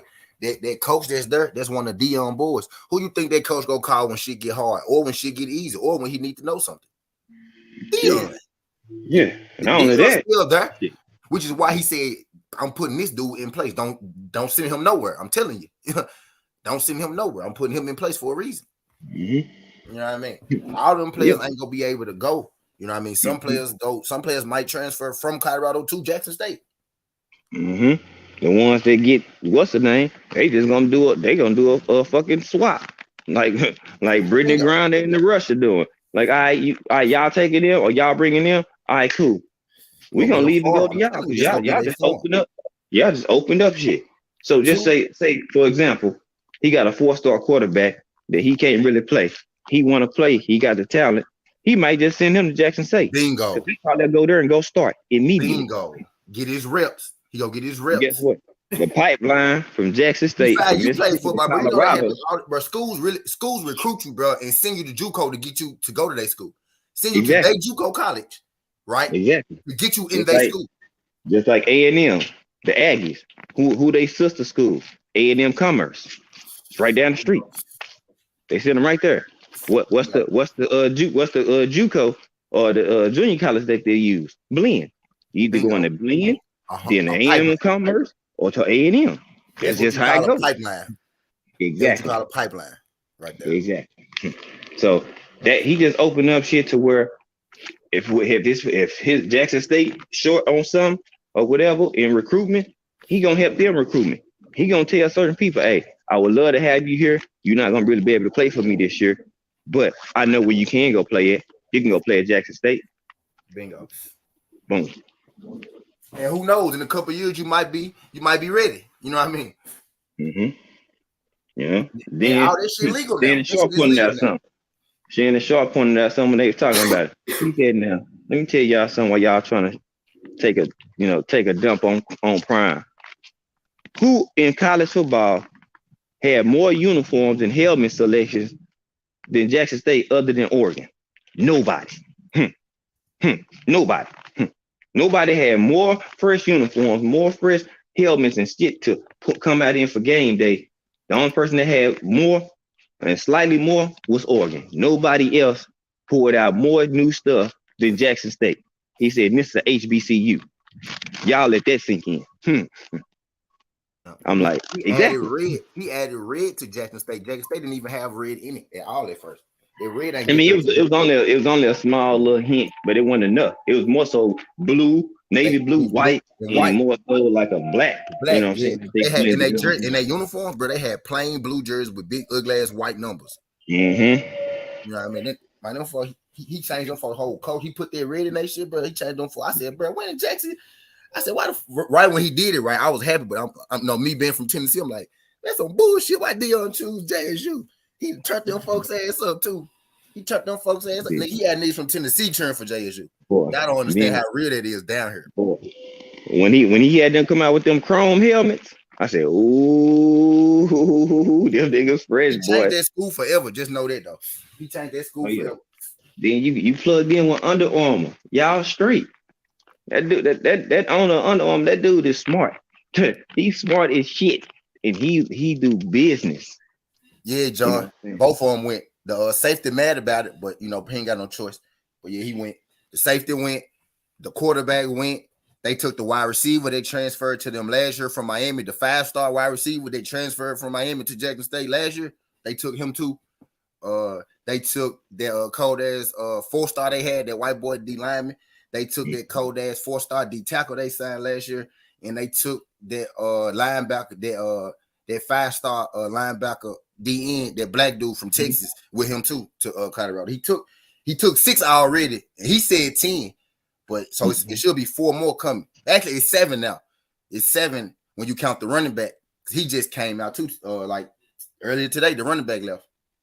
Which one? You talking about number 4? Because Travis Hunter, he already was gone when Deion took the job. Him and Shador was the first 2. Shiloh, he wanted to stay. He didn't want to leave, but he leaving. Now Shiloh wanted to stay. Like he was ready to be. Yeah, like, Shiloh wanted to be there. He was ready to die. You could go. Yeah, he adopted that culture, bro. That HBCU culture, bro. Shiloh loved that shit, though. Don't y'all see his celebrations? He imitating the damn drum majors and shit, bro. He loved that culture, bro. He done adopted that shit. He went from South Carolina to that, and you know what I'm saying? Like that's the whole different vibe. You got a lot of your people, 60,000 of your people screaming every game. Like, bro, he the man. Big brother. Like that ain't the son. Like you of course that's your daddy. You love him, right? But Shiloh is his daddy's son. Shiloh, his own man. You know what I mean? He is his own man. He the second oldest. You know what I'm saying? But then, you know what I'm saying, Junior got a different mama, you know what I'm saying? But Shador, Shiloh, and Shalomi, they got the same mama who is Pilar. So, you know what I'm saying? Of course, they got a they vibe and chemistry might be a little bit different. You know what I'm saying? They got the same pops, no cap, but from Pilar, what's the name? Is the big? He the oldest. He the big bro. He got an older brother, but it ain't from his mama, so he got a, you know what I'm saying? Like he got that big brother mentality. Like, nigga, I could make my own move. You know what I'm saying? But he already know once Travis went on here and Shador, he probably didn't like it, but you know what I'm saying? He had to adapt. He got to see the bigger picture. Got to see and he took his daughter. His daughter used to hoop for JSU. She transferred to Colorado too. Yeah, I already know. He was at the school. When he was doing his press conference, she was in the gym. Doing, exactly. Just dribbling. You know what I'm saying? Hooping. Yeah, so she, you know what I'm saying? She 18. Too. So they got. I mean, they in a good position now. They can go ahead and ball out at Colorado. I mean, shit, they gonna be on TV a lot more. You know what I'm saying? So now Deion gonna bring the even more exposure. You know what I'm saying? They got players coming, so they're gonna come in when these players get there. They're not gonna be a team that they thought that they had last year. It's gonna be totally different. With Shador at the quarterback and Travis Hunter playing both sides, and Shiloh at the safety. Then you got Marshall, the running back, I believe he transferred too. Number 36. You got the cold that linebacker from Texas, the big white boy from Kansas, and then you got the other D tackle from running back that's transferring from Bama. You see what I'm saying? And them defenders I named, them boys is cool. I forgot their names. They're quick. Grimes. But it's like three of them though. Them niggas, a D tackle, a DN, and a linebacker DN. Them folks cold. Cold.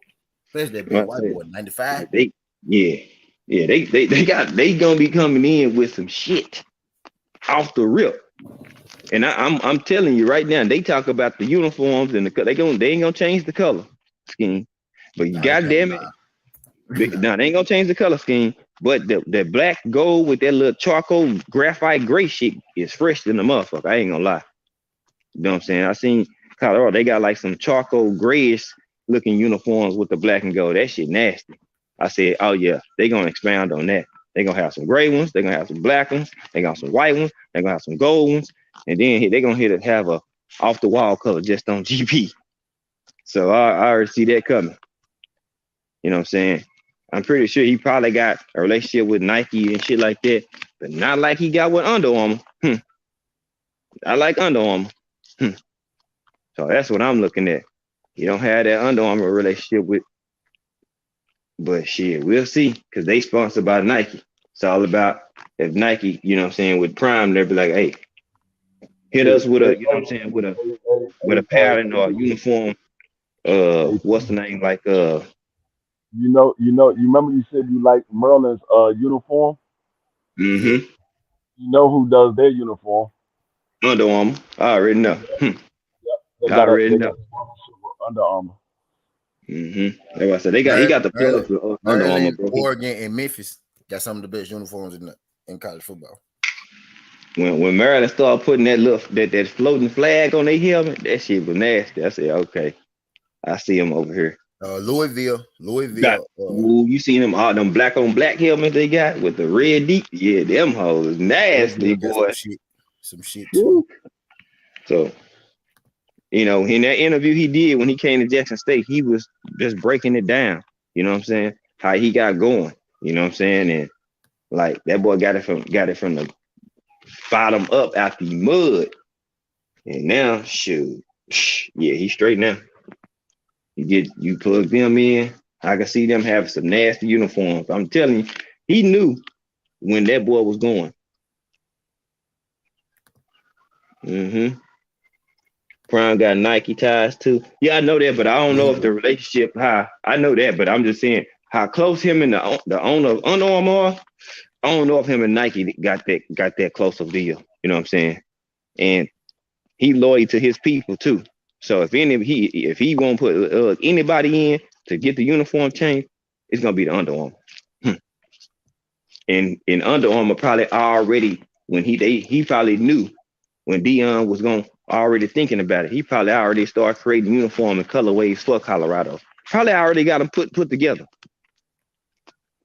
You'll know if they was put together by the time they start, when they say unveiling of the Colorado new uniform, that will let you know that they already put them pictures in play already, because he already knew that Deion's gonna make the move. But when Deion gave him that, hey, I'm headed this way, go ahead and cook us one. He probably like, I already got you. You know what I'm saying? He said Grimes garbage. He came from my Tar Heels. That motherfucker ain't do shit. Hey, he kicking ass at J.S. Jr. So you know who I'm talking about? John. Mm-hmm. John know him. Yeah, he transferred. He went to Colorado with him. Mm-hmm. He went to Colorado with him. Yeah. Him, the wide receiver from Miami that he got to come down there too, went with him. He a junior. Damn, I forgot his name. Something Junior. Troy something Jr. Pope. Trey Pope Jr., Troy Pope Jr. But he was a fast ball. He came out like 2 years ago. He played for Miami. Yeah, he had a couple down seasons, a decent, okay season. Then he had a better that season. Motherfucker ain't shit. Fuck him. Probably going to get them in his ass, though. Going to be on the bench fucking with Prime. He a beast. He was a beast with Jackson. That nigga cold. He turned this shit around. Okay, he was cold. He was cold last year. Around. Hey, John said, "Fuck that nigga." Hey, John, you know if he couldn't play, Prime wouldn't be keeping him. Just like he told Colorado players, shit, some of y'all ain't gonna be here. He go fuck around, get to the league. Fucking with Prime. Mm-hmm. He said, "Yeah, Grimes. Yep, that nigga. You know exactly what I'm talking about. Yep, that big white boy. He cold, bro. He cold. They got a linebacker from Texas. He was a friend. Grimes, bro. He only played 1 year for y'all. He got 3 years of eligibility left, John. I think, matter of fact, he probably left y'all because y'all won't play him. Now that I think about it, he only played for y'all 1 year, didn't it? He redshirted, and then he played for y'all 1 year, and he left. He's I'm a Tar Heel since '90. I can talk shit about my team. Grimes, the motherfucker couldn't run. He stayed trying to play catch up every time he was on the receiver. Hell no. I went to the games, big dog. On the receiver. He a DN. So he was a fast stop, but he never panned out. He can't run for one. I think we're talking about a different player. This is a DN, number 95. Because I think he a red shirt freshman. Nah, see, he ain't no corner. He ain't no corner. He a red shirt freshman. Dude, I'm talking about Grimes. He got 3 years left. It's a Grimes it's a cornerback that played for JSU named Grimes. It's Warren. They call him Nugget. He came from a JUCO. Nah.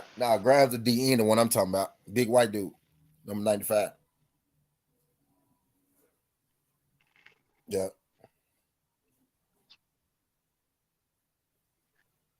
It's Tony Grimes. He went to Carolina. No. Now I'm talking about a dude from JSU. He entered the transfer portal like 2 days ago. Yep, he did jump like 2 days ago. I think this was Grimes. He was a redshirt freshman though. He did transfer in though. He never played. Hey, I'm looking at the transfer portal. The number one player in the transfer portal right now is a cornerback transferring from Virginia. One of ACC's top defensive players this season is in the transfer portal as a graduate transfer. Is the top rated player at any position who is currently available. So he already did his fault. He just playing for fun now. Yeah, he doing something in class. They graduate. He must be getting another degree or something, solidifying that future. He a cornerback? Yep. His name Fentrell Cyphers. He about to go to Colorado. Too. Watch. They say he the number 4 corner in the country. He started all 9 games in which he appeared.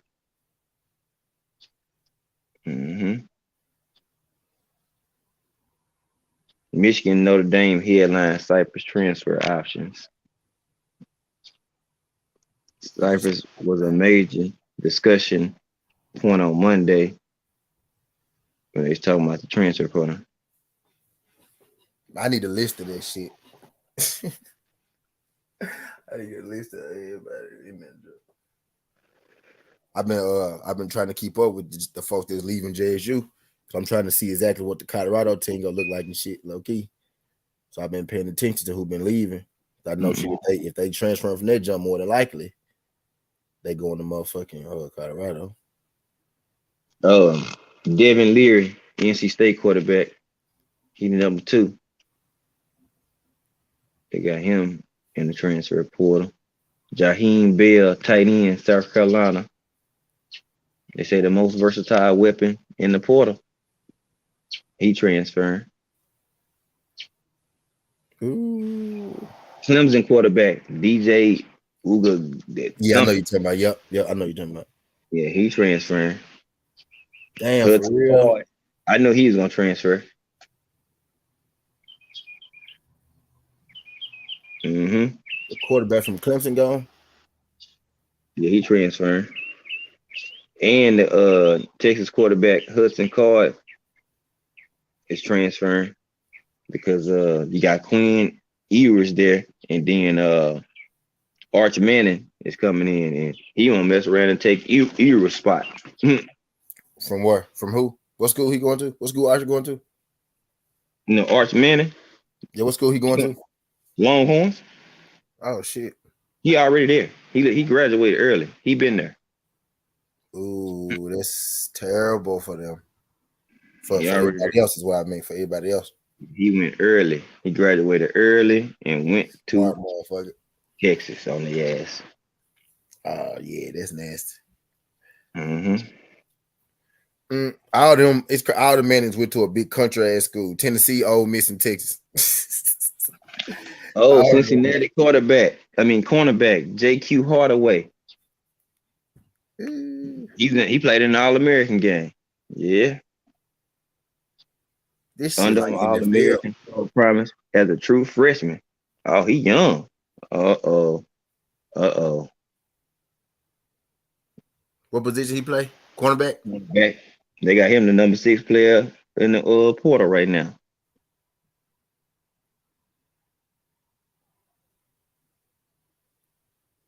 He played 95 snaps his first year and allowed 3 catches for 19 yards. So he's out there.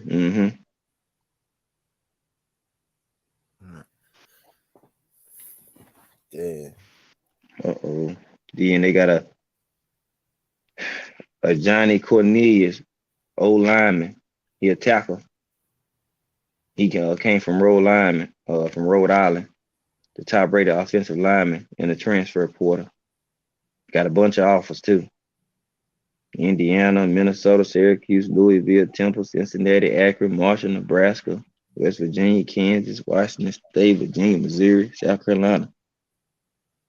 They all want to serve. It's a developed story. FAMU coach might go over there with Deion. I was just talking about FAMU. Miss Ty here reduced. Salute to my queen, to my sister. What's going on, sis? He's 6'5", 315, playing tackle, so he a big ass dude. Let me drop that flame for you, my sister.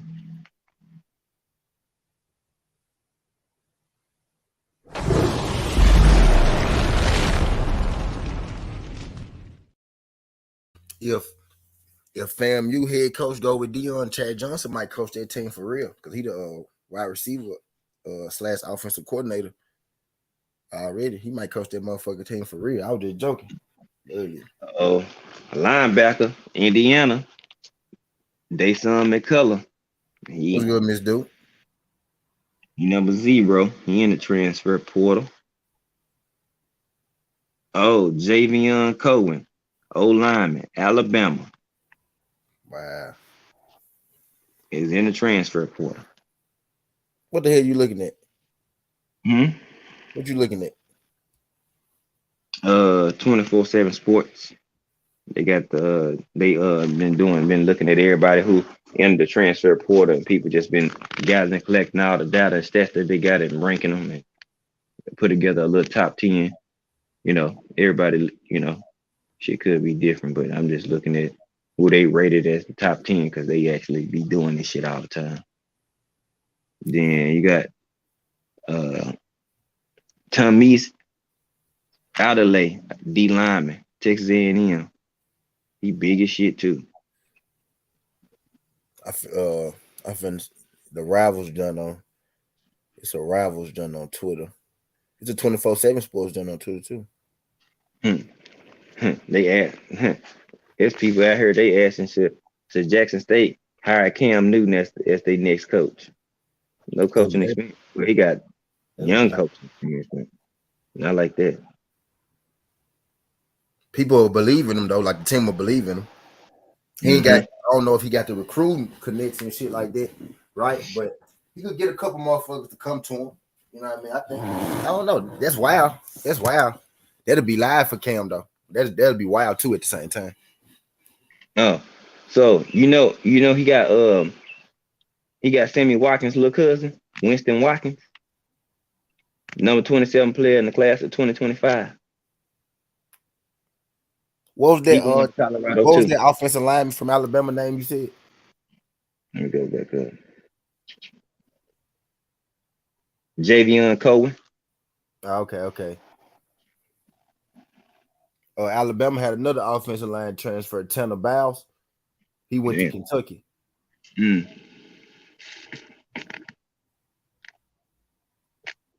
Oh boy, Deion fooling. He fooling. What happened? He got another top 20 ranked transfer. He got Jimmy Horn Jr. too. Wow. So that's the news. Look, number one ranked transfer receiver, wide receiver Jimmy Horn Jr. plans to visit Colorado and others. He came from South Florida. Yeah. Well, damn it.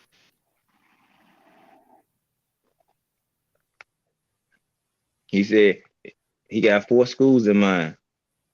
He focused primarily on Colorado, Houston, Penn State, and A&M. He said it's these 4 because I have built connections with the coaches in a short little period of time. Horn is in process of finalizing his visits, but it sounds like he will make his way to Boulder next weekend to meet the Buffaloes after speaking to Gray Harrell, who is expected to follow Deion from Jackson State. Yep. That's his recruiter right there. Who? Gray hair, that's who helped him recruit. You know, the defensive and secondary is Coach Dre. You know what I'm saying? Carter. He was a head coach at Trinity with him. Then he got, what's the name? Coach Matthews. Is John still here? John, you still here? What you know about Storm Duck? One of y'all cornerbacks entered the portal. Storm Duck.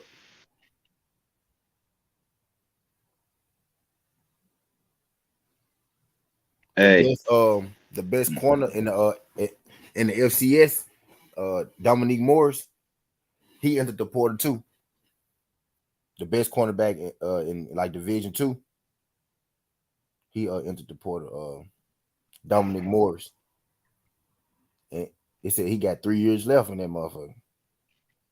From Fermi.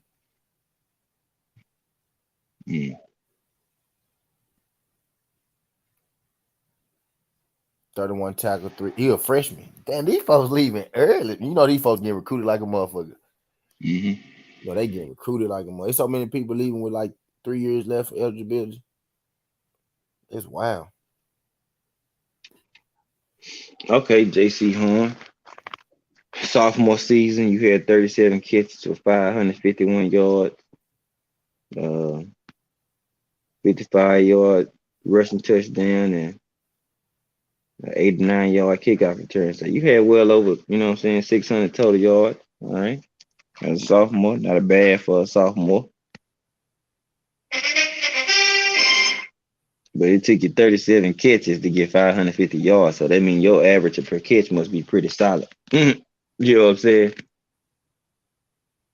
C Wood, what's good with you, bruh? Heard you filling out your shit for TWT. Wow. FIU tight end transfer 5. He called the tight end from FIU. FIU, Florida International. Yeah, he called as hell. He transferred. I mean, he entered the transfer portal. Rivaldo Fairweather. Damn, this shit like the NFL now. This shit really live though. Already see what we got you covered, man. You're already good. You've already did, you know what I'm saying, your due diligence on that. You know what I'm saying? And everybody is pretty cool with you already. I know most people are. I'm just speaking in general. So you ain't got no issue. You ain't got no skeletons in your closet that we got to be worried about. You know what I'm saying? So, go, yeah, because this is what happens. You know what I'm saying? When you know what I'm saying, when it's official like a referee with a whistle, every time one of them TWTs come in, you gonna get that hiya, hit me.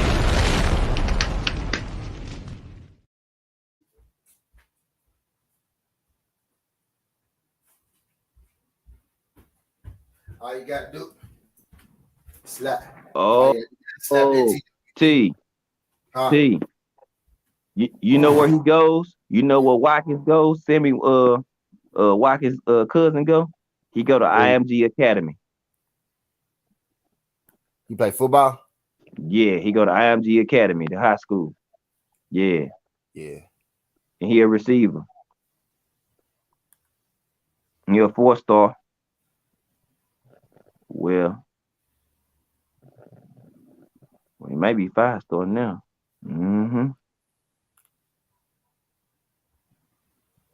27 UNC. national. UNC. Well, now he 13 national, number 4 receiver national, number 3 in Florida. So, yeah, he about to. Oh, he's a hard commit to goddamn Colorado. He did it on 12-4. Sammy Watkins? His cousin. Yeah.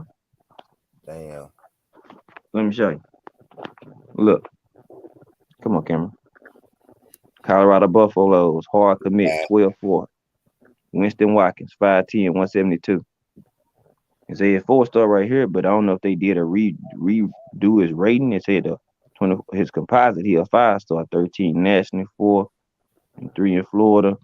Then this one up here says he's a 4-star, 27 national, number 7 receiver, and number 3 in Florida. So, and that was on the 4th. So soon as he knew Deion took the job, he verbally committed. That's what that means. He's gonna go. Florida had 7 people transferred to them yesterday. A 3-star. Look at this. So I think he gonna be done. He probably gonna do his other visits, but look at this. There's Watkins. Colorado. Yeah, he done. Yeah, he there.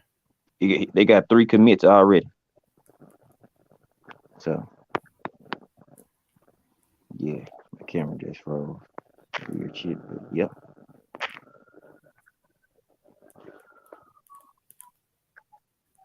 Oh yeah. Yeah, they squadding up like a motherfucker. So that's shit. That's like 8 players right there.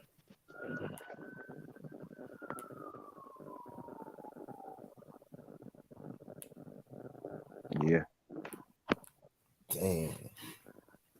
Yeah.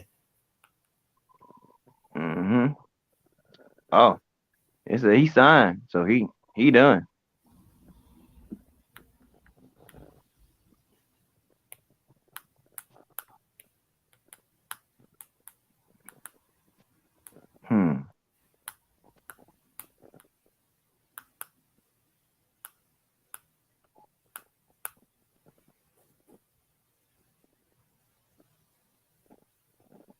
Damn, Colorado. Look, let me see. They only have 4 5-star recruits ever. T. Who did? Only 4 ever. Colorado. He's the only 5-star. No, they only had 4 5-star recruits all time. Oh shit. Okay, yeah. They, in 08, you remember the real Scott that came from California, big running back, 6'1", 240. I remember him. Didn't pan out in the league though. Marcus Houston, running back, 6'1", 200, class of 2000. Class of 2025, Winston Watkins, and then class of 07, Ryan Miller, old tackle for the Broncos. After that, it's been 4 stars. Russell Lovett, yeah, and other shit like that. A bunch of 4 stars.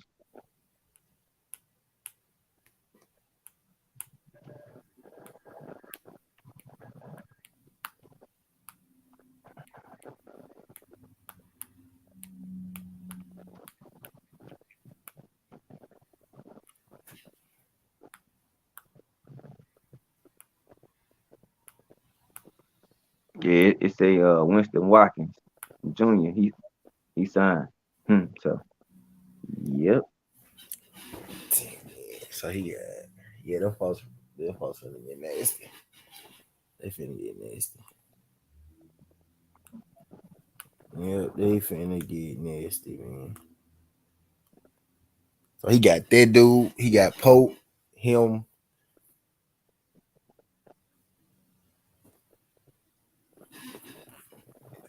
And it was another wide out there went too. Another wide receiver that went. Mm-hmm. I can't think of the other wide out, but 2 wide receivers went, and then he committed. And then you got Hunter who go, he go play a little wide out. I think he needs to just play wide out in general, to you true.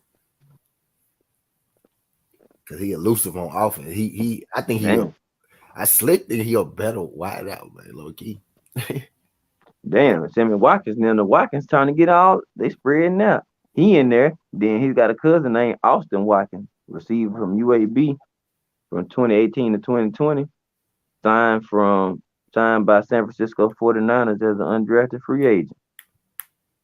Then you got young Watkins going over here to goddamn Colorado. And they all play receivers. That's the kicker. Damn. So look, this was the timeline right here. On July 30th, 2022, he went to visit his unofficial visit to A&M. On October 15th, Watkins Jr. unofficially visited Florida State. On November 18th, Watkins Jr. decommits from A&M. Less than a month later, Watkins commits to Colorado Buffaloes.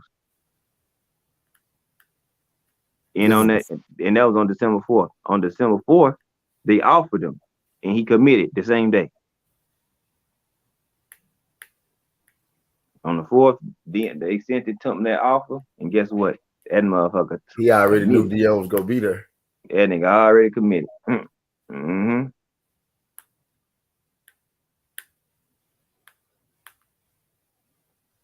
Oh yeah. Now that is that's when you that dude, bro. When you that guy, man, shit, you got a different power. Mm-hmm.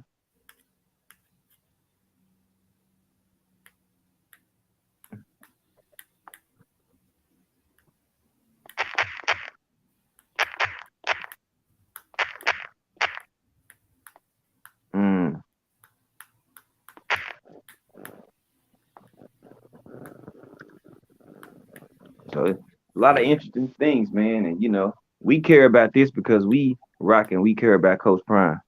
What's up, sweetheart? What's your question? She asked it. She said, "Is the rankings like basketball?" Yeah, pretty much. The same star. Yep. Same star system. Yeah. Mm-hmm. Yep. I just got your text message, sweetie. Yep. I got 100 bun. I see. Okay. I only could imagine.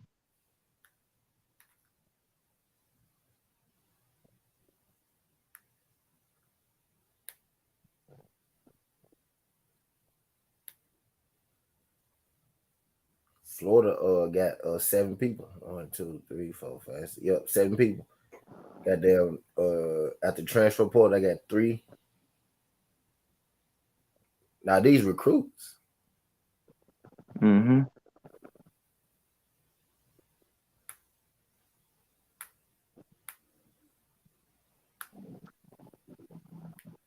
Oh, the person that doing this article, bro.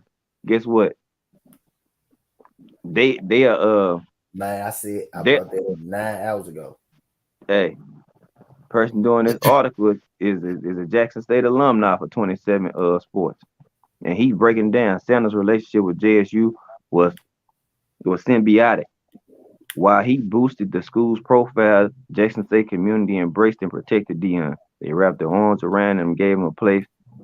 He proved he belonged in the college football landscape. They protected him from doubters and people who claim he ain't swag while treating him like her sons, Real like his talk. sons and like family members.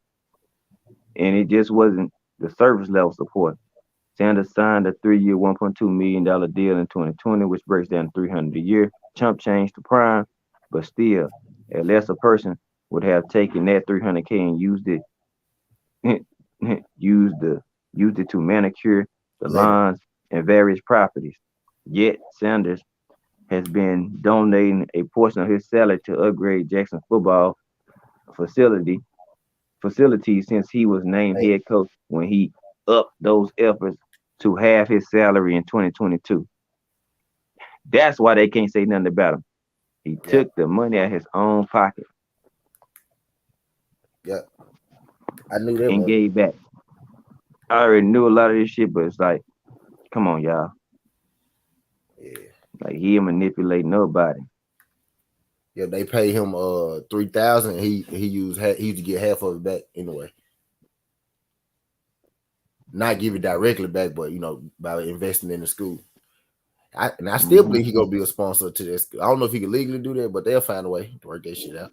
hmm They'll find a way. No, he just gonna keep the boosters over there. Yeah, Boosters that support him, he gonna keep them rocking and rolling. Hmm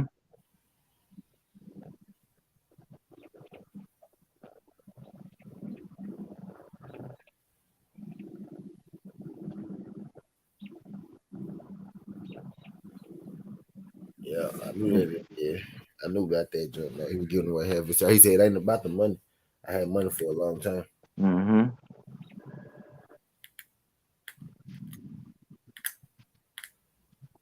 He said he said they called me prime for a reason. Like, yeah, that nigga got money. He ain't tripping about no bread. I ain't gonna blame him though. You don't pass on no 5 million a year. Just even at the surface, I get it though. Yeah, it make, but still, it just nah, bro. 300K to 5 million. That's what you call a flip.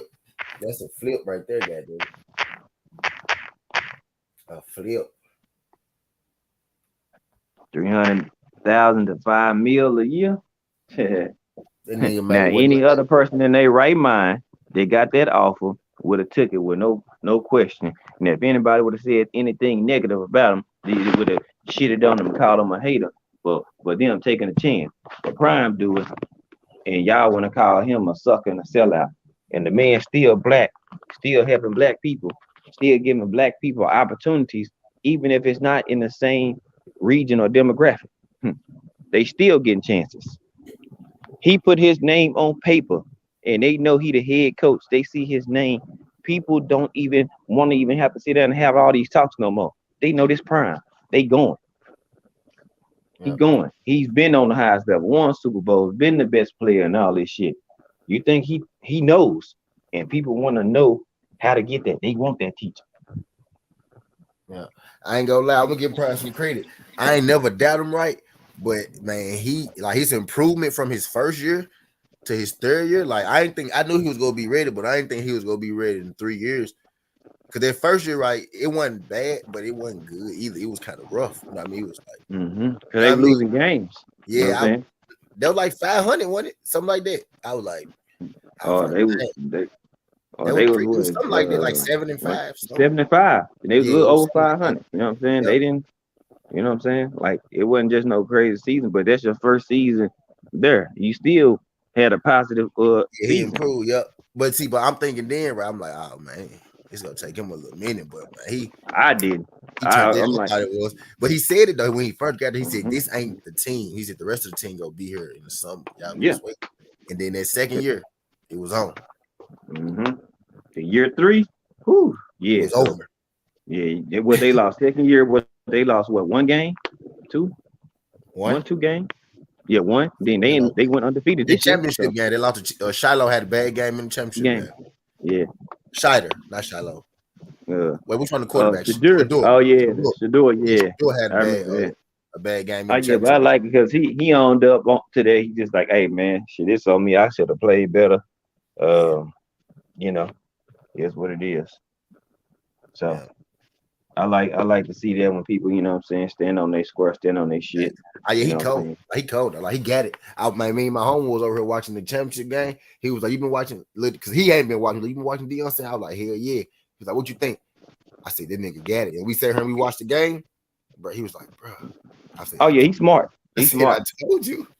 He got it, bro. He better. He better. Like I ain't gonna say better, right? He damn near perfect short range and mid range, and he good. He got a good deep ball, but he laser he laser with them short plays, them short and mid Hey, range. outs, slants, Facts, yeah, them joints. Yeah, he laser with boy, say you ain't even gotta worry about that bitch. It's gonna be on the money, boy. Like how you know what I'm saying?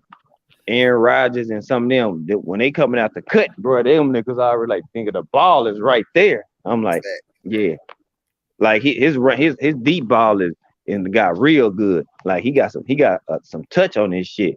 Like if I looked at the first year or so, I'm like, okay, I seen him miss some, couldn't put that touch on that joint. Then I watched the second year, I'm like, oh shit, that nigga shit jumped up like 70% difference, like roping that 70%. Then this year I said, oh, he a bad motherfucker. Oh, he a bad motherfucker, boy. Yeah. That shit on the string right now. He got. Oh yeah. Then just his field awareness. That's why he even said when they talked to him, he said, I'm just comfortable. You know what I'm saying? And that he's like, I'm comfortable. Like it's a normal day. Like I'm used to it. Like I'm used to seeing what I'm seeing now. So now like, oh yeah, shit done got easy to that boy. He already got talent. So and I like him. He can run, but he run when he got to. You know what I'm saying? He much rather distribute the ball. Yeah. And I like that in a young man, bro. He actually trying to pass. Literally trying to pass the ball. And he know how to get the ball around to his receivers. That's one thing. You don't never see his receivers really complaining. He moving that ball around. Yeah. So that shit, they're alone, just like, man. Yeah, he got it. He got it. Oh yeah. Yeah. First player, defensive lineman, Katron Evans, the interject state portal. Yeah. Mm-hmm.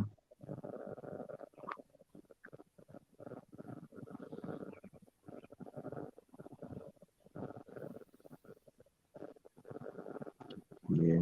Do they still live with Prime? Yep. Yep.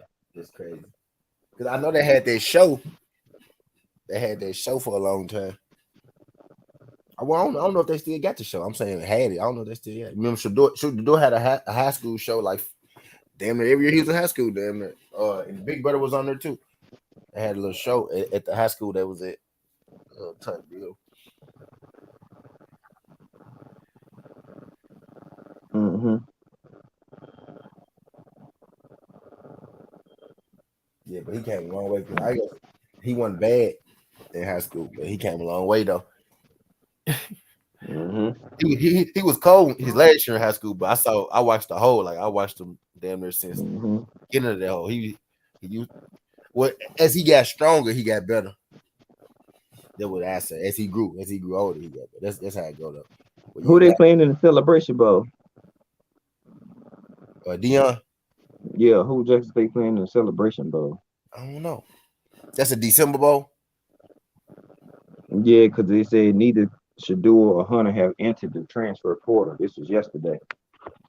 They have to prepare for the Celebration Bowl. Both players could be bidding their time as Colorado updates their transfer credit policy to make room for incoming players.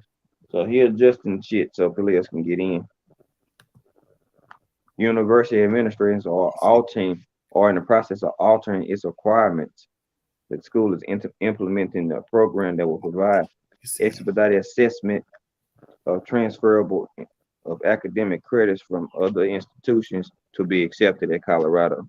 So he basically making them like an open district ass college, like how you have a open district high school where it don't matter where you live, you can go to the school.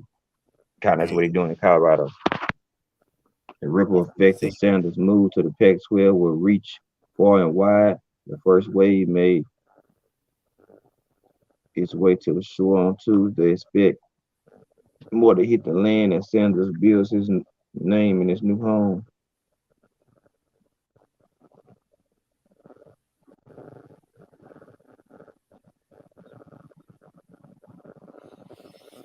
Yep. Yeah, Colorado lands first five-star crew and coachprime era. And you know who that we just talked about. So you know who that is. Watkins, IMG Academy, all them they hold starters offensive defense going to D1. Like damn. They got 22 players going to D1 for sure.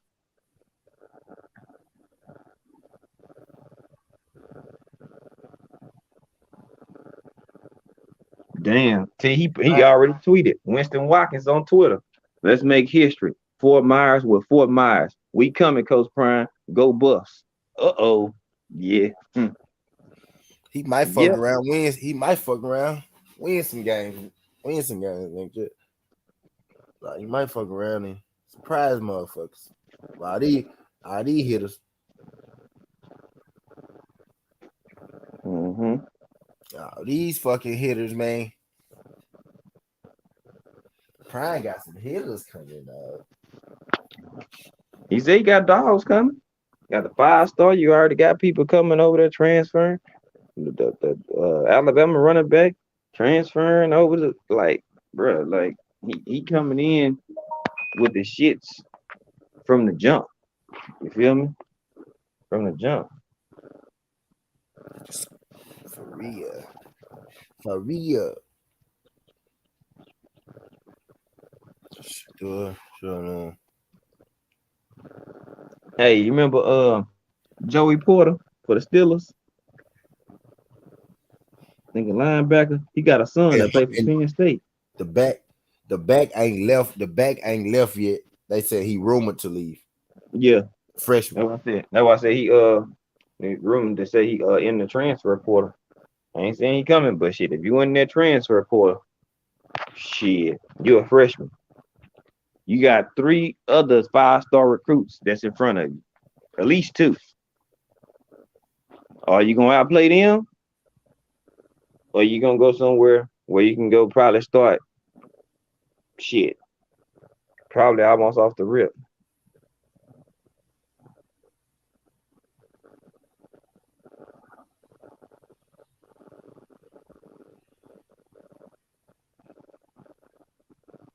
Yep, Steelers and Penn State cornerback Joey Porter Jr. are a perfect parent because your daddy played for the damn Steelers. Joey Porter Jr., a cornerback? Yep, for Penn State. He entered the transfer portal? No, they just saying that he a perfect pair to get for the Steelers to pick him up. He has declared coming out. He entered in the draft in 23. He is one of the top corners in the class. 115 total tackles, 17 passes defended, 1 sack, a forced fumble, and and one interception in his career. So what it looked like, they don't even throw his way. Yeah, that's what it seemed. They don't even want to throw his way.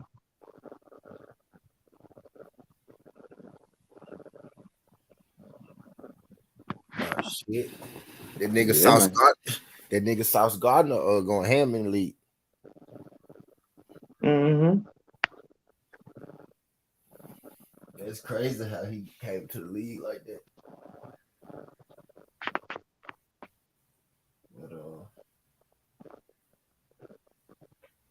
But, I ain't know Joey Porter had a goddamn son. You know who son was a motherfucker? What's his name? Marvin Harrison's son. That nigga cold wide receiver. I think he played for SMU. Mm-hmm. That man cold as hell, but he be torturing niggas. I know. So I'm a Memphis man. He be torturing. Joe Horn, the Saints receiver, he got a couple sons. Ah, yeah. Now the cornerback, nice. JC. Yeah. One of them named JC Horn. Yeah, he nice. Mm-hmm. It's a wide receiver son, ain't it? Yeah, I think that's the one that's from South Florida. Yeah. Yeah,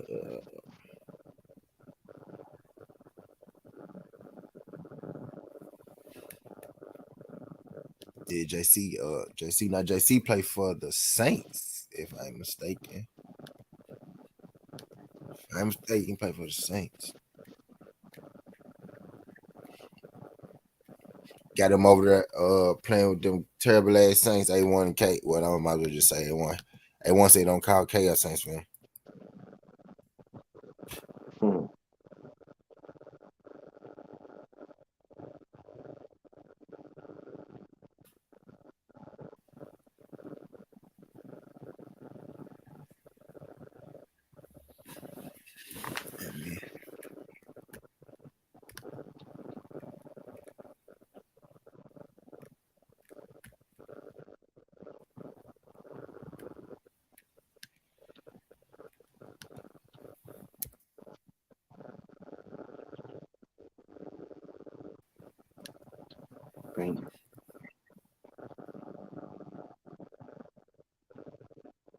How many players you got tonight? Shit, 2. Yeah, I got 2. I got 2 now. I had 1.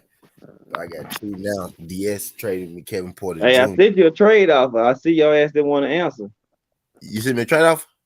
Yeah. When? Today.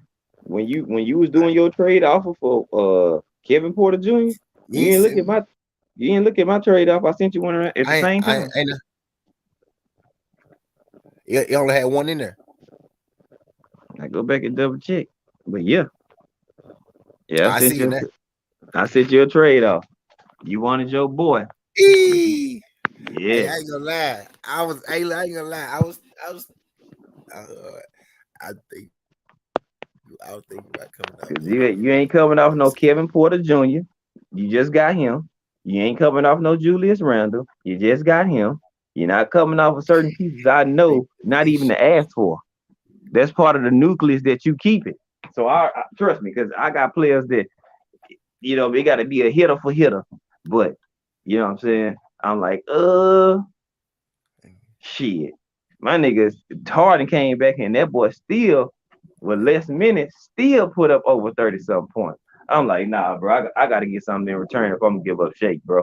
He can average that 40 and with less minutes. Oh yeah. I'm gonna have to get a hitter for this nigga, man. I got to get something in return for him. If not, then it's all right. I ain't tripping on that either. Cause we finna work so out. Because you been talking about Shake, so I'm like, shit, I ain't coming off on for nothing. I don't want no Caris LeVert slumping, inconsistent ass. Keep his ass. Oh, you can keep him. Shit, he a worse version of Van Fleet.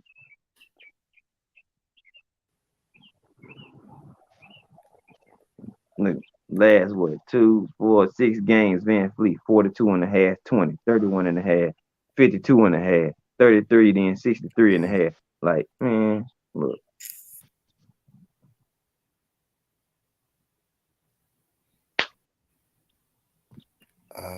That's who that is. Because they need to update and compute. Shake, he got his at 35.3. He's about to go up.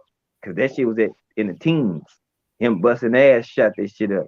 And it's continuing to go up because look at his last 6 games. Like, shit. Hold on. 92 and a half, 86, 60 and a half, 32 and a half. Dort day today.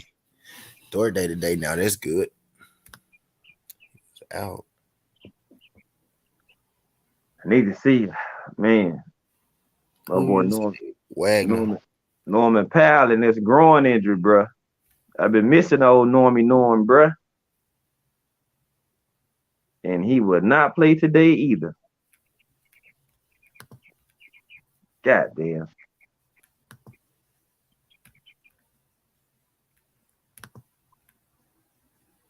Powell over here. Now you check your jump. You get that shit open now. Check your jump. It's open right now. Grasshopper is open now. What up, dude? That shit link still right there.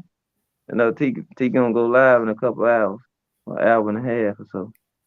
Yeah, I thought that nigga was live. I figured he'll be live now. I was just shooting some shit and talk about other shit.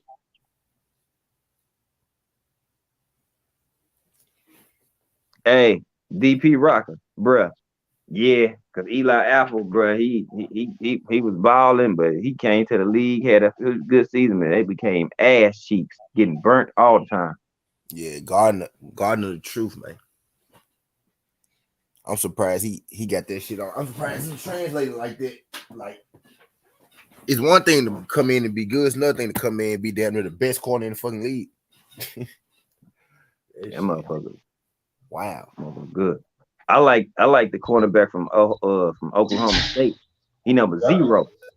That nigga he can ball. That's because Eli Apple went to Ohio State. That's why. He got his eyes bucked. All those Ohio State DBs suck ass when they get to the NFL. He said they good for running backs and receivers, a few quarterbacks and some linebackers or some linemen. He said, but them corners, They'll sneak a safety in there every now and again. Yeah, they had the other dude, Akuda. They had the last one. I thought he was gonna be good. He wasn't shit. He ain't shit in the NFL. Ain't none of them. Akuda, the last one. They'll fool the shit out you. You would think they're gonna be good. Them niggas definitely will fool you. Ain't none of them niggas good. Hey, that ain't a bad trade right there. And I like Jalen Johnson too. God damn, I like that. Me too. That's why That's why I let go of the other guy. Goddamn, they have the same team. Griffin. No, not even Griffin. He a shooting guard. Oh shit. Oh, Bogdanovic. No, he been starting with them because Trey Young been out. Shit. Shit.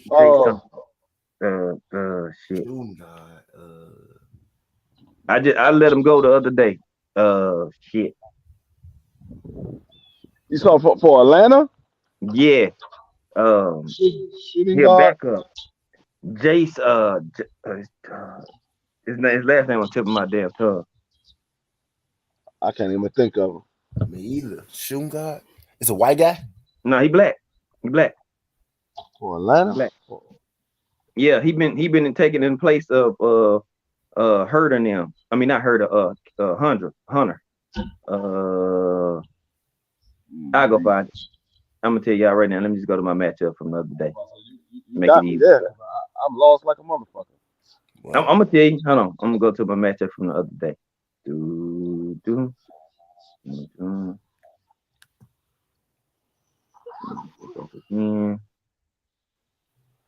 Tuesday.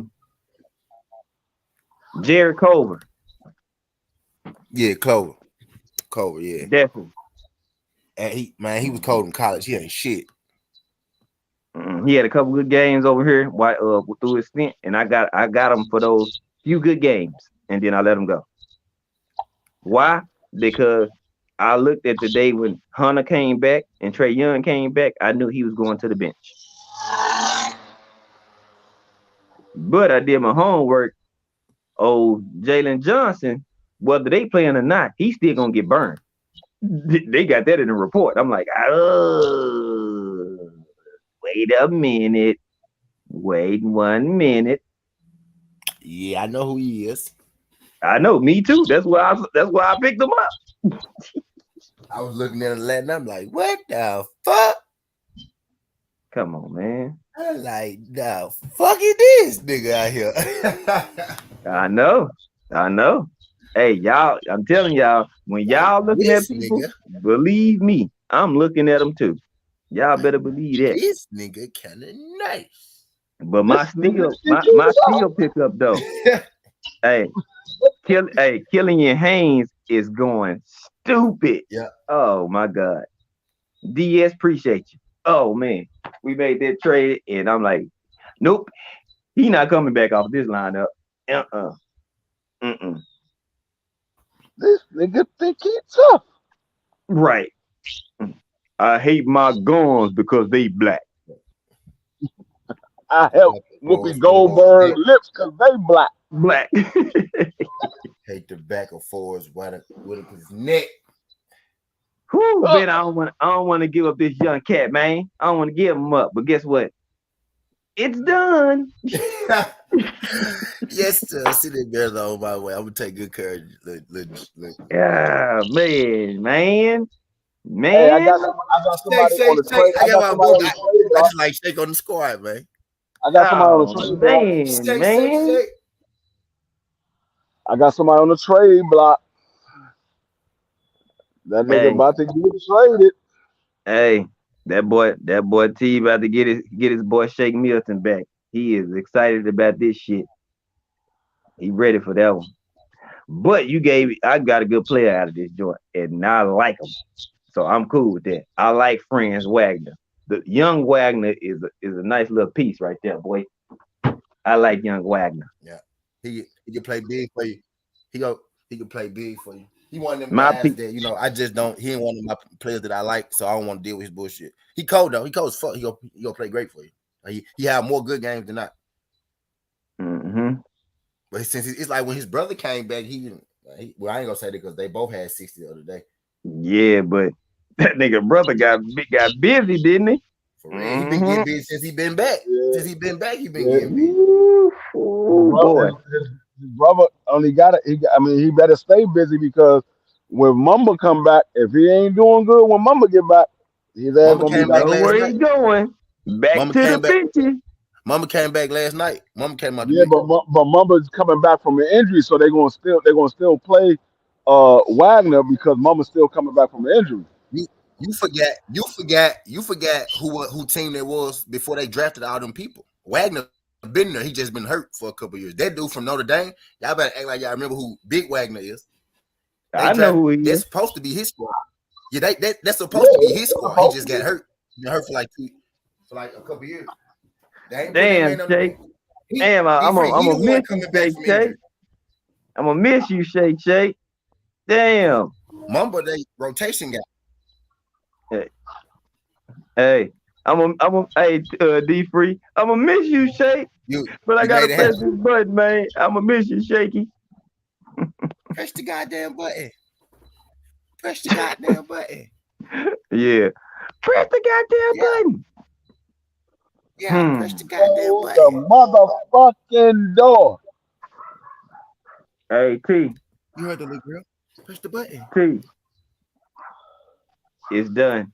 Press the button. Shake. Well, it say it can't be doing in this current scoring period. But what? No shake. No shake. No shake.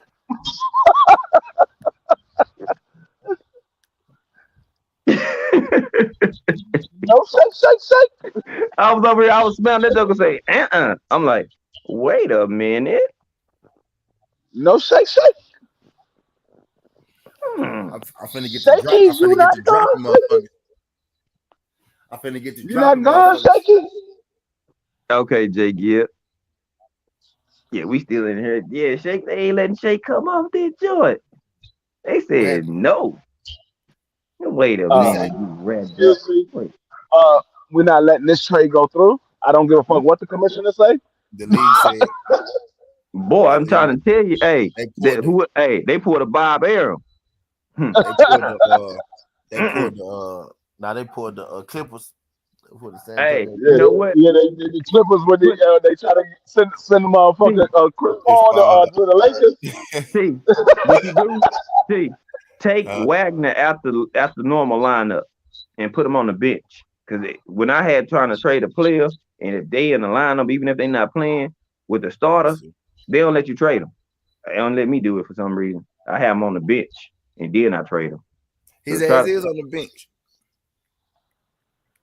Like when I'm looking at your lineup, you got your players that's playing today. They say Friday, and he is on the bench.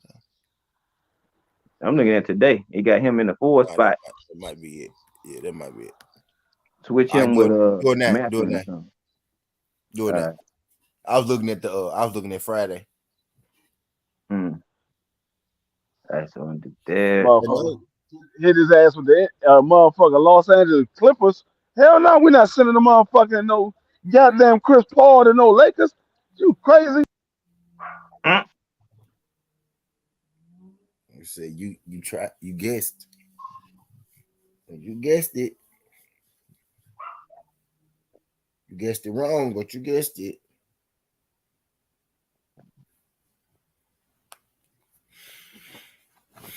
They ain't trying to give me shake back, man.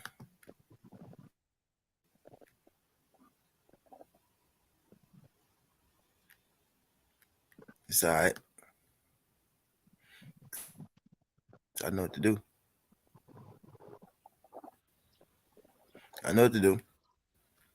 Boom. There you go.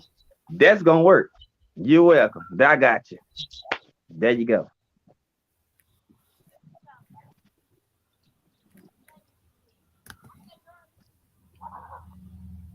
Hello, Shaky. Hello, motherfucker. You got that tizzle? My name is motherfucker. My name is motherfucker. What's your name? Motherfucker. Hello, motherfucker. Let's go. Oh, my God. Appreciate doing business with ya.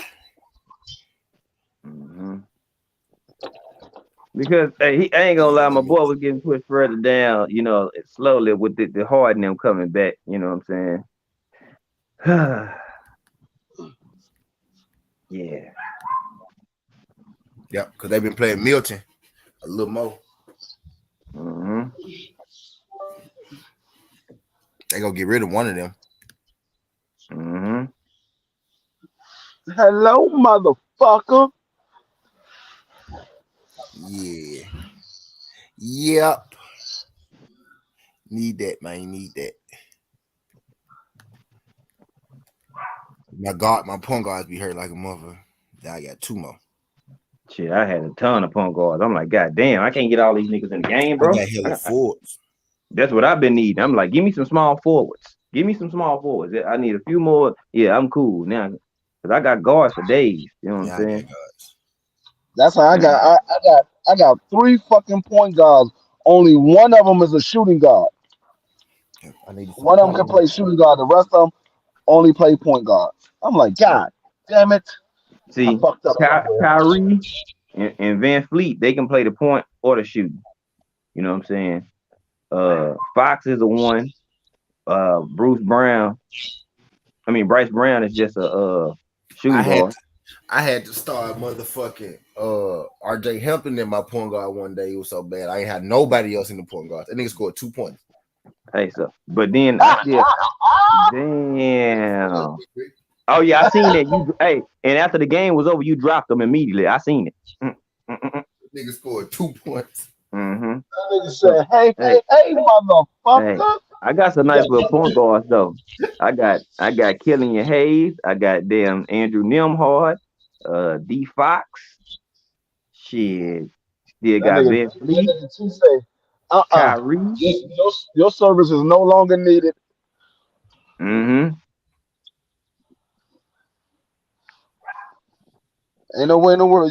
I did that to that motherfucker that had negative 2 motherfucking point. I mean negative 1 point. I said, nigga, my squad would have been better if I'd have just left this bitch open. Literally.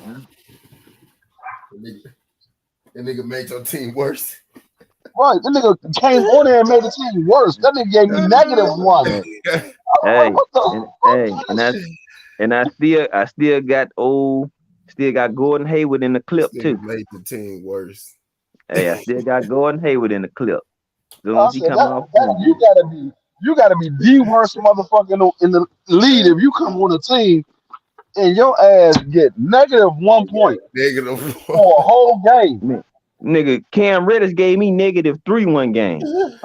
Wow. And I dropped them soon as the game was over. Crush picked him up. I'm like, you can have that shit. He was starting when he did that shit. Right. Wow. They tried to give him a start, and they said, Grimes, you getting this starting job right back. He ain't ready. That nigga ain't been started since. Grimes is going crazy, bruh. That's why I was trying to get him back. What he got sent off. I said, no, Grimes is a sleeper pick. Let me keep that nigga right not here. doing that shit no. Boy, no. Doing that shit no more. They started Cam. They said, we ain't doing that shit no more. Nigga, hey, I go back and double check my lineups when I got waivers in. Nigga, I'd be double checking. Y'all not finna send the wrong person off. Hell no. Not no more. No sir, Bob. Cause what I started to realize, Grimes can give you 50 every night if they give him the ball. Shit. Yep. Yeah, that nigga get the ball. He gonna fill it up. That nigga get the ball like a motherfucker. Cause he was on last night. That nigga kept getting the motherfucking ball. One game I forgot who the fuck I was playing against, and I had my play. Oh, I had somebody from his squad, and they kept giving this nigga the ball. I was like, God damn it! Can my man get the ball once? Oh, I had the backup center, and the backup center was playing at the same time he was playing. I was like, damn, can y'all get my man the ball one time? He down low by himself. You talking about Hardenstein? Yeah. Yeah. I had his ass. I'm like, this nigga down low by himself. Can y'all get that nigga the ball one time? Nigga. Just give it to him one time. I had him and Cam Reddish on the end at the same time one game, right? Nigga, I'm like, all right, cool. He went out. And Cam Reddish came in. Nigga, they took out the small forward and put nigga Grimes right back in. Bro, he came back in, bro. They walked, man. Bro, it's like they was going right over goddamn Reddish. Straight to Grimes. I said, oh yeah, he not getting that spot back, bro. He ain't getting that spot back. That nigga done sold that shit up. I thought when he get back in shape, he could be going back to the bench. Bullshit. No, he ain't. Reddish gonna come off the bench. Shit, you got a messed up groin. You trying to get back in game shape? That boy over here balling. Go ahead and take your time. We ain't rushing you back. Go ahead. You got all the time you need. Right. That's what they told you. You got all the time you need. We're not rushing you back. If you ever make it back to your normal self, your spot is here. But right now, take all the time you need.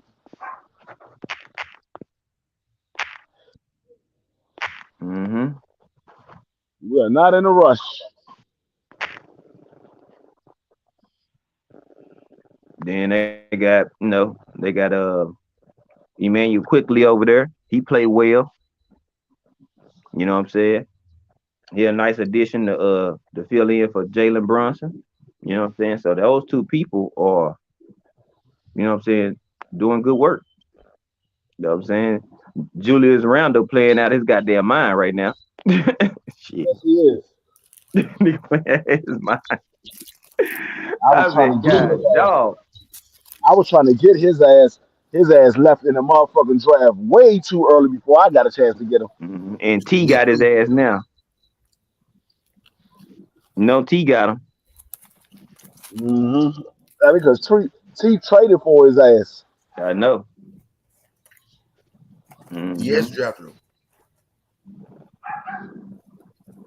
He got the Kevin Porter Jr. too. Yeah, I know. He gonna get you that a few times. That's why I was trying to figure out. I'm like, y'all let motherfucking Randall go? Do y'all know who the fuck y'all be letting go? Well, y'all motherfuckers don't be paying attention to the motherfucking people that y'all be letting go. Randall was actually second on my board.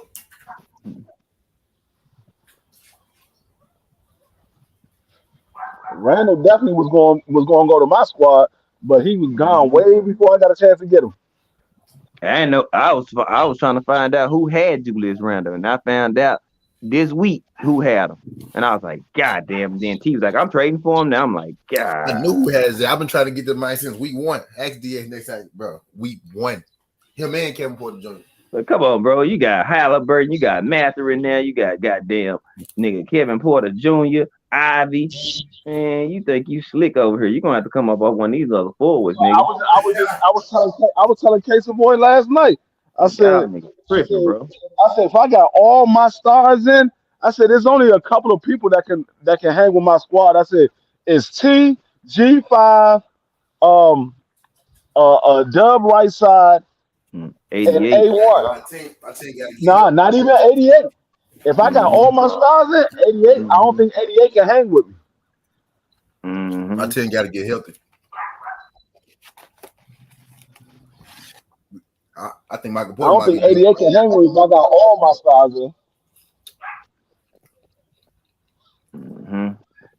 No, if you listen to my lineup that I got, no, I got Bradley Beal, I got Garland, I got Trae Young, I got Brandon Ingram, Anthony Davis, Jordan Poole, Andrew Wiggins, Al Horford,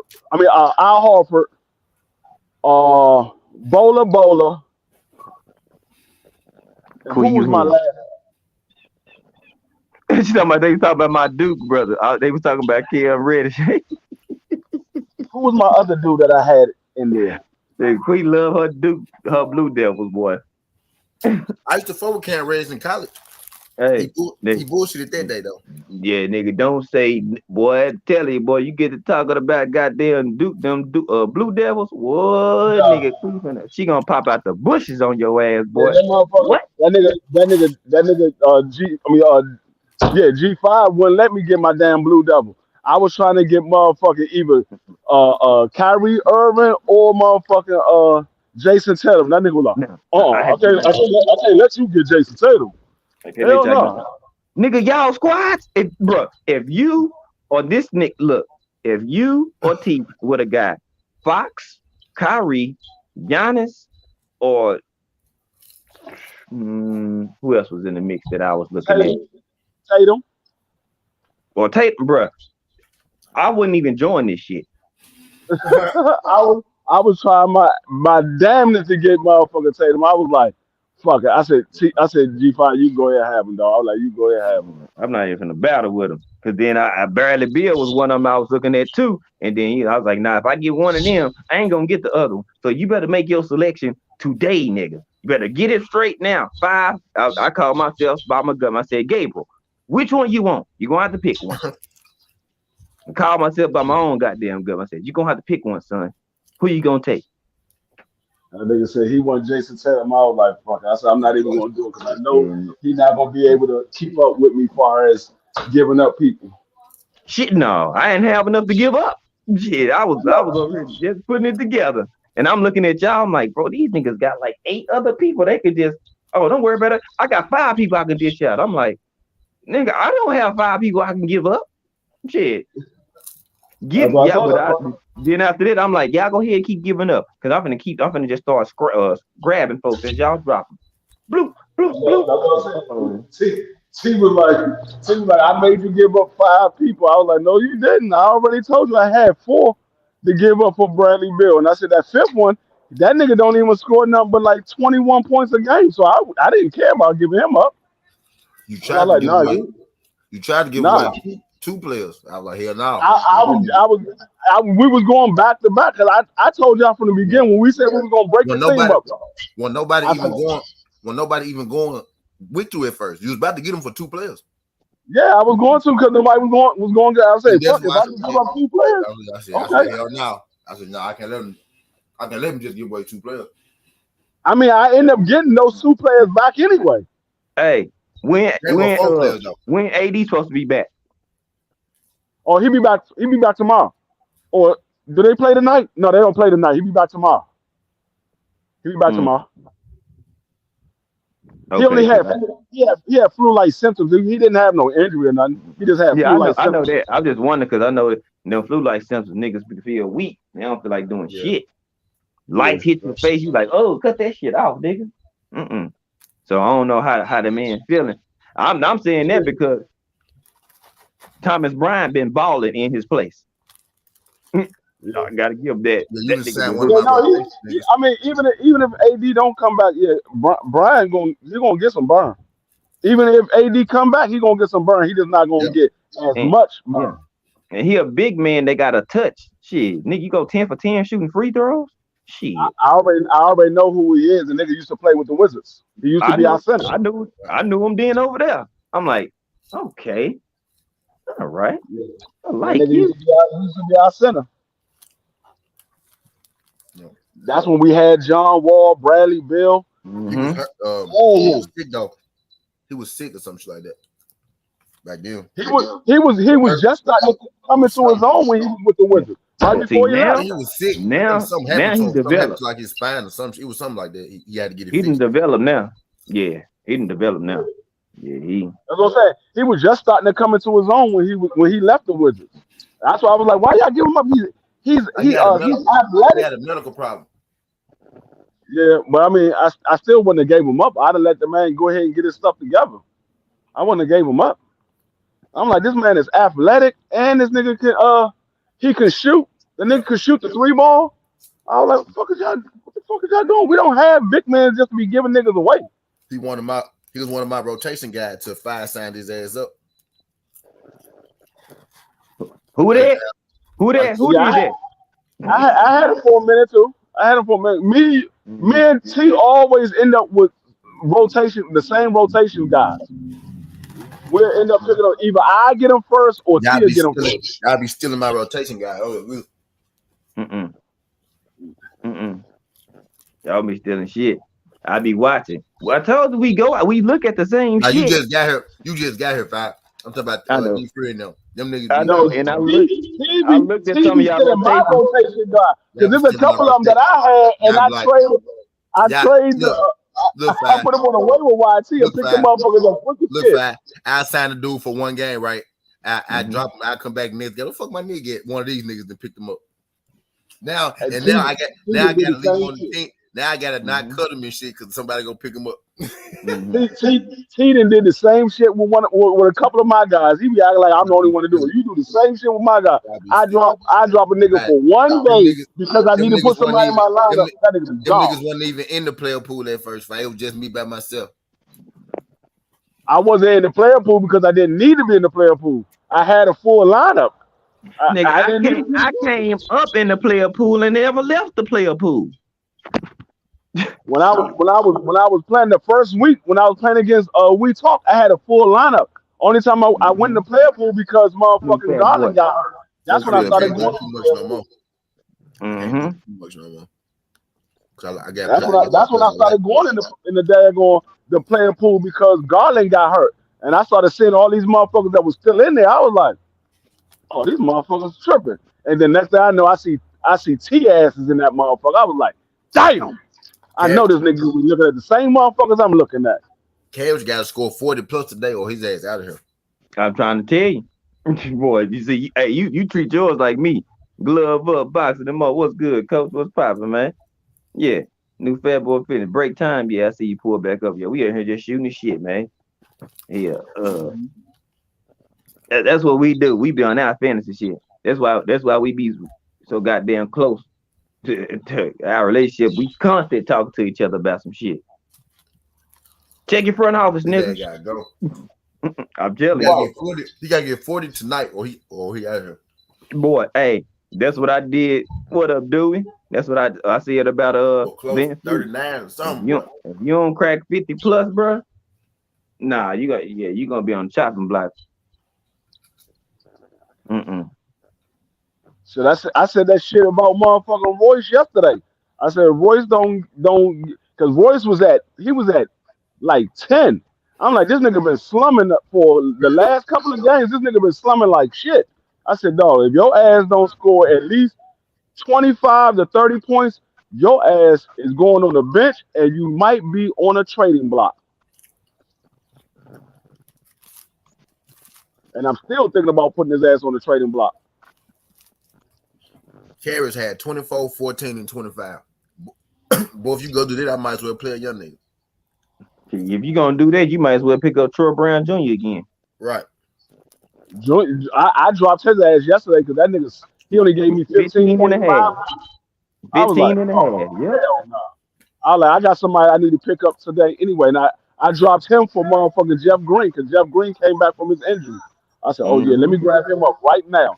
I'm gonna use his ass tonight because it's only 2 games on tonight or 3. It's either 2 or 3 games on tonight. I said I got motherfuckers in every game. I got somebody from motherfucking Toronto.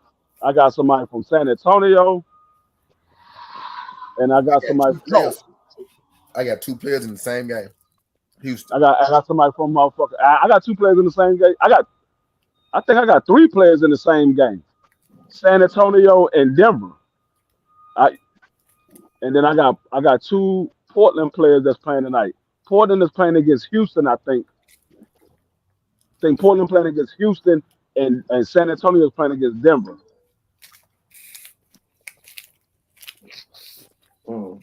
I might have one person play tonight because Porter day-to-day, he missed the last 2 games. That nigga Casey Boy got 4 players, but 2 of them are out tonight. So he really only got 2 players.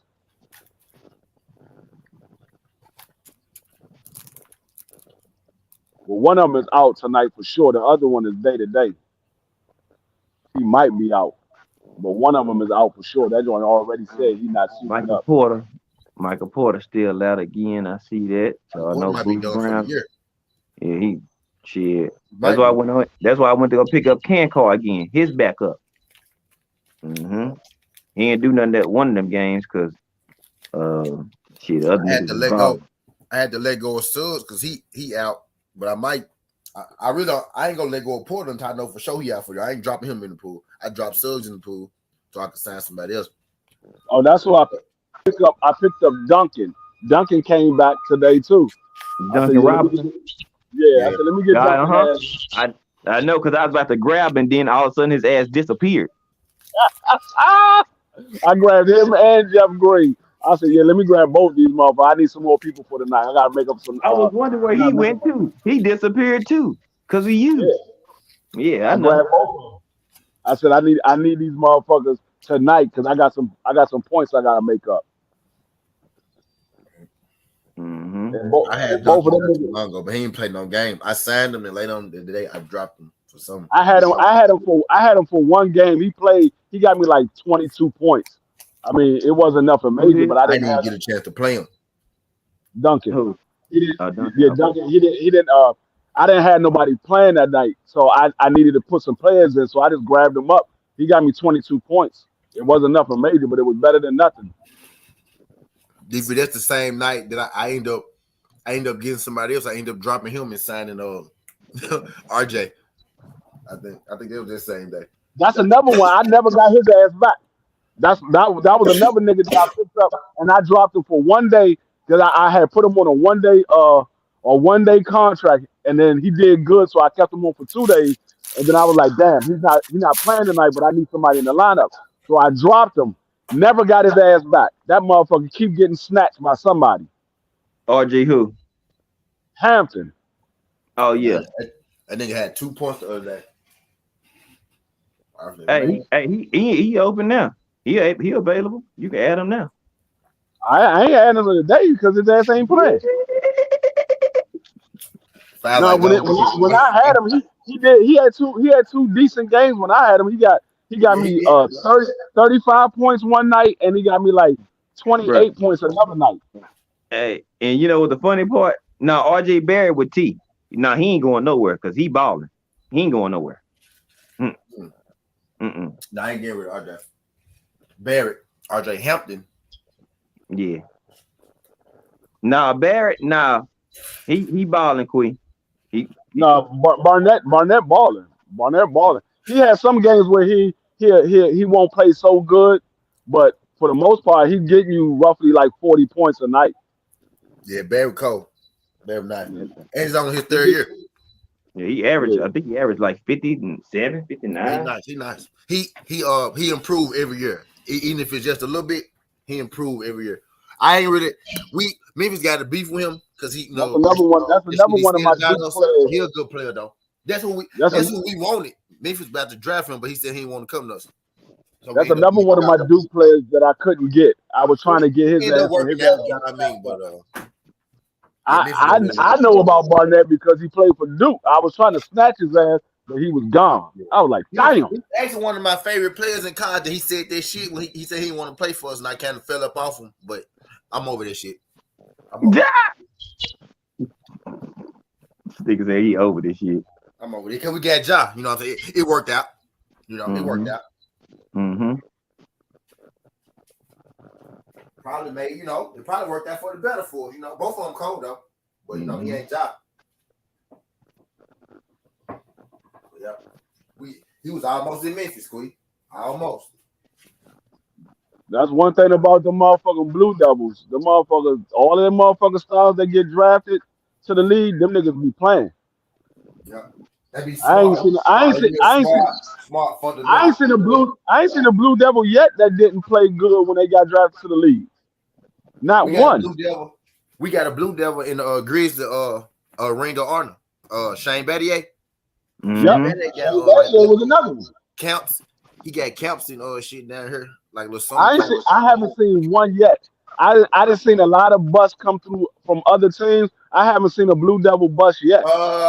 A bust. Okay, what you consider a bust, D-Free? I can tell you somebody a motherfucker that's supposed to play good and don't play good at all. Like a Kwame Brown. That's a bust. I mean, you got Williams, or what's the name? Candace Parker husband. He came from Duke. He balled there, but when he got to the NBA, he wasn't doing shit. Justin Williams. Justin Williams.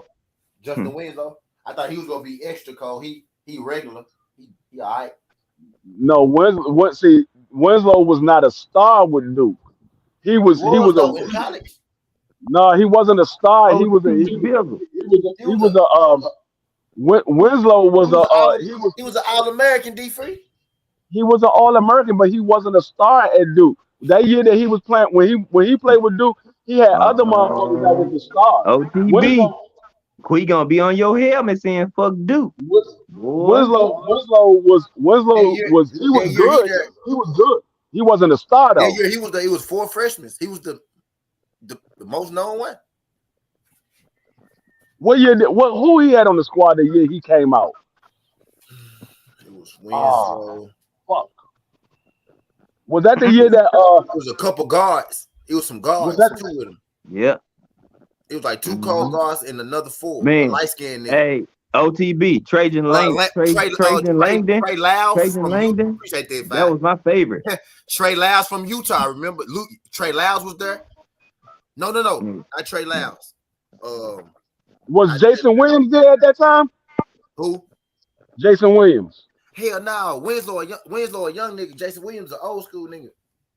Winslow. I'm trying to remember who was there.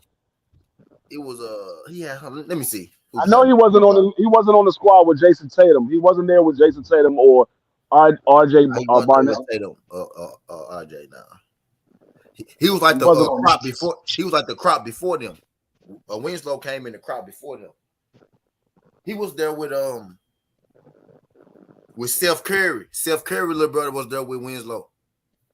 It was Seth, Justin, Justice, and it was another four that went to the league with them. It was like four of them niggas that went to the league that year. It was Seth, Justice Winslow, and like two other niggas.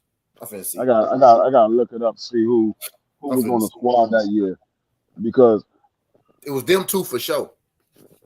I finna see. Yeah, Jay Williams was cold as shit. I'm mad as hell he got in that motherfucker accident. When he got in that motorcycle accident, I was like, damn. I know that nigga was gonna be a monster in the league. That nigga ain't even get a chance. He was starting to be. I said, He was just starting to kick off because that was right after his rookie year. He was just getting hot. He got hurt that summer, right after his rookie year. He got in that motorcycle accident. I remember that shit because that shit hit ESPN live while I was watching it. I was like, stop playing. I was like, Jason Williams. I was like, damn, because I remember Jason Williams from the motherfucker McDonald's All American game. That's where I remember Jason Williams from. And I was like, oh, this because I was watching the game. I was like, damn, this nigga's a monster. I said, I wonder what school he going to. And that nigga said, I'm going to Duke. I was like, yes.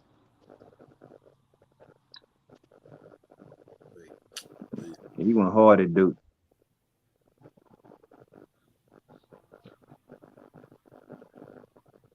It was Tyus Jones. That's who I cut. Tyus Jones. Yeah.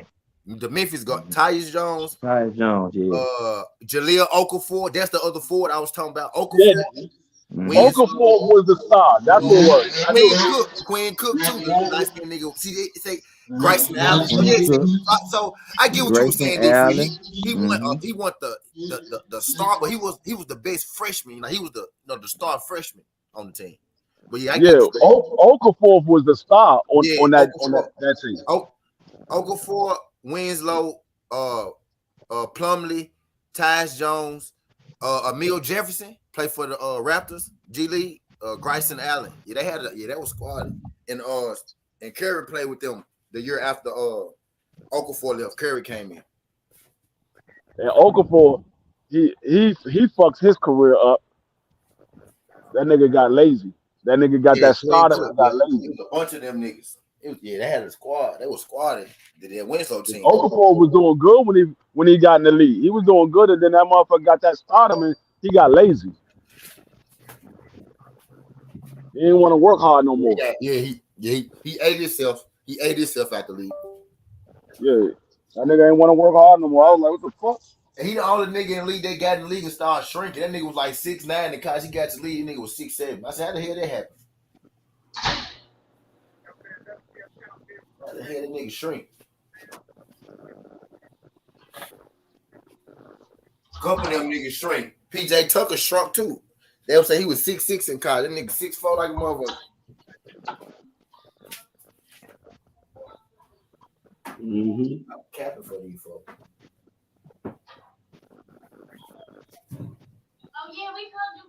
He said Okafor got hands. I see him put a dude outside the club. They do put a whole. He said he seen Okafor put a dude to sleep outside the club. He got hands.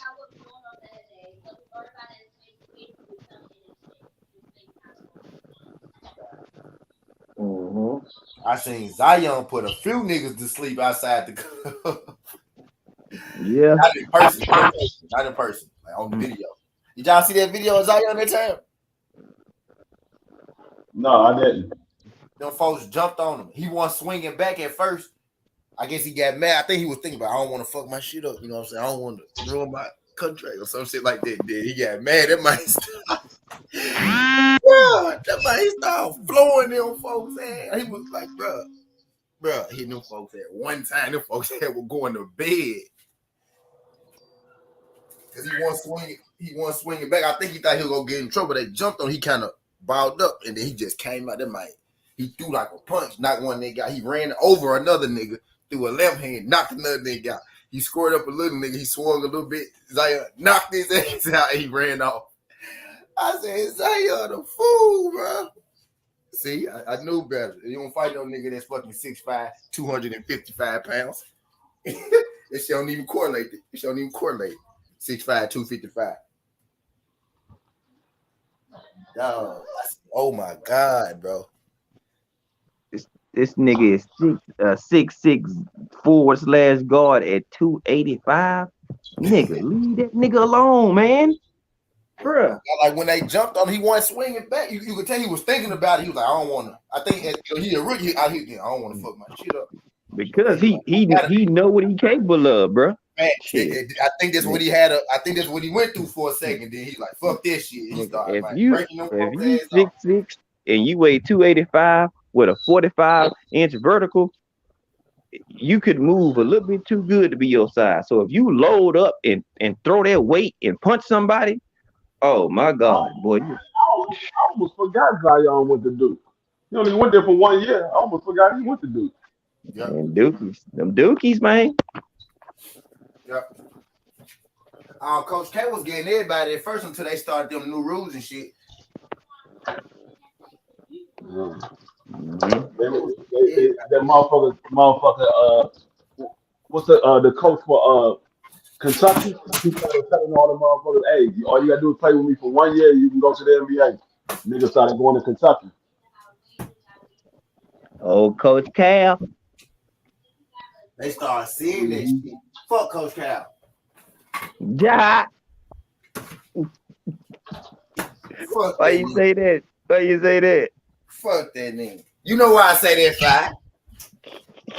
Where Coach Cal was at before he went to Kentucky? Some of them Memphis. Some of them up, bitch. We hate Coach Cal, gang. I ain't gonna lie. I don't think I'm gonna ever get over that one. Ever. I hated Kentucky players for a long time. For a long time, I hated them for.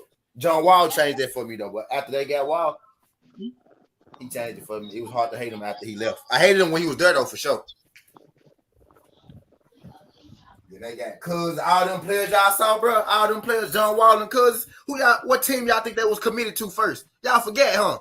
Y'all forget, didn't it? They was coming here, motherfuckers. They was committed here. And he took them motherfuckers to Kentucky. You some of my bitch. We supposed to have Cousins and Wall. That supposed to be our team, goddamn. Supposed to be our year. We supposed to have AD too. He took our whole little shit to Kentucky, bro. They supposed to be all our fucking players. Fuck Cal.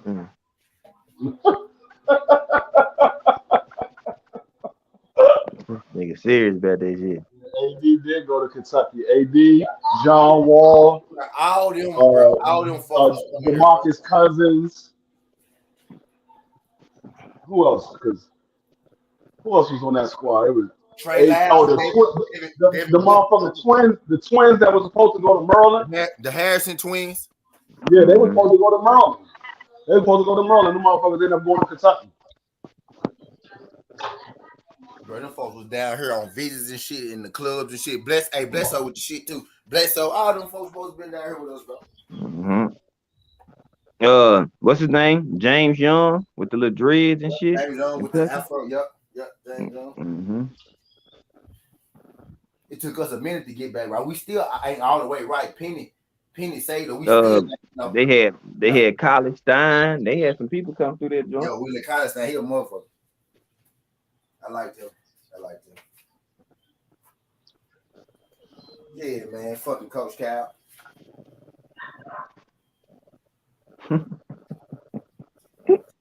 He a good recruit. I think he a good recruiter. I don't think he that good with X's and O's. I don't think his X's and O's all that. Like Coach K, he got X's and O's and shit too. And he was a good recruiter. Coach Cal, I don't know, man. Like, I don't know. How you have Derrick Rose? You blow that shit.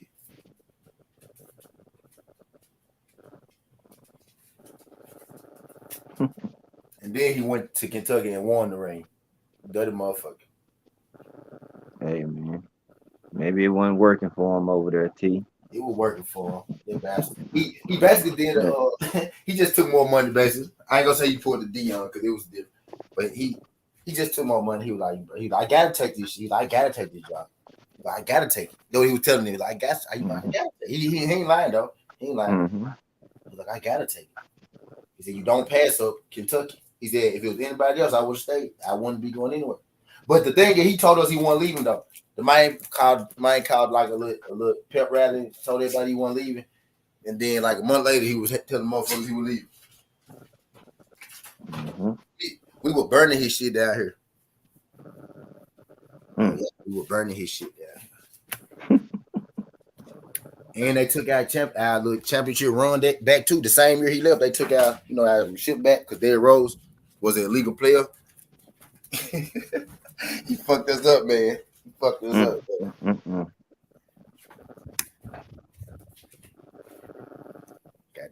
Hey, OTB said, "Oh please, y'all had D Rose. Shut up." Bro, OTB niggas forget we had D Rose, we had Tyreek Evans, we had motherfucking Chris Douglas Roberts. You know what I mean? We had some motherfuckers now. Tyreek and D Rose was it. And niggas forget the only reason Tyreek not in the league right now because he smoked weed. It's about to be legal. Tyreek ain't want to stop smoking weed. But nigga, look at Tyreek's stats when he left the league. That nigga was averaging 18 points the year he got kicked out. Stop playing.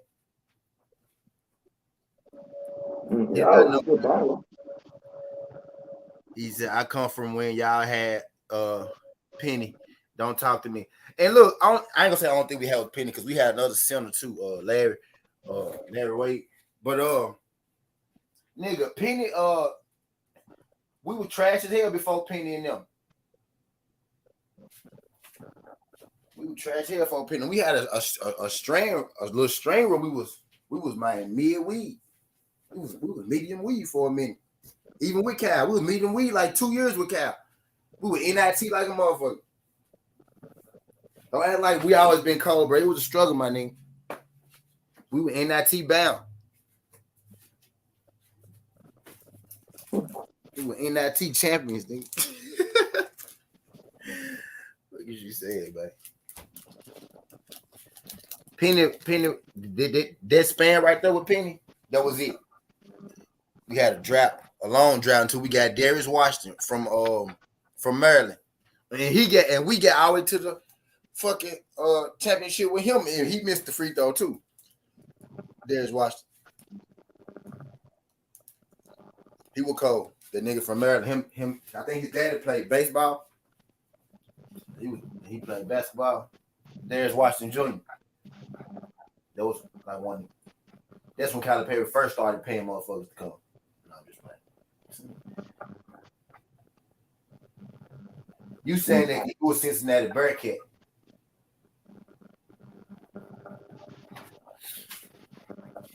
He said, y'all beat the number 1 seed Bearcats with Kmart. My granny worked Memphis girl for 5 years. We was the underdog too, OTB. Y'all was supposed to win that motherfucker, not us. Y'all had Kenya, yeah. Y'all had Kenya, yeah. Thanks, man. But y'all was supposed to win that jump. We weren't even really that good at that time. We weren't bad, but we weren't that good. That might have started our little come up. That might have got us known right there. That might have started, But we had a couple players, Anthony Grice. We had two Anthony's. One dude was light skinned, the other dude was dark skinned. We had Sean Williams. Y'all might remember Sean Williams. Y'all remember Sean Williams? Sean Williams played for Boston. He played for Miami. He played for the Mavericks. I remember. Actually, I think he got locked up when he was with the Mavericks. Sean Williams. He really from Memphis. He's from South Memphis. He's folks from here. Like, I think he got locked up when he played with the Mavericks though. He ain't played for the Lakers. He was cold. You know he was cold, but that night he played 2 years in school. He went to the NBA, right? Was a troublemaker, but he still played in the NBA like 8 years and ain't get kicked out until he got locked up for drugs and shit, like most niggas do. Allegedly, right? That nigga one of the biggest never mind. Never mind. Don't worry about it. Shout out Sean Williams though.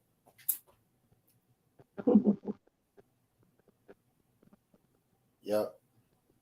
Oh, Sean.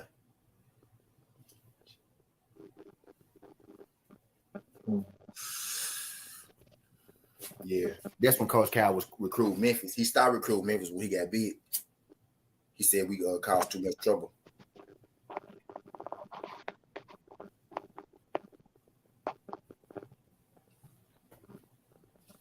Said players from Memphis caused too much trouble. Too hard to deal with. Really, too much pressure to deal with. Mm-hmm. Yeah, they had damn box.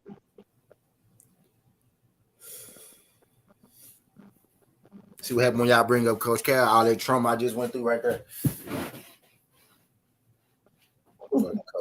Fucking Coach Cal.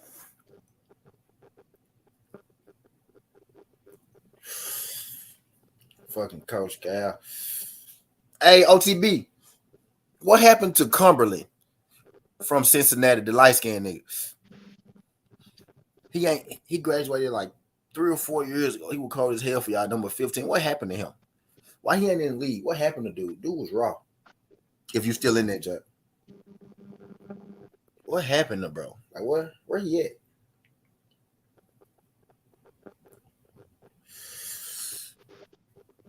I think his name was Justin. Justin come light skinned dude, little black Jerry Curl. I think he was like black Mexican. A black Mexican. About 6'7", number 15, light skinned nigga. Not a fat nigga, but not a skinny nigga. With weight on him. Big dude be moving motherfuckers out the way. He a guard, but he be moving motherfuckers out the way like he a forward.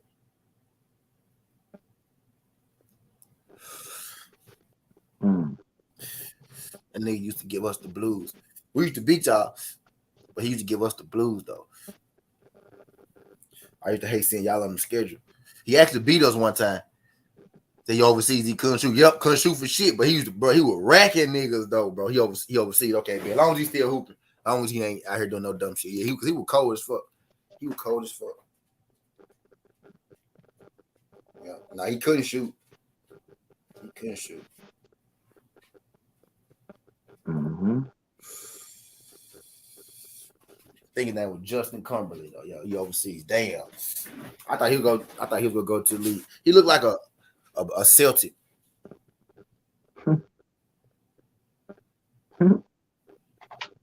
I mean, say he looked like a Celtic. Yeah, look like one of them light skinned niggas be hooping. Like he's supposed to be over there hooping with Brogdon and Tatum or something. For real. He couldn't shoot though. He couldn't shoot. But I be liking them niggas with the rat game though. That shit just look like. That's why I like LeBron. He just look. That shit look like to me. When they get going, he get bouncing niggas sideways. Cumberland used to, because nigga really can't stop you. If nigga can't stop you going to the rack, that man can't stop you for real. You know, you can shoot over a nigga and light nigga ass up, you get hot. I know, because I hadn't done it. But when we get the rack in the nigga, when nigga can't hold you off the dribble. Mm-hmm.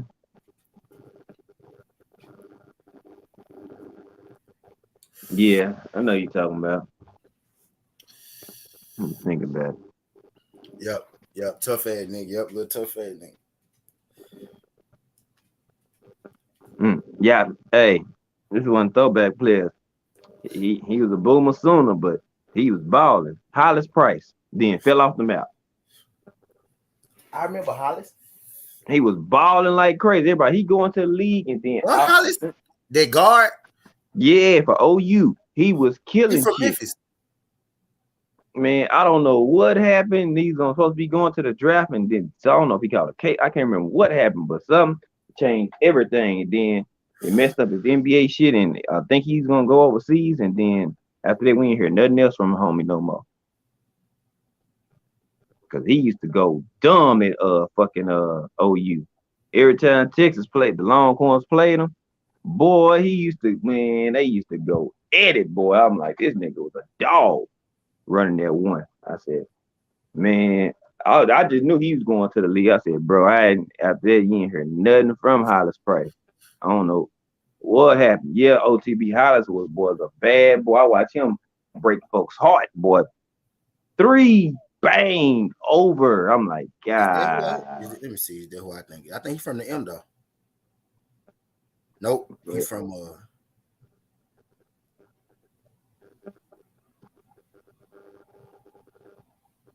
He was busting ass, boy. I used to be like, man, that nigga cold. He going to the league, and then I never seen him in that joint.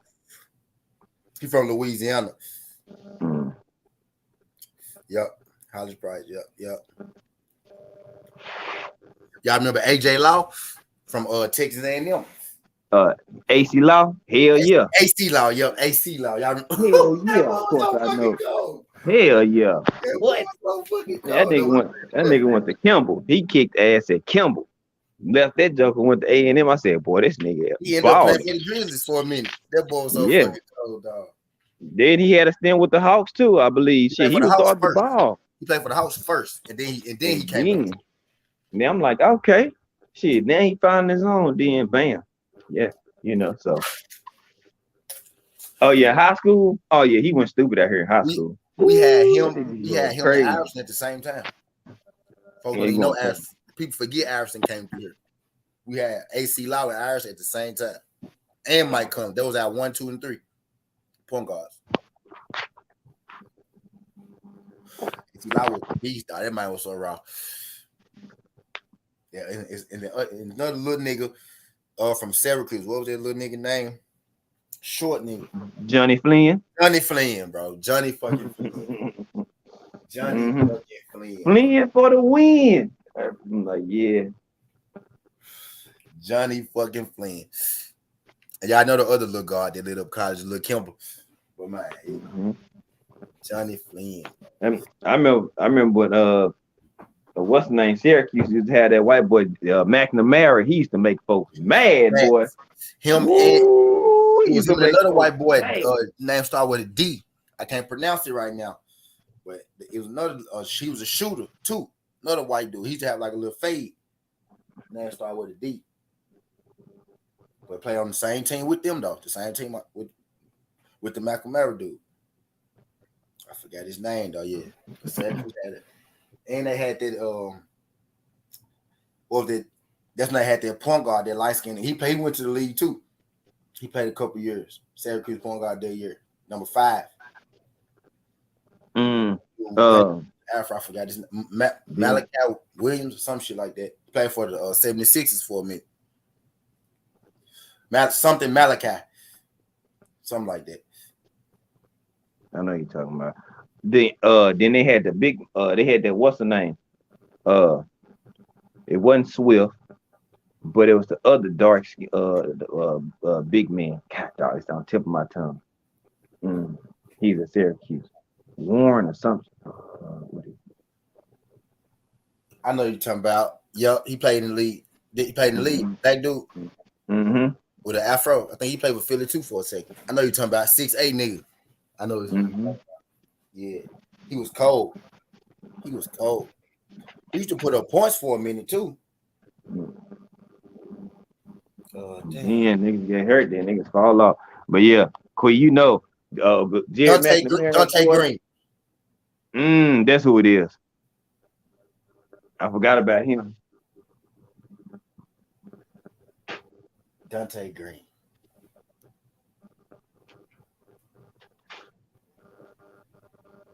Yeah, it was players used to be booming, boy. You busting bad. I remember that 1 year Melo went to college. He's at the Q's, boy, going in. Yeah, that was probably one of the best years of college basketball I ever watched. It was lit that year. That's when niggas was saying Melo was better than LeBron. That version? Yeah, I would say he was, in my opinion. That nigga was playing defense. He was doing everything. Yeah, when they was young, it was a competition for sure. They was younger. For sure. I mean, it was rocking like that in the NBA for a while, but once he got injured, he had those that little stint where them couple years, 2-3 years, where you give LeBron too much leverage, you're not gonna catch that. You're not catch back up. Hey, who else? You remember when Jared Jack played for Georgia Tech? Oh, that nigga used to be busting that. Facts. Yeah. Jared Jack bald head ass making niggas mad over here at Georgia Tech. I'm like, bro, who he got over here? I think. Nah, I don't think Thad played with Jack. Jack had somebody though. I think Thad came a year after. He might have played 1 year with Jack. Jack left, and then Crittenden came in, and then they both left together. If I'm mistaken, I think Jack had Thad as a freshman. He was a senior though. Jack was a senior. I think he had Thad as a freshman. Yeah, but Jack was raw. Yeah, Jack was cold. Yeah, Jack was cold. Boys out there getting it in, man. Then you had them Nova boys going when they was doing their thing. Villanova. Right. The guards coming out of Villanova. They had Foy, Allen Ray, Cal Larry, and it was another guard. Was it Boatwright? He was one of them, but what's the light skinned guard? Man, Shabazz Napier. Napier, he went to what's the name? UConn. UConn. Yeah. Damn it! Oh man, that Villanova guard, light skinned nigga. Scotty Reynolds. Scotty Reynolds, yes. Yeah, he played for Portland for a second. Yeah, Scotty Reynolds. I was like, man, what's this nigga name? Because he was out there kicking ass, boy. Yeah, they had some shit going on. Yes, I remember Villanova when doing their Cal Larry jump when they had them fucking guard. I can't remember the fourth guard. It was Allen Ray, Larry. It was Allen Ray, Larry. Because Larry came off the bench. Who was that point guard in front of Larry? Randy Foy. It was Foy, Larry, Allen Ray, and somebody else. That's who it was. Randy Foy. Yeah, that's who it was. It was somebody else. It was another guard with them. Allen Ray made it to the league too. He played like 4 years, 4 5 years. It was one more guard came. Was it Boatwright? Boatwright might have been a freshman that year, and he played all 4. This might have been what it been. I don't think it was. But nah, Boatwright went to UConn. It wasn't Boatwright. Who the fuck was that other Villanova guard with them? It was 4 of them folks though. It was 4 guards because Larry came off the bench. Allen Ray and Larry came off the bench, and Randy Foy and somebody else started because it was Randy 14 basically.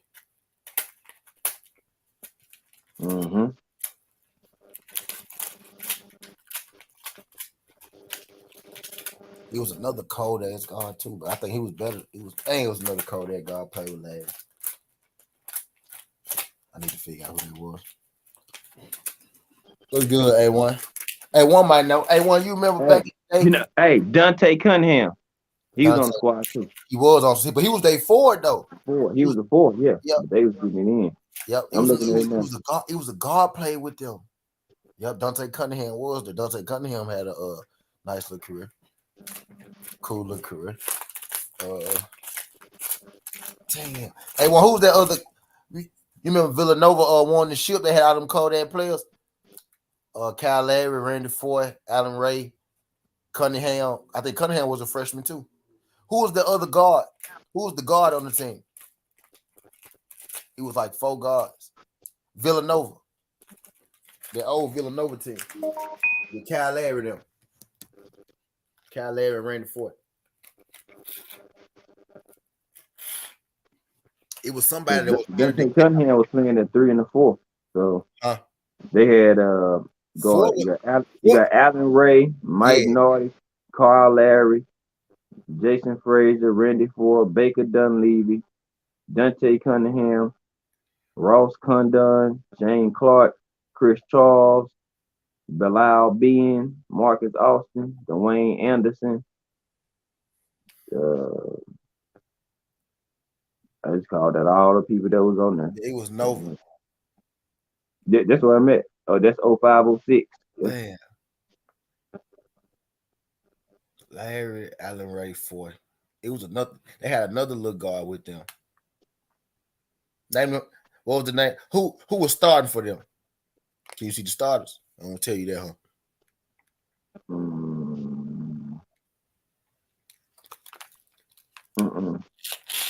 I wasn't a fan of that ass either, Quee, but they let that turn up that year. They let that turn up that year.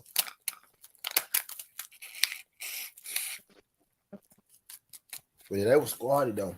I forgot Cunningham was there, low key. I forgot he was there. Y'all know who else had a cold team? Quay ain't gonna like this. That year North Carolina won. Oh yeah, she's gonna hate that shit. Sean May, Rashad McKentz. Rashad McKentz. Oh yeah. It was a guard. They had a guard too. Look. What's the name? The third. Judd. Yeah, that nigga. Yeah, I know. Yep, that nigga. Yep. Not Drew. Is it John? Yeah, it's Larry Drew the third. Yeah. I'm like, God damn, it's a bunch of you niggas. Yeah, she called him the goddamn Billy Goats. That's what she called him. You're right. Yeah, Tar Heels. Yeah. Right. The Tar Heel, yeah. She can't. Oh boy, you say that name, she be like, ah. He's not give a damn about the Billy Goats. See, Queasy, the part of the reason why, like, you know, Duke is cold because y'all got North Carolina as y'all rival. Like, you need that. You need that nemesis, and y'all both be winning rings and shit like that. You know what I mean? Y'all, it's a Carolina thing. The Tarless Hills. She like the Tarless Hills. Well, God damn it. Hey, the four guards, it was Mike Nardi. That's what I said earlier. Nardi. Randy Ford, Allen Ray, Kyle Larry, and Mike Nardi. Yep. It was four. Yeah, it was four of them niggas. Villanova was four guard offense. Yep. I knew it was another guard. Because they used to slick, like Roy used to slick, be in the paint a little bit. You know what I mean? Sometimes, like on the rotation. Him and Cunningham was slick like the 4 and the 5. Low key. Because I was like, man, that my biggest. That's the first time I seen, you know, when I realized college basketball have short niggas, you know, that it really had no position. Because 4 would buff his head, they used to put the man ass at the 4. He was he was 6'4". But I was like, why this? He playing power forward. At that moment, I know I said, man, college basketball, you could play any position, you could be in the height. Be in the height down there. Yeah,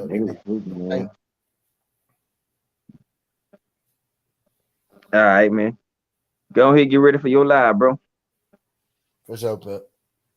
Appreciate y'all, everybody pulling up in this joint, man.